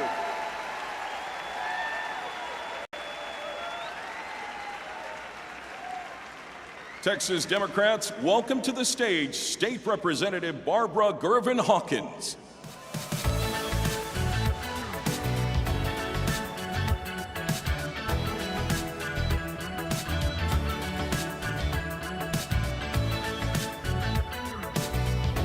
Good evening, my friends. I'm Barbara Gervin Hawkins, State Representative District 120, located in the beautiful city of San Antonio, Texas. I'm also chair of the Texas Legislative Black Caucus. I'm excited about being here this evening because guess what? I'm a proud member of the Democratic Party. Is there some other proud Democrats here tonight? All right, then I got a story to tell. As we engage over the next couple of days and months to come together to get to know each other better, we've got to reflect on our democratic values. The fight in front of us is about moral issues and humanitarian issues. And we've got to fight to make sure we protect the values that we love. Now, our charge is to get ready to re-energize our base and our entire party as we strategically educate our voters and show them how to win elections and protect democracy. That's important. Let everyone know, everybody you come into contact, that there's only one goal, and that is to be unified as we head towards November. We've got one assignment. Simply put, we must save America and the great state of Texas. Together, we can accomplish these goals. Now, we're going to need all hands on deck. That's why tonight, I'm so proud to introduce my colleague, State Representative Vicky Goodwin. That's important. Now let me tell you a little bit about Representative Goodwin, because one of the things that's important, as you all know, is we must have qualified and competent candidates to be able to do what we need us to do moving forward. Now, Representative Goodwin serves the area in Austin, Travis Lake. She's on appropriations and insurance. So she knows what's happening in those committees and what's happening in those areas that we need to address. Now, I want all of you to know, running for office isn't easy. It's difficult. It's a difficult endeavor. But Representative Goodwin and her family, we have to appreciate them because they're willing to make the ultimate sacrifice and be courageous in a moment such as this. That's why Representative Goodwin is so special to me, and she should be for you. Now, I want y'all to tell y'all something about her, too. Now, she cool as a cucumber, y'all. She's one of those calm, quiet storm type people with a demeanor under pressure that you don't know where she stands, and that's important. But yet, she's a true fighter. I've witnessed it firsthand. Now, she's willing to get down in the dirt and to fight to accomplish the goals that we need to. Now, I've witnessed firsthand her professional expertise and calmness to get things done. Now, she's also well educated, holding both a bachelor's and a master's degree from UT and from LBJ School of Public Affairs. Yes, we have a qualified candidate. Now, she and her husband is also a small business owner, and she understands the challenges ahead. Now, her top priorities is improving our healthcare system, our housing affordability, dealing with public education funding, safety reforms, and all the things that we value. Now, finally, I'd like to say this. Representative Goodwin is a true believer that Texans can be both economically strong and socially responsible. And she will work for everyone tirelessly. I present to some and introduce to others the nominee for Lieutenant Governor of the state of Texas, Representative Vicky Goodwin. Put your hands together for Vicky Goodwin. Put your hands together for Vicky Goodwin.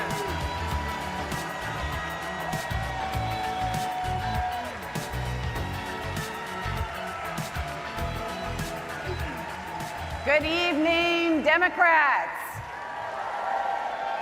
I am so excited to be with you here tonight because I can feel something happening in this state. We saw it with Taylor's win in February and in the exceptional turnout in the March primaries. We are going to ride that energy into November. Can you feel the energy? I feel it all across this state, everywhere I go. After 30 years of failed Republican control, it is time for change. We need a serious, hardworking, steady-handed woman leading the Senate. I am Vicky Goodwin, and that is why I am running to be the first woman lieutenant governor in Texas history.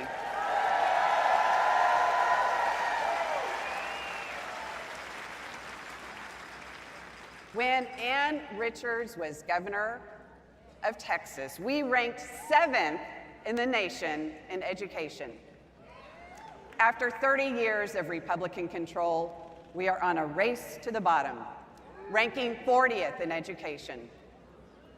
As your lieutenant governor, I will not sign a budget that sends even one public tax dollar to a private school voucher scam. And we will bring Texas schools back to the top. After 30 years of Republican control, we are last in the nation in providing health care.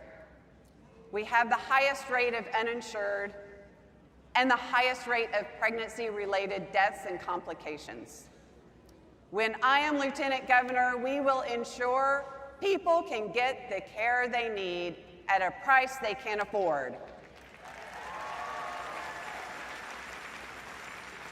After 30 years of Republican control, and under our current lieutenant governor, we are carrying out Trump's ruthless and illegal detention of children, traumatizing families and disrupting lives. When I am lieutenant governor, we will close down detention centers.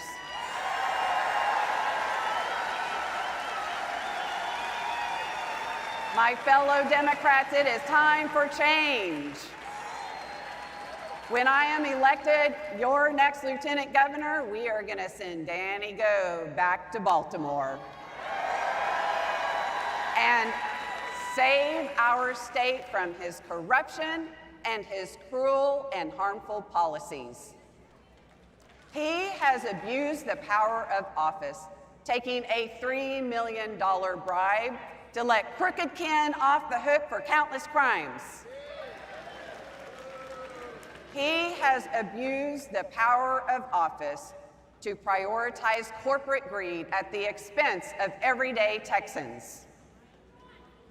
He has abused the power of office to force his intolerant religious views on all of us. We deserve a serious leader ready to solve problems on day one.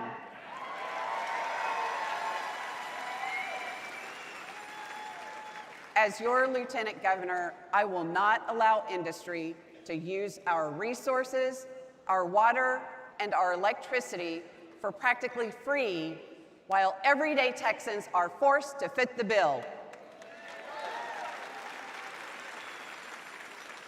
As your Lieutenant Governor, I will focus on solutions and address the cost of living emergency in Texas. Having a top-tier education system is why I ran for office in the first place. When I was growing up in Dallas, my mom served on the Dallas School Board. I watched her fight for public education.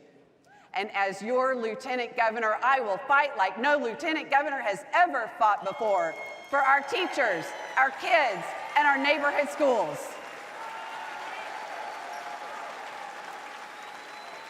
We need to make sure our teachers are given the resources they need and the respect they deserve. Every day, I talk to teachers who are at a breaking point. They are still in the classroom because they care about our children, but they are hanging on by a thread.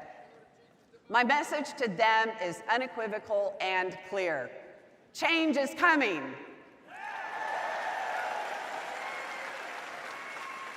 Every child deserves a world-class education.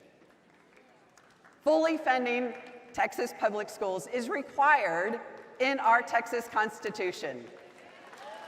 And when I am sworn in as your Lieutenant Governor, we will uphold our Constitution and fully fund our public schools.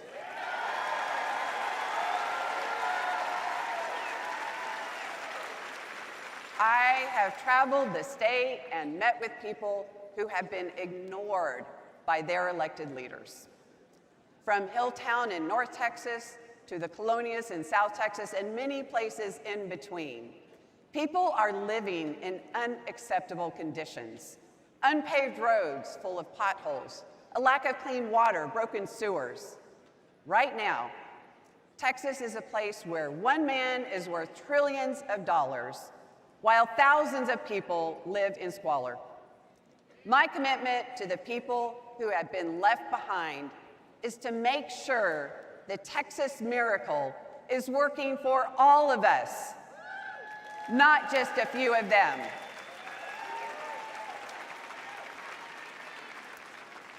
I became a grandmother for the first time this year. I am thrilled to have a grandbaby, not so thrilled that they live so far away in Pennsylvania. However, in Pennsylvania, my daughter-in-law could get the medical care she needs if she had had a pregnancy complication. Women in Texas are furious that our rights and our freedoms that we have had for generations have been ripped away. Women can't make critical decisions about our own bodies. Texas women have died because of these draconian laws and have lost the ability to have children. These laws must be reversed, and men making decisions about women's bodies must end.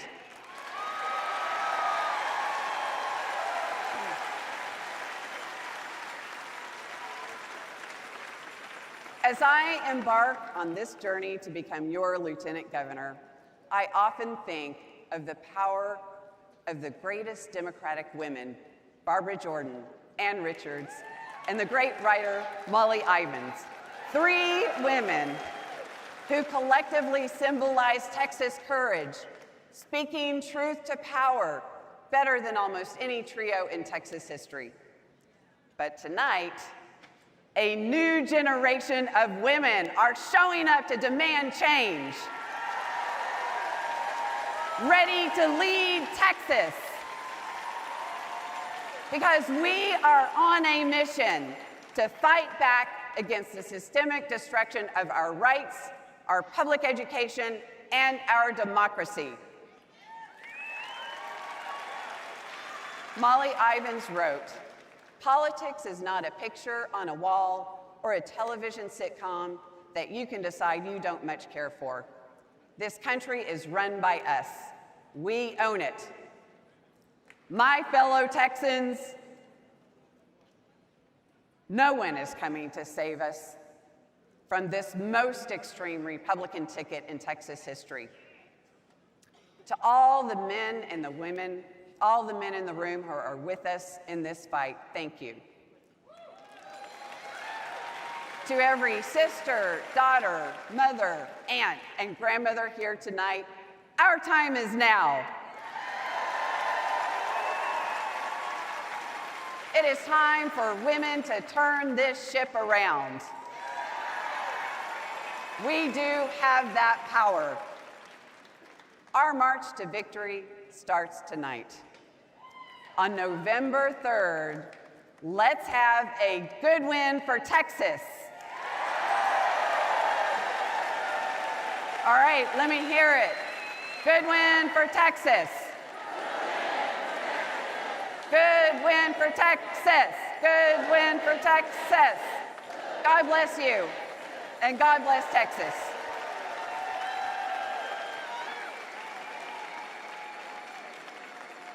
Please welcome to the stage LaTarsha Towers.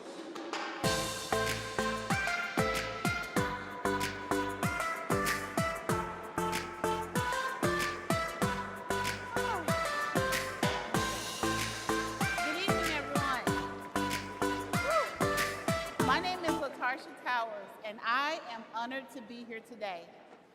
I am honored to tell a little bit about my story and to introduce a public servant who has been a powerful advocate for not only for me, but for Texans. For Texans fighting a hard fight.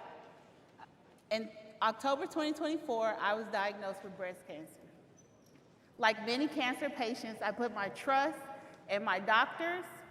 I followed my treatment plan, and I expected the insurance companies to pay and reimburse the providers for the services that they deemed medically necessary.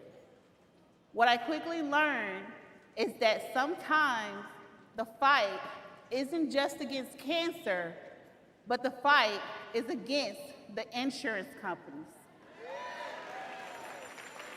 Over the past year, my insurance company denied my prescribed treatments.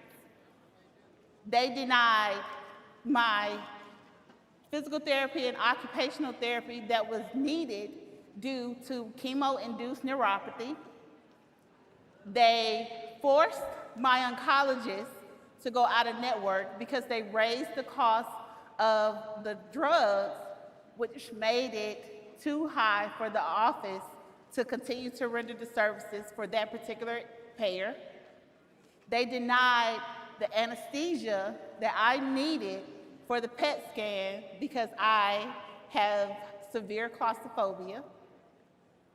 They delayed the hormonal therapy treatments that I needed, 7 treatments that I had left, and they decided that they were not going to pay for those treatments because they deemed them not medically necessary. Right? Every avenue was exhausted. Time and again from my insurance company was the same response. Our decision is continuing to be upheld. Mentally, for months, I went without, For months, I went without critical and preventative care. Almost 6 months, I went without because my provider was continuously fighting with the insurance company to try to get them to overturn their decision. For those months, not only was I physically exhausted from chemo and radiation and trying to recover from chemo and radiation, I was mentally and emotionally exhausted. And to add to that, my provider, because they were forced out of network, in January 2026, I had to see a new oncologist, which means that I had to go over and do tests and different scans again. It made me feel like it was October 2024 all over again, and I was being diagnosed all over again. Let me be clear, I am a cancer patient. The services that my providers were trying to get approved were not administrative decisions. These were medically necessary services. These decisions that the insurance companies made to not pay those services can determine whether I get another birthday, whether I see another holiday, or whether I get the chance to see my daughter grow up to be the wonderful young lady that I know that she's destined to be.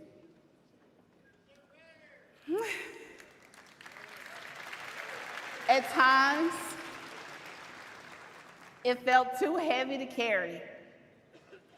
At times, I felt like I was alone. And then one day, I met Gina Hinojosa. When so many people offered sympathy, Gina offered action. She immediately connected me with my state representative.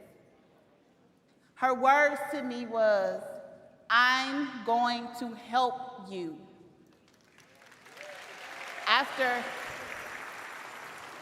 After hearing so often from the insurance companies that the denials were not going to be overturned, to hear someone say, "I'm going to help you," changed me.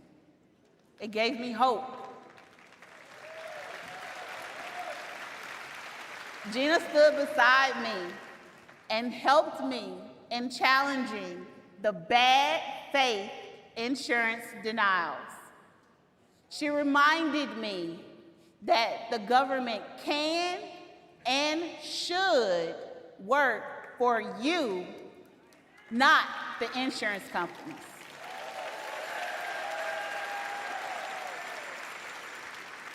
I didn't have to navigate the system alone because Gina has stood by my side since the day that I met her.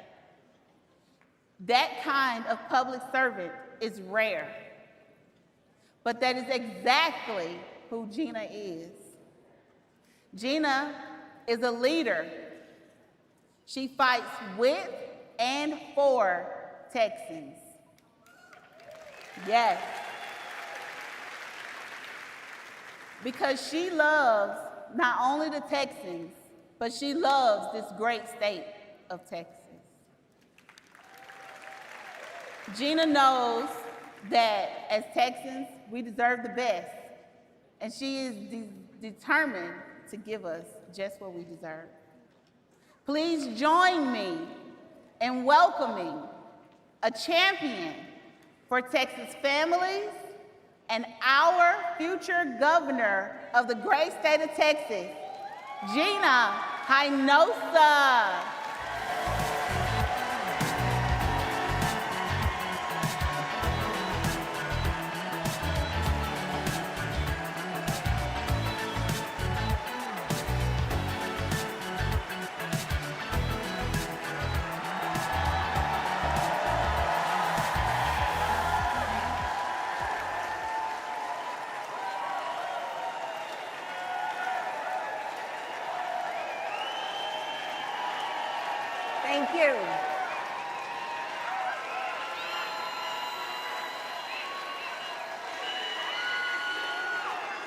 Thank you.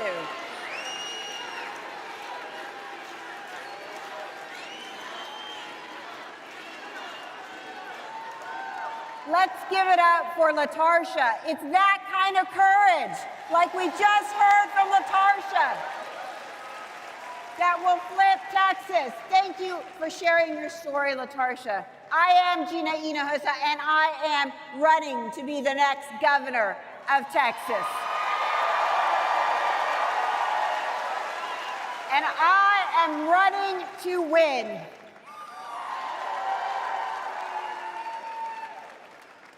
I grew up in this party.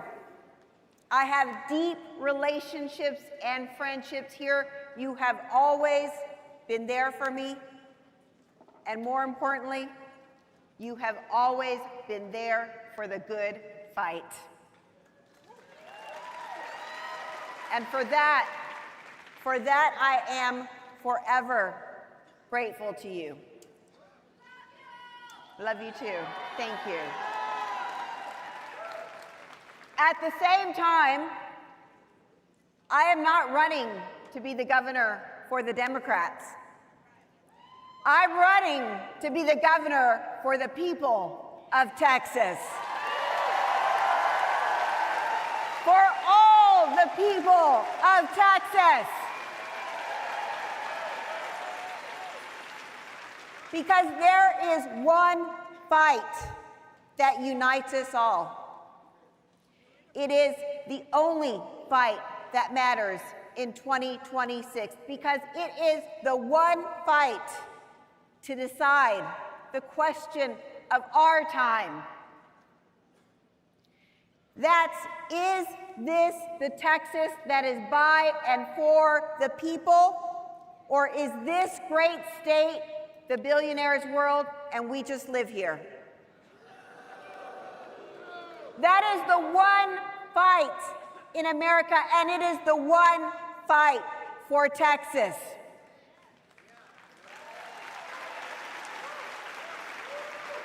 I was born and raised in a Texas that radiated opportunity.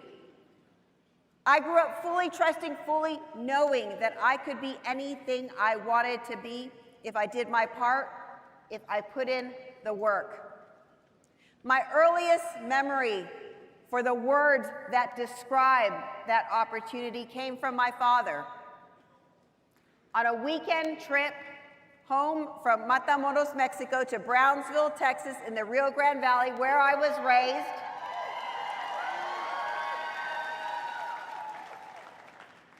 I remember witnessing extreme poverty through the eyes of a little girl and begging on the streets of Mexico. And I asked my dad why.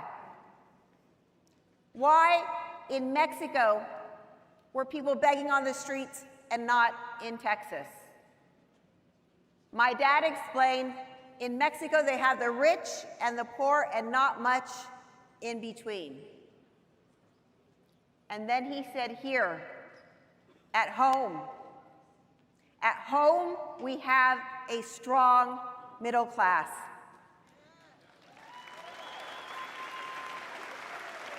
What my father was proudly proclaiming was the American dream. Do you remember the American dream? The American dream is the promise that if you work hard at a full-time job, you could afford to buy a home. You could send your kids to a good school down the street. You could put food on the table without having to do the math twice. Take a vacation and retire with dignity. You did your part, Texas did its part. That was the promise. That was the deal. Securing that deal was the work of the Democratic Party.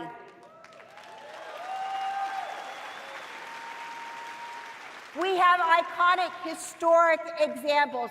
FDR's New Deal made home ownership a reality for millions of Americans, creating middle-class wealth in this country. FDR gave working people the right to unionize. Where are my union brothers and sisters? Raising wages and benefits for the millions of working people in America. LBJ prioritized opportunity for all through public schools that leveled the playing field for all children. These were historic wins that created opportunity, that built the middle class. These were our proudest days as Democrats. They were our defining days as Democrats. But we have lost the plot. I will say it plainly because somebody in this party has to. We have lost our way because of a corrupt political system where corporate actors and lobbyists have unlimited money and influence to influence politicians in both parties.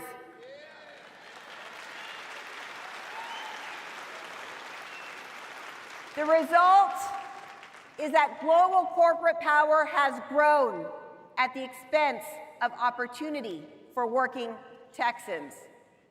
Then we let the other side set the terms of the fight, and we showed up to argue it. We stepped into the culture wars for a reason. We stand tall in our namesake as friend because we know Black Texans built this state. Hispanic Texans were here before the border. Muslim Texans are Texans. Asian Texans came for the same dream my father named.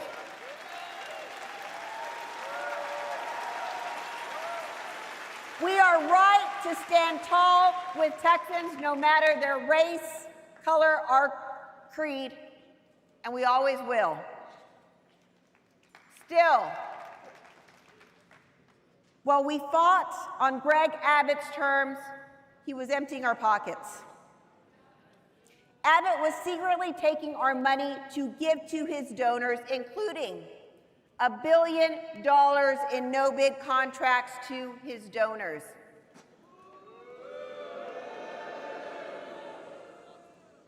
But let me be clear that he also openly championed a trickle-down economic agenda for Texas where success was defined as investing in global corporations instead of investment in Texans. And too many Democrats in office went along. It's an establishment politics that has been descriptively named the corporate uniparty. While Greg Abbott and politicians in the Republican Party have been in charge for 30 years and they own this reality, Democrats must own our failure to name it and fight it.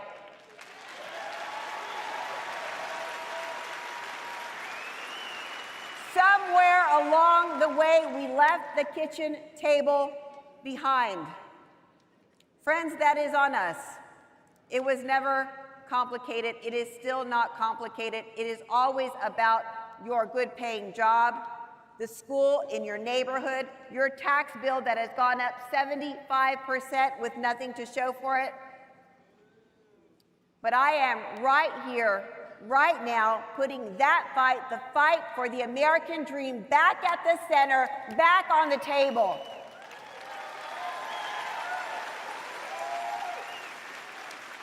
It is the fight for who we are and for who Texas belongs to. It is a fight that unites us, and it is a fight that we can and we must win.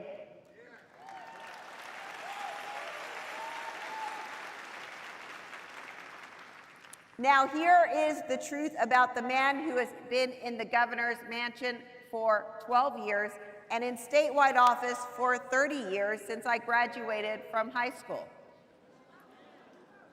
He is masterful at the sleight of hand. No one does it better. With one hand up here, he points to your neighbor so you don't see that with his other hand, he's in your pocket. So look down. That money in your pocket, it didn't just vanish. It went to Greg Abbott's donors. Greg Abbott built the biggest data center giveaway in the whole country. The richest men in the world, his donors, are running up your electric bill, guzzling up your water while you pay for it.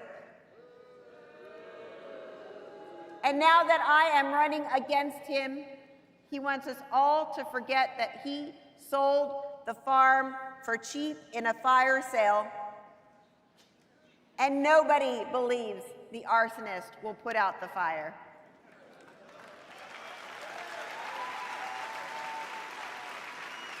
Greg Abbott also took $1 billion from your neighborhood schools to give to unaccountable private schools for his voucher scam after receiving the largest campaign contribution in all of Texas history, $12 million from an out-of-state billionaire with a financial interest in vouchers. There is a name for what you have been paying. It is the Greg Abbott corruption tax.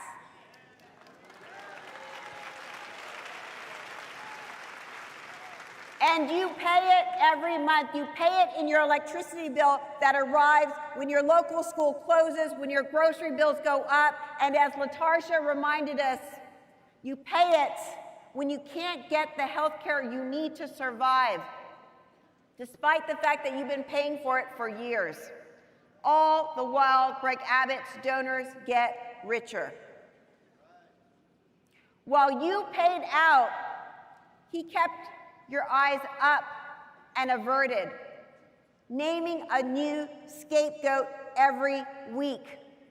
So the only fight you see is the fight that he picked and not the money that he picked from your pocket.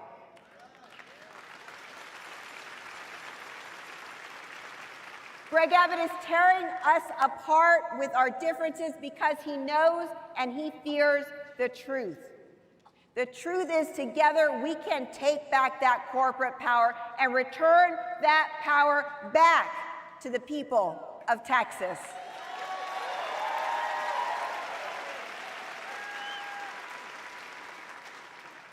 But I didn't come here to talk about him. He is not the point. He is the problem. He is not the point. The point is the teacher who has to sell her plasma to pay her bills. The point is the crane operator who works hard and can't afford to get sick. The point is LaTarsha, who's been paying for health care and can't get the life-saving care she needs. They are the point. They are Texas.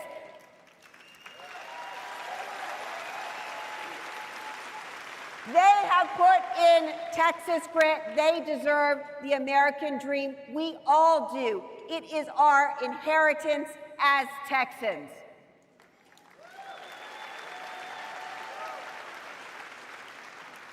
So my agenda is simple, and it is short, because the plan should be as plain as the promise. Save Texas schools.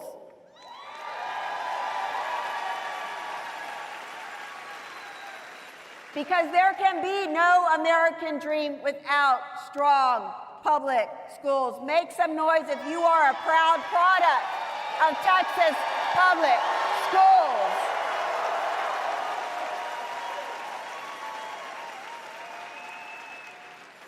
And put money in your pocket, because if you cannot afford to live and thrive in Texas, the dream is out of reach. That is my agenda. That is my promise. I will save Texas schools and put money in your pocket. That is the work. Anything else takes our eye off the prize. And the prize is too precious to put off any longer. We have already lost years. But if we are focused, if we are disciplined, this is a fight we can win.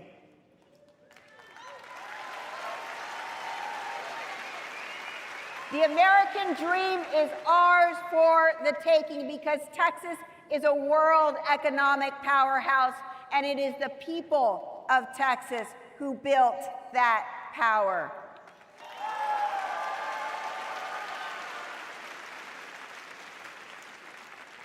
But the thing about power is nobody's going to give it to us.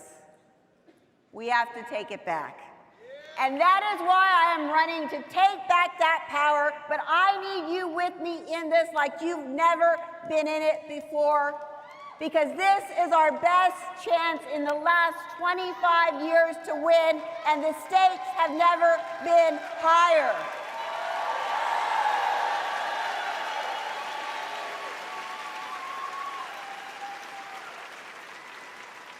So join the fight with me at GinaForTexas.com because the American dream is a real thing. It is a house with your name on the deed in Fort Worth. It is a porch light left on in McAllen. It is a healthy kid sleeping down the hall in a room that is hers in El Paso.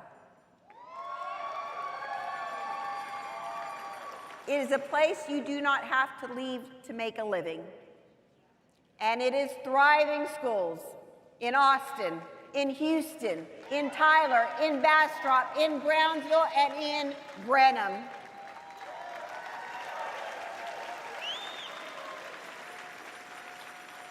That is home.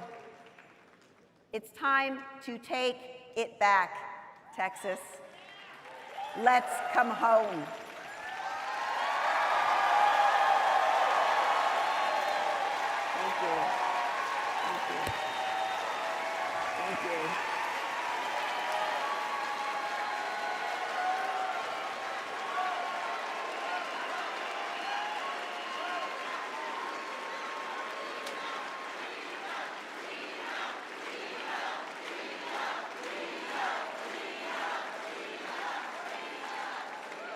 There is something broken in America. Our economy is broken. Our political system is broken. Even our relationships with each other feel broken. That's because the most powerful people in the world want it that way. Billionaires who want us fighting each other instead of fighting them. The biggest divide in our politics is not left versus right. It's top versus bottom. There is a deep hunger in this state and in this country for a different kind of politics. Not a politics of hate, but a politics of love. A love that can heal what's broken in America.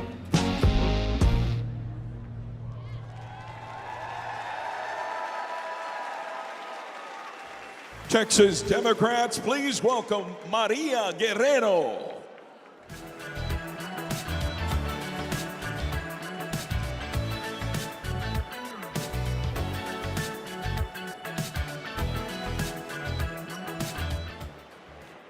Tonight, we're joined by a leader who doesn't just talk about justice, he lives it.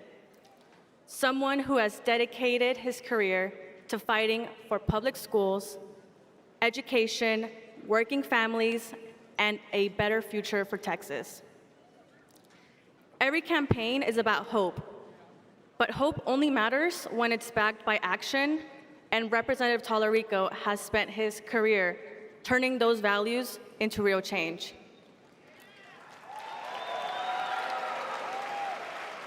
As one of his former sixth grade language arts students, I had the privilege of knowing him before he ever held public office.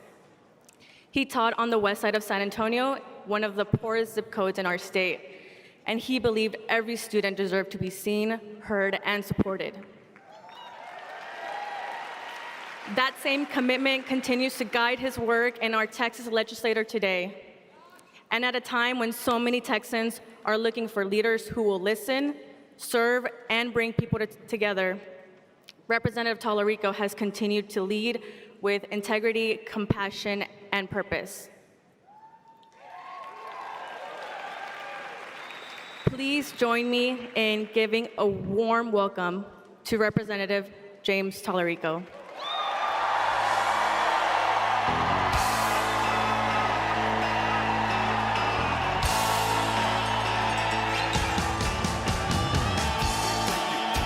Thank you, thank you. Thank you, thank you. Thank you, thank you. Thank you. Thank you, Maria. Thank you, Maria. I am so proud of the person and the leader that you've become. Thank you for those kind words. Barbara Jordan said, I get from the soil and spirit of Texas the feeling that I, as an individual, can accomplish whatever I want to, that there are no limits, that you can just keep going, just keep soaring. I like that spirit. Barbara Jordan felt that spirit of Texas in her bones. That's the spirit that propelled her from the hells of Jim Crow to the halls of power. I feel that spirit tonight in this room. The feeling that we can accomplish whatever we want to, that we can just keep going, just keep soaring. I like that spirit too. I'm an 8th generation Texan. Our family has been here since it was Mexico. We may not have always been wealthy or well-educated, but we always served our state as soldiers and sailors, preachers and teachers. We trace our roots back to a farmer named Elijah Stapp, who came to Texas in 1826, exactly 200 years ago. Back then, Texas was ruled by a military dictatorship that was accumulating wealth and power for the people at the top. The people in Elijah's community decided to do something about it. So they elected James Kerr to go to a convention just like this one and help write the Texas Declaration of Independence. Kerr was a famous and successful leader. They eventually named Kerrville after him. But they needed a backup delegate. So they elected my ancestor, Elijah Stapp, to be the understudy. Now, by all accounts, Elijah wasn't the most successful farmer. You'll notice there isn't a Stappville, Texas. But when James Kerr was unable to attend the convention, it was unimpressive Elijah who was called upon to sign the Texas Declaration of Independence. He risked everything to defy a tyrant. His service came with a sacrifice. 4 months later, Santa Anna's army destroyed Elijah's home, leaving him, his wife, and their 6 children destitute. That day, Elijah sent a letter to his neighbors. He wrote, "Any duty that my bodily strength would enable me to perform either in public or private that would advance the cause of Texas, I feel anxious and ever ready to perform." Even in his darkest hour, Elijah was still committed to the cause of Texas. Texans don't like tyrants, and we don't surrender easily. I learned that same defiance from my mother, a 7th generation Texan from Laredo. She left home at 19 and moved up to Austin, where she met my birth father, a 21-year-old high school dropout whose drinking problem sometimes led to violence. One night, he became abusive again. But that night, my mom declared her own independence. She packed all our stuff into her little Ford Escort.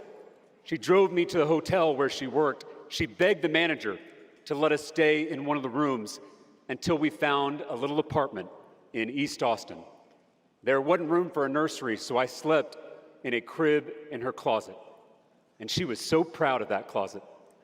She decorated it with toys and pictures. No one was going to tell her it wasn't a nursery.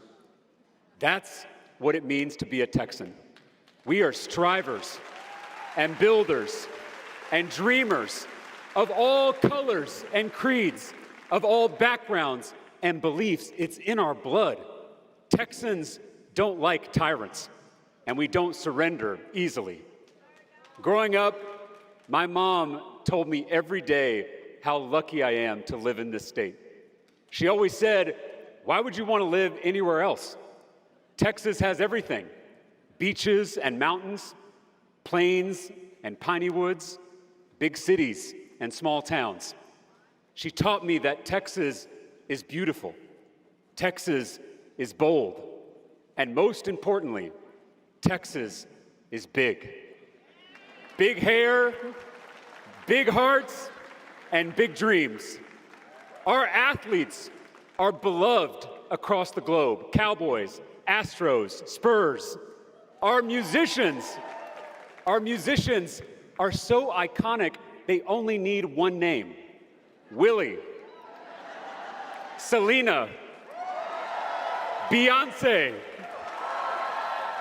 Hell, we got the biggest donuts in the world in my hometown of Round Rock, Texas. But the current political landscape is too small for Texas.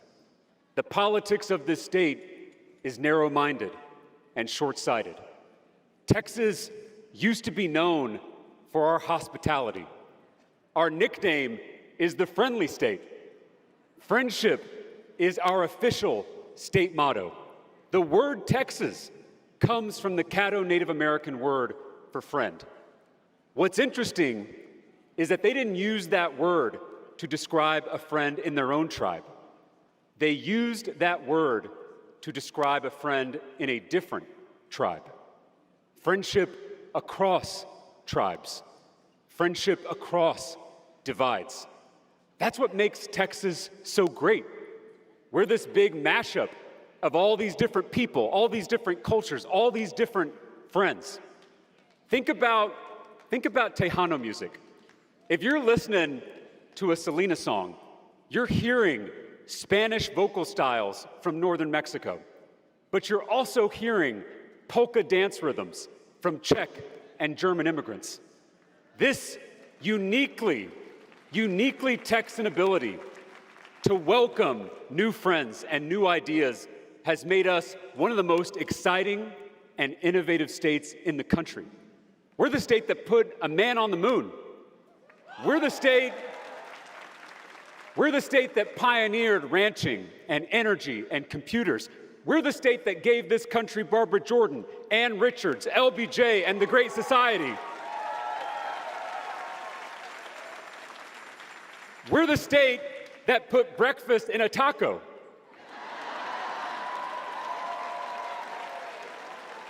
But today we face a new threat. Our state is being taken over by a new kind of tyrant: billionaire megadonors. They're not invading with an army. They're just buying the system. The billionaires who own the social media algorithms, who own the cable news networks, who own the politicians fighting on our screens, they are turning neighbor against neighbor, weakening that spirit of friendship that makes Texas so great. They divide us by party, by race, by gender, by religion, so we don't notice that they're picking our pockets. It is the oldest strategy in the world: divide and conquer. But Texas will not be conquered. At a time when these billionaires are dividing us into different tribes, we need to remember the meaning of our name: friendship across tribes, friendship across divides.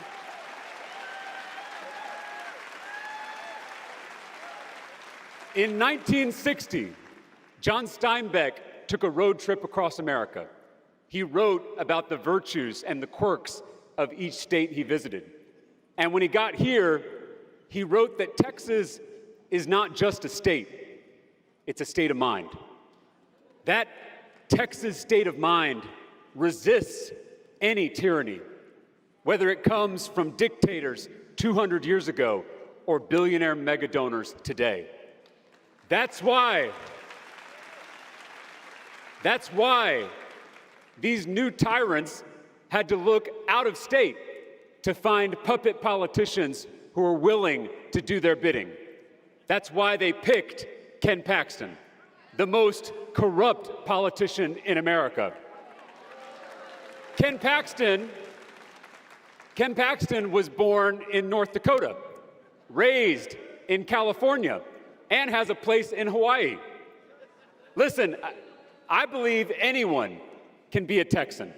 It doesn't matter if you're an 8th generation Texan like me or a California transplant like Ken Paxton. What makes a Texan is not in the boots or in the truck.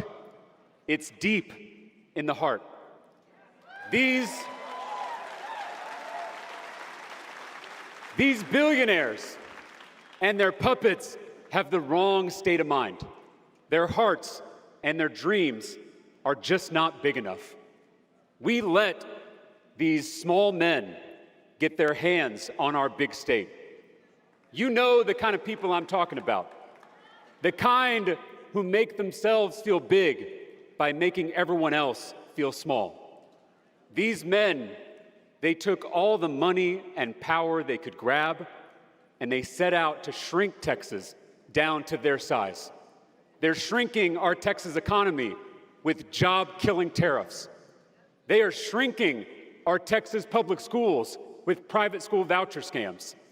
They're shrinking our health care so it covers less and less. They're shrinking our paychecks and how much those paychecks can buy. And they're shrinking our power by attacking our God-given rights at the ballot box and redrawing our districts to keep themselves in power. They have been shrinking Texas for 3 decades now, but that ends this year, in this election.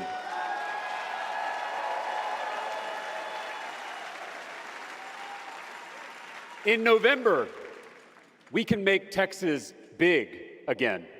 We can make Texas friendly again. We can make Texas Texas again. We have the chance to take back our state from those billionaire mega donors and their puppet politicians who stole it from us. Lyle Lovett had a song called "That's Right, You're Not From Texas." Come to think of it, he might have written it for Ken Paxton. There's a line in that song that I love. It goes, "At a dance hall down in Texas, that's the finest place to be. The women, they all look beautiful, and their men will buy your beer for free." Every Texas bar has those regulars, the ones who pick up a round, the ones who check on the guy who's drinking alone, the ones who share a laugh or a story or their fried pickles. And every bar also has that one guy. He's loud, he's obnoxious, he makes all the women in the bar feel uncomfortable. He hears you say your name to the bartender and then adds his drink to your tab when you're not looking. That's Ken Paxton. And I don't know about y'all, but I'm done picking up his tab.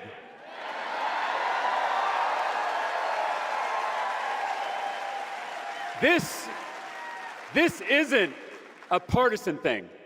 Republicans know just as well as Democrats that there's no place for guys like Ken Paxton in Texas.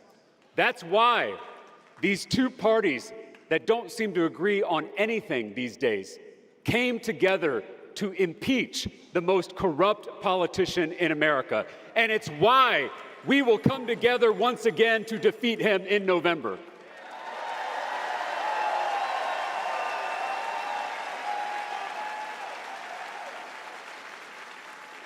The first president of the Texas Republic gave us one piece of advice: do right and risk the consequences.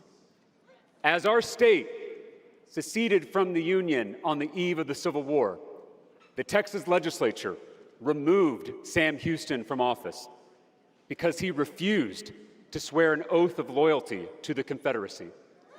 Upon his removal, he rested under Austin's legendary treaty oak, a 500-year-old live oak, and a sacred meeting place for Comanche and Tonkawa peace parties.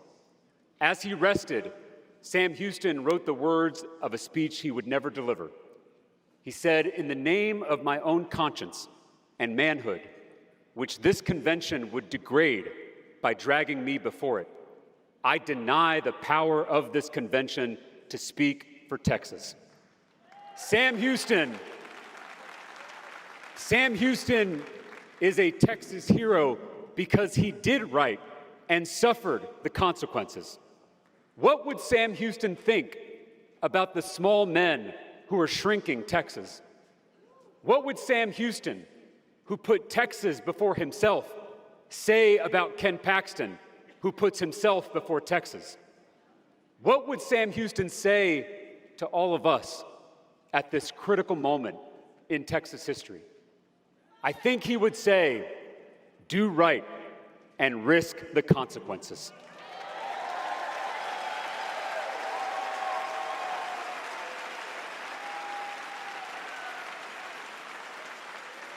There's an old country song by Gary P. Nunn called "What I Like About Texas." In the song, he lists the rivers and the bluebonnets, the music and the food. But ultimately, he settles on one answer. He says, it's the spirit of the people who share this land.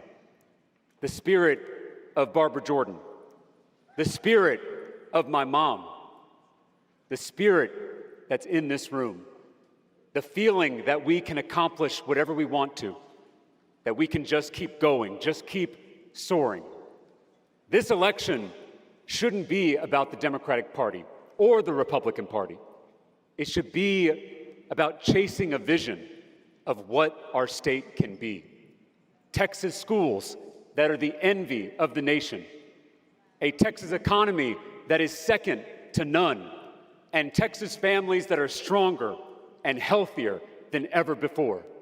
It won't happen overnight, but a giant state deserves giant dreams. We are bigger than extremism. We're bigger than partisanship. We're bigger than corruption. Texas is bigger than all of those things because it's not just a state. It's a state of mind. It's a spirit. It's a cause. Texans don't like tyrants, and we don't surrender easily. Tonight, standing before you to accept your nomination for the United States Senate, I make the same commitment to you that my ancestor made 200 years ago. Any duty that my bodily strength would enable me to perform, either in public or private, that would advance the cause of Texas, I feel anxious and ever ready to perform. Thank you, Texas Democrats. Thank you for your friendship. Thank you for your fight. God bless you, and God bless the great state of Texas. Thank you. Thank you. Let's go win this thing. Thank you.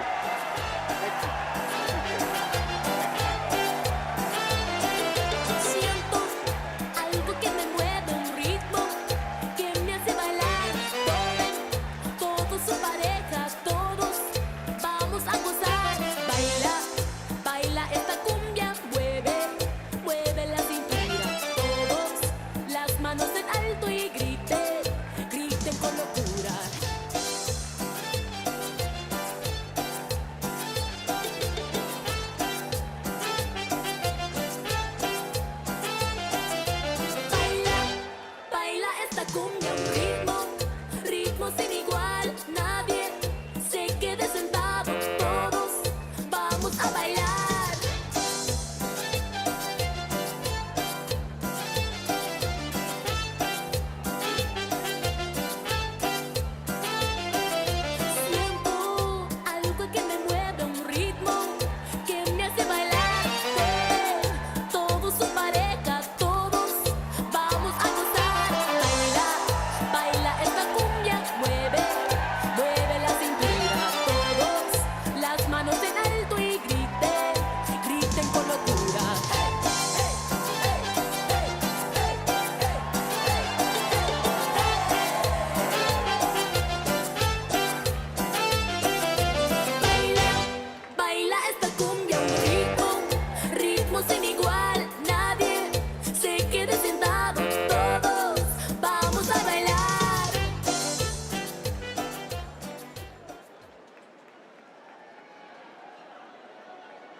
Give it up and welcome back Kendall Scudder.